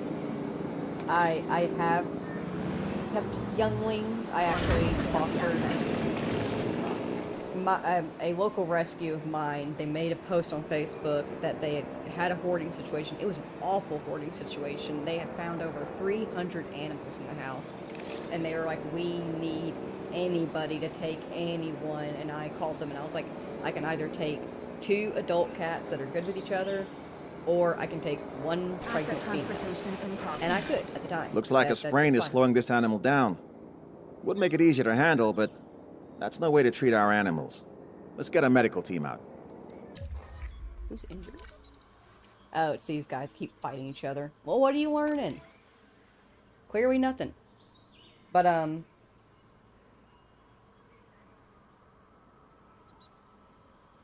oh, but they ended up calling me back, and they were like, we have a pregnant cat. She's very, very young. Like, she was barely over a year old. They were like, so this is probably her first litter.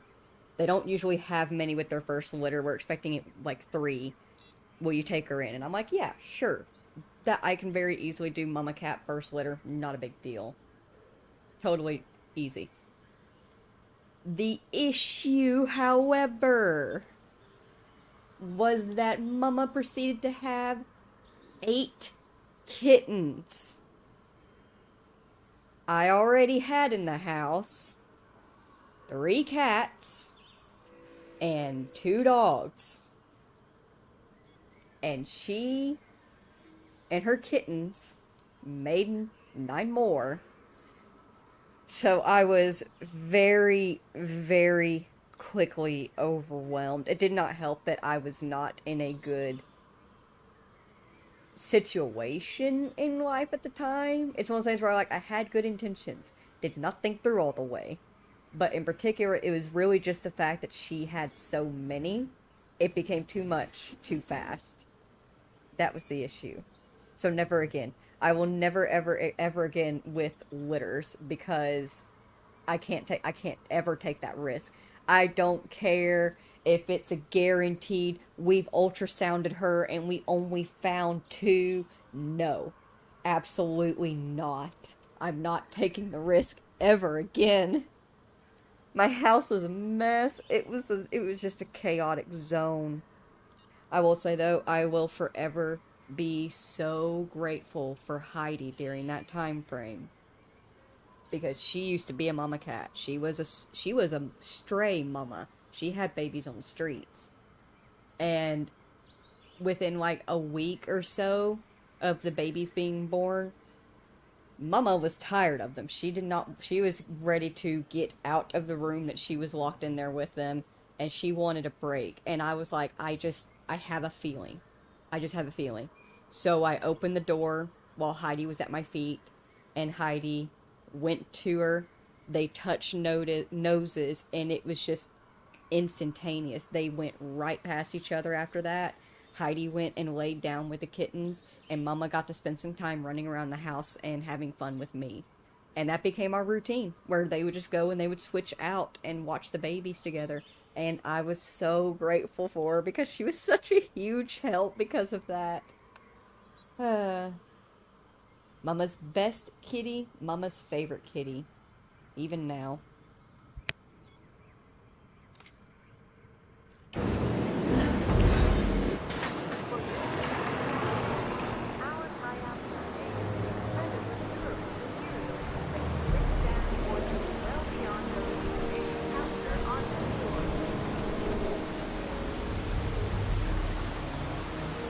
Okay, well that's just cotton candy. That's a cotton candy dino.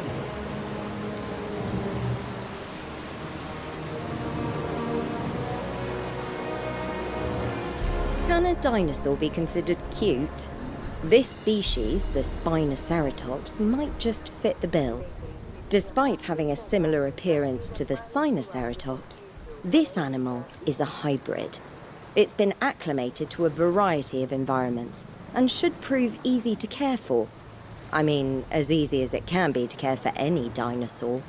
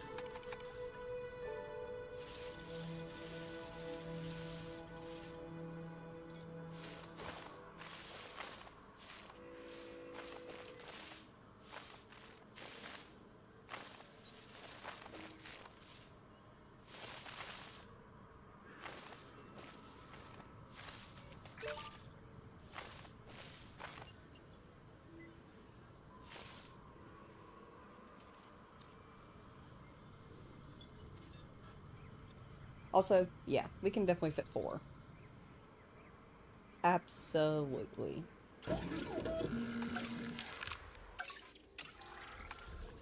They may not be fancy and glow in the dark, but they're neat.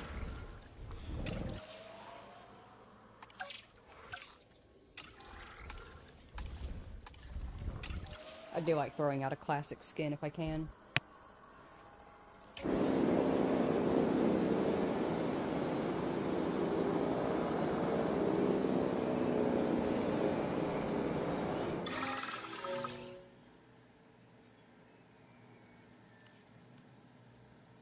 Get fucked, I'm never selling an egg.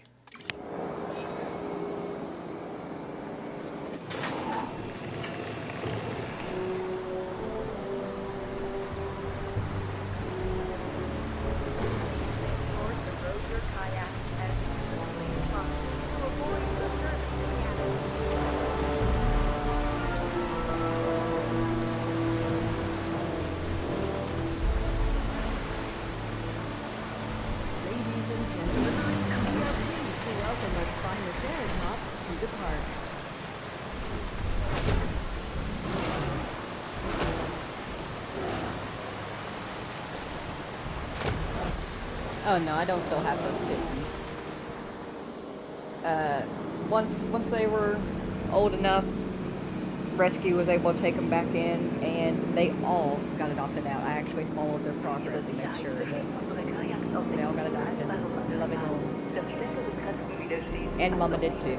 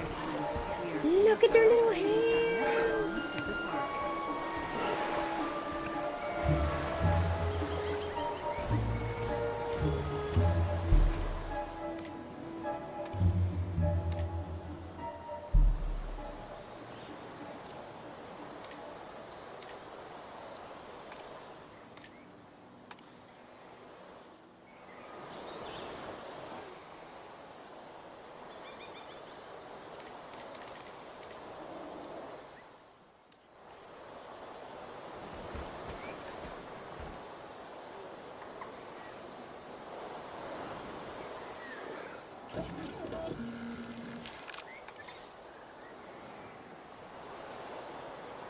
requiring collection.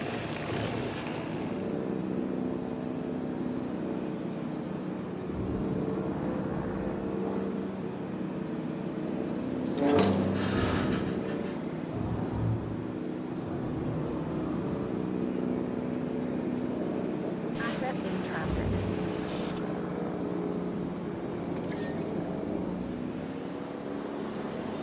En route to collect the asset.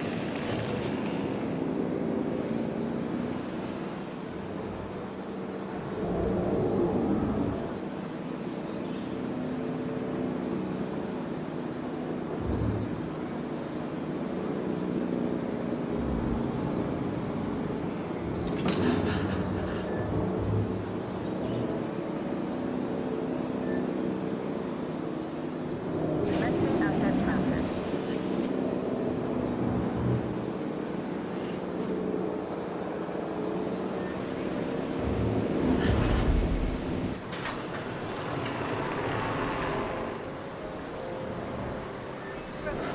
If your kayak becomes filled at any point in the tour, rotating stations and our expert staff will come to you.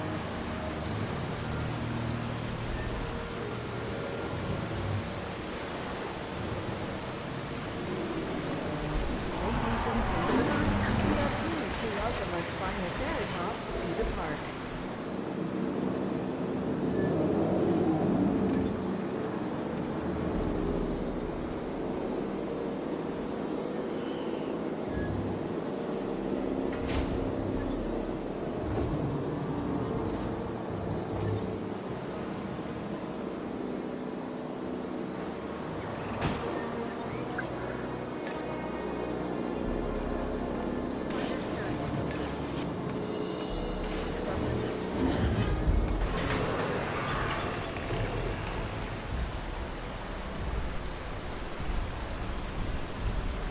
A bordo del kayak, vi invitiamo a remare nei nostri usati e tanti.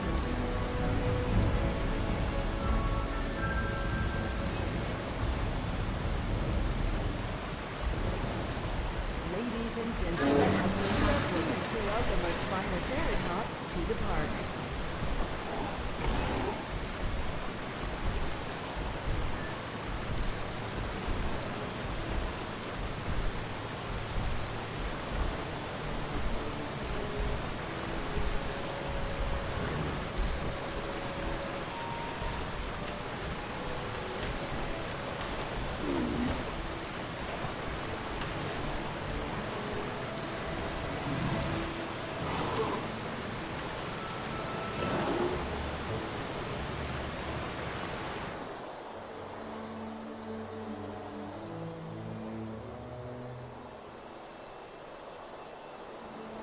Alright, they're in. Next, Spinoraptors.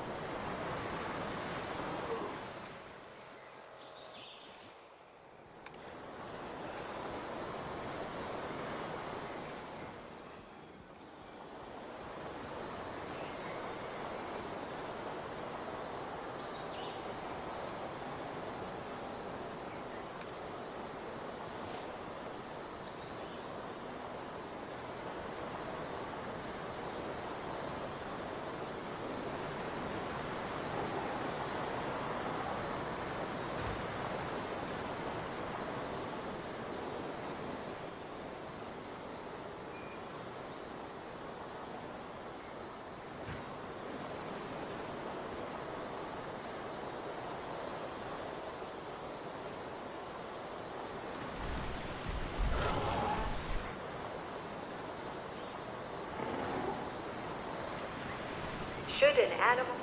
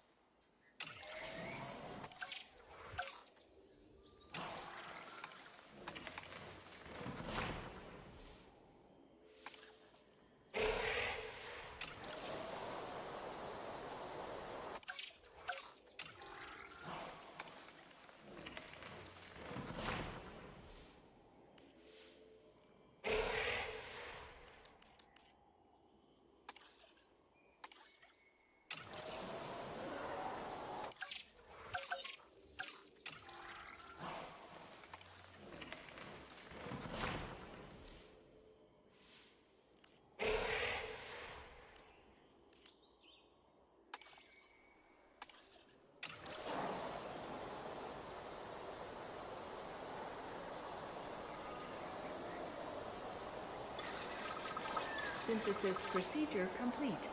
Incubation personnel, please stand by.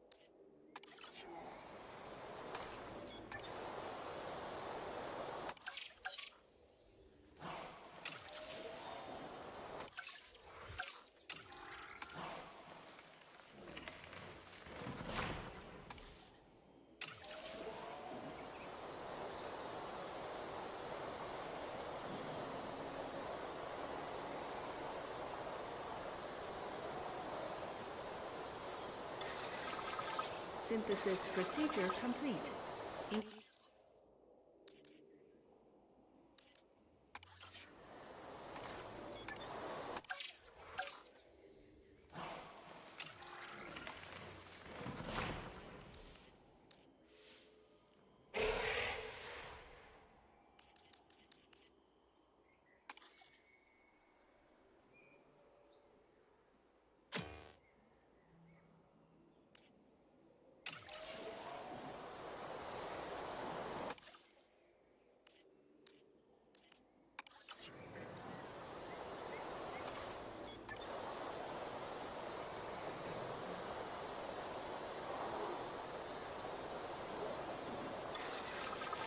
Synthesis procedure complete. Please stand by.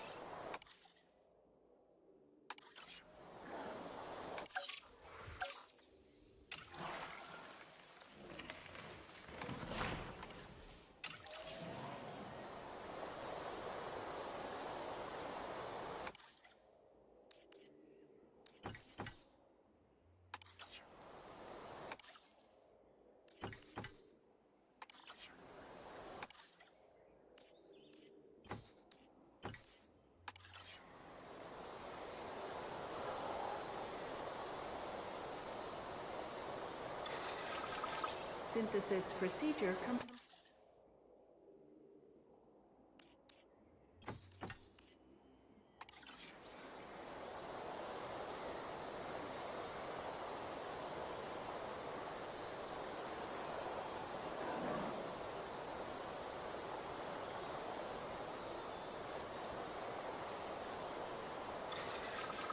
Incubation complete.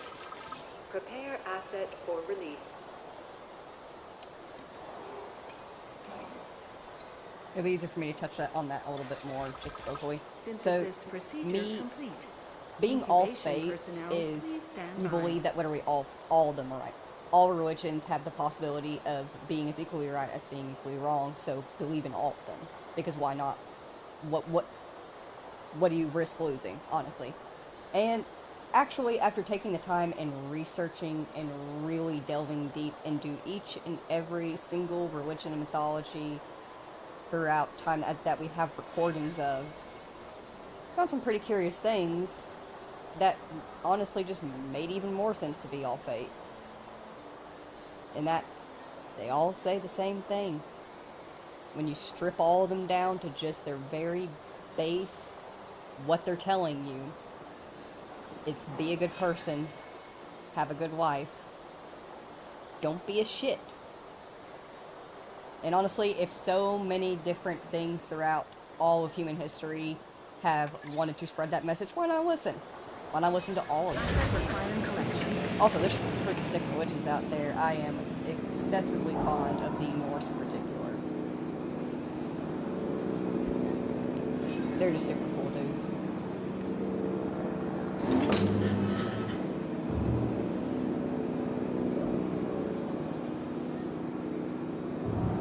Asset transportation underway. Sub-asset.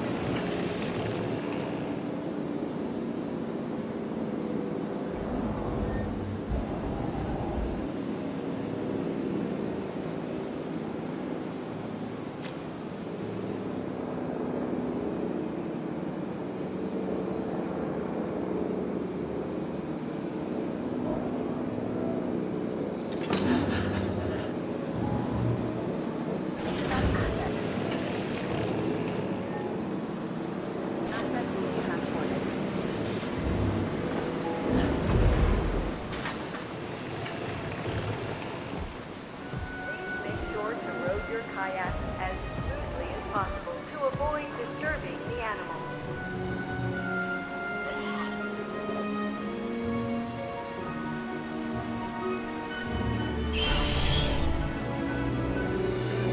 The Spinoraptor is a predatory hybrid, synthesized from Spinosaurus and Velociraptor DNA. I've never dealt with an animal that seemed to want to hunt our guests quite as much as this one. My advice? Keep it locked down tight. I knew I was right to breed out the intelligence.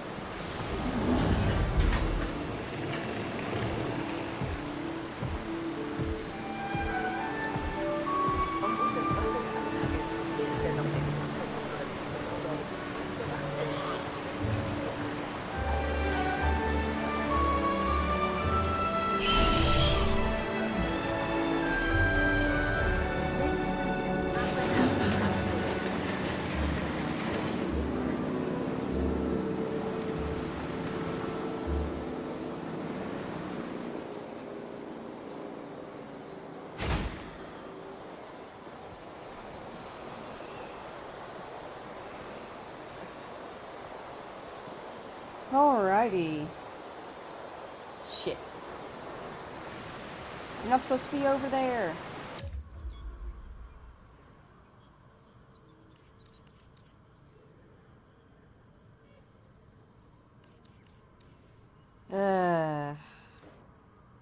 I was gonna say I need to bring the stream to a close because I've been going on 9 hours already. I was intending to only stream for 5, but Jurassic be Jurassic.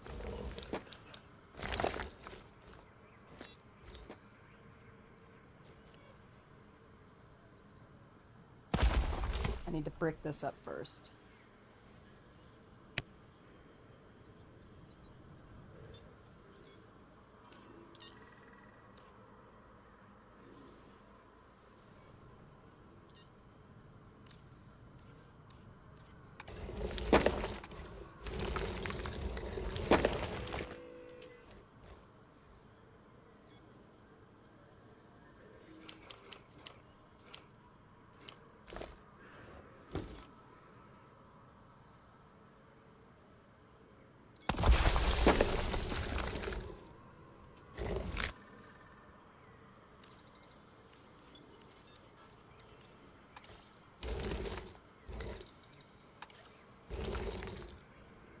Welcome back in, Wise Marie. We have an escapee.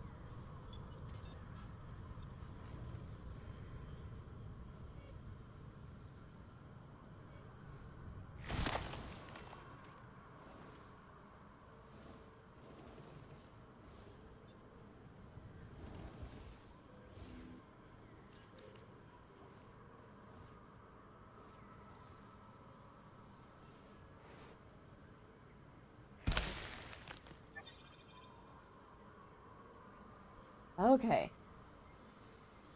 Let's get the capture team on Spino. That is unfortunately going to have to take a nap because it's not their fault, it's my fault. Because I did not make sure the enclosure was properly put together before putting them in. So now they get to take a nap and be relocated. Oh, I'm so tired. I pinched a nerve in my back hours ago.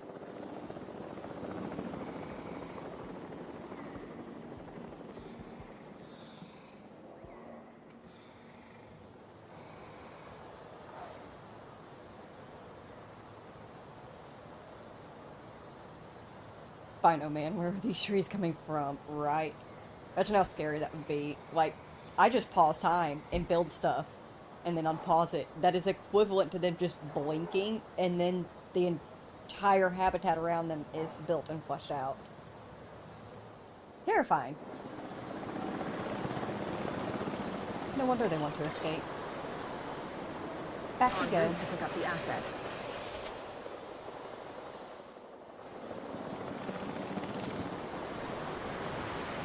Hopefully nobody else should escape. I'm gonna add another rock there.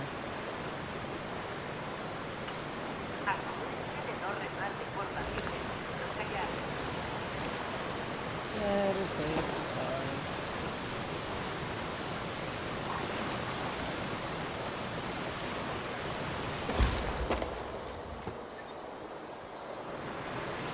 Transportation underway.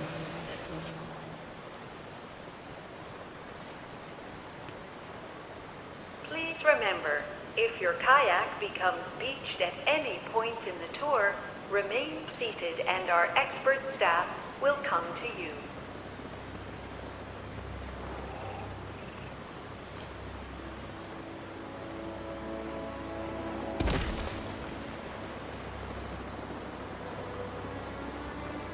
Confirming asset delivery.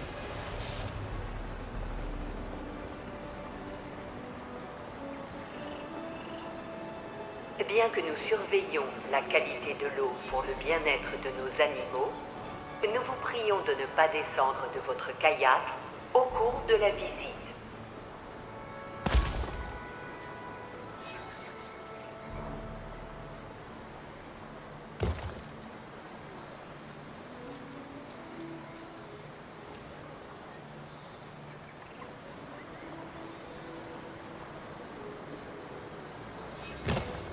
Should an animal block your route in the water, please wait patiently until the path becomes clear. Thank you.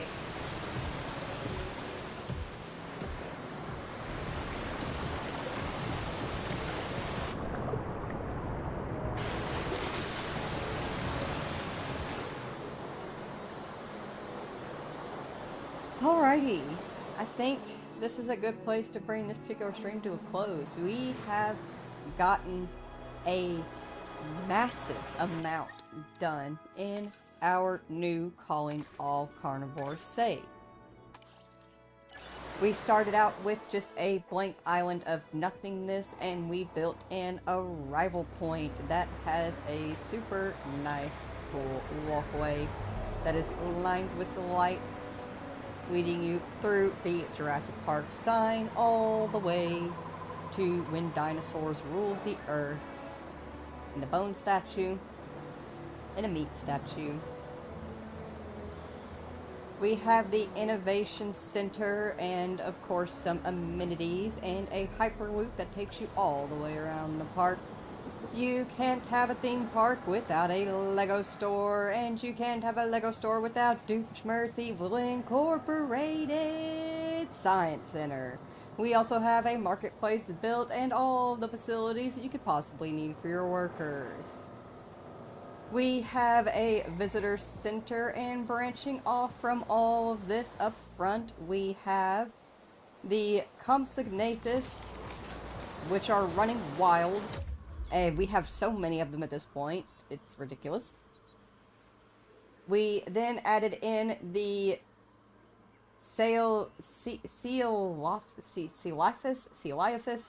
Coelophus, whatever. We added in these dudes.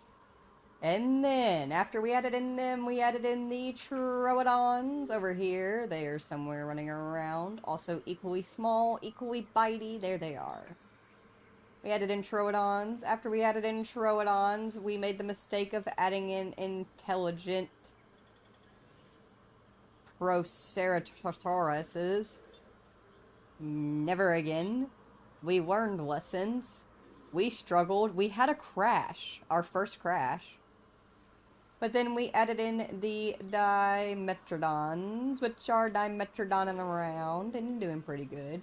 And we, of course, I forgot to mention that throughout all of this, we also laid out a base area for aviaries, just a general layout idea of where we could put some.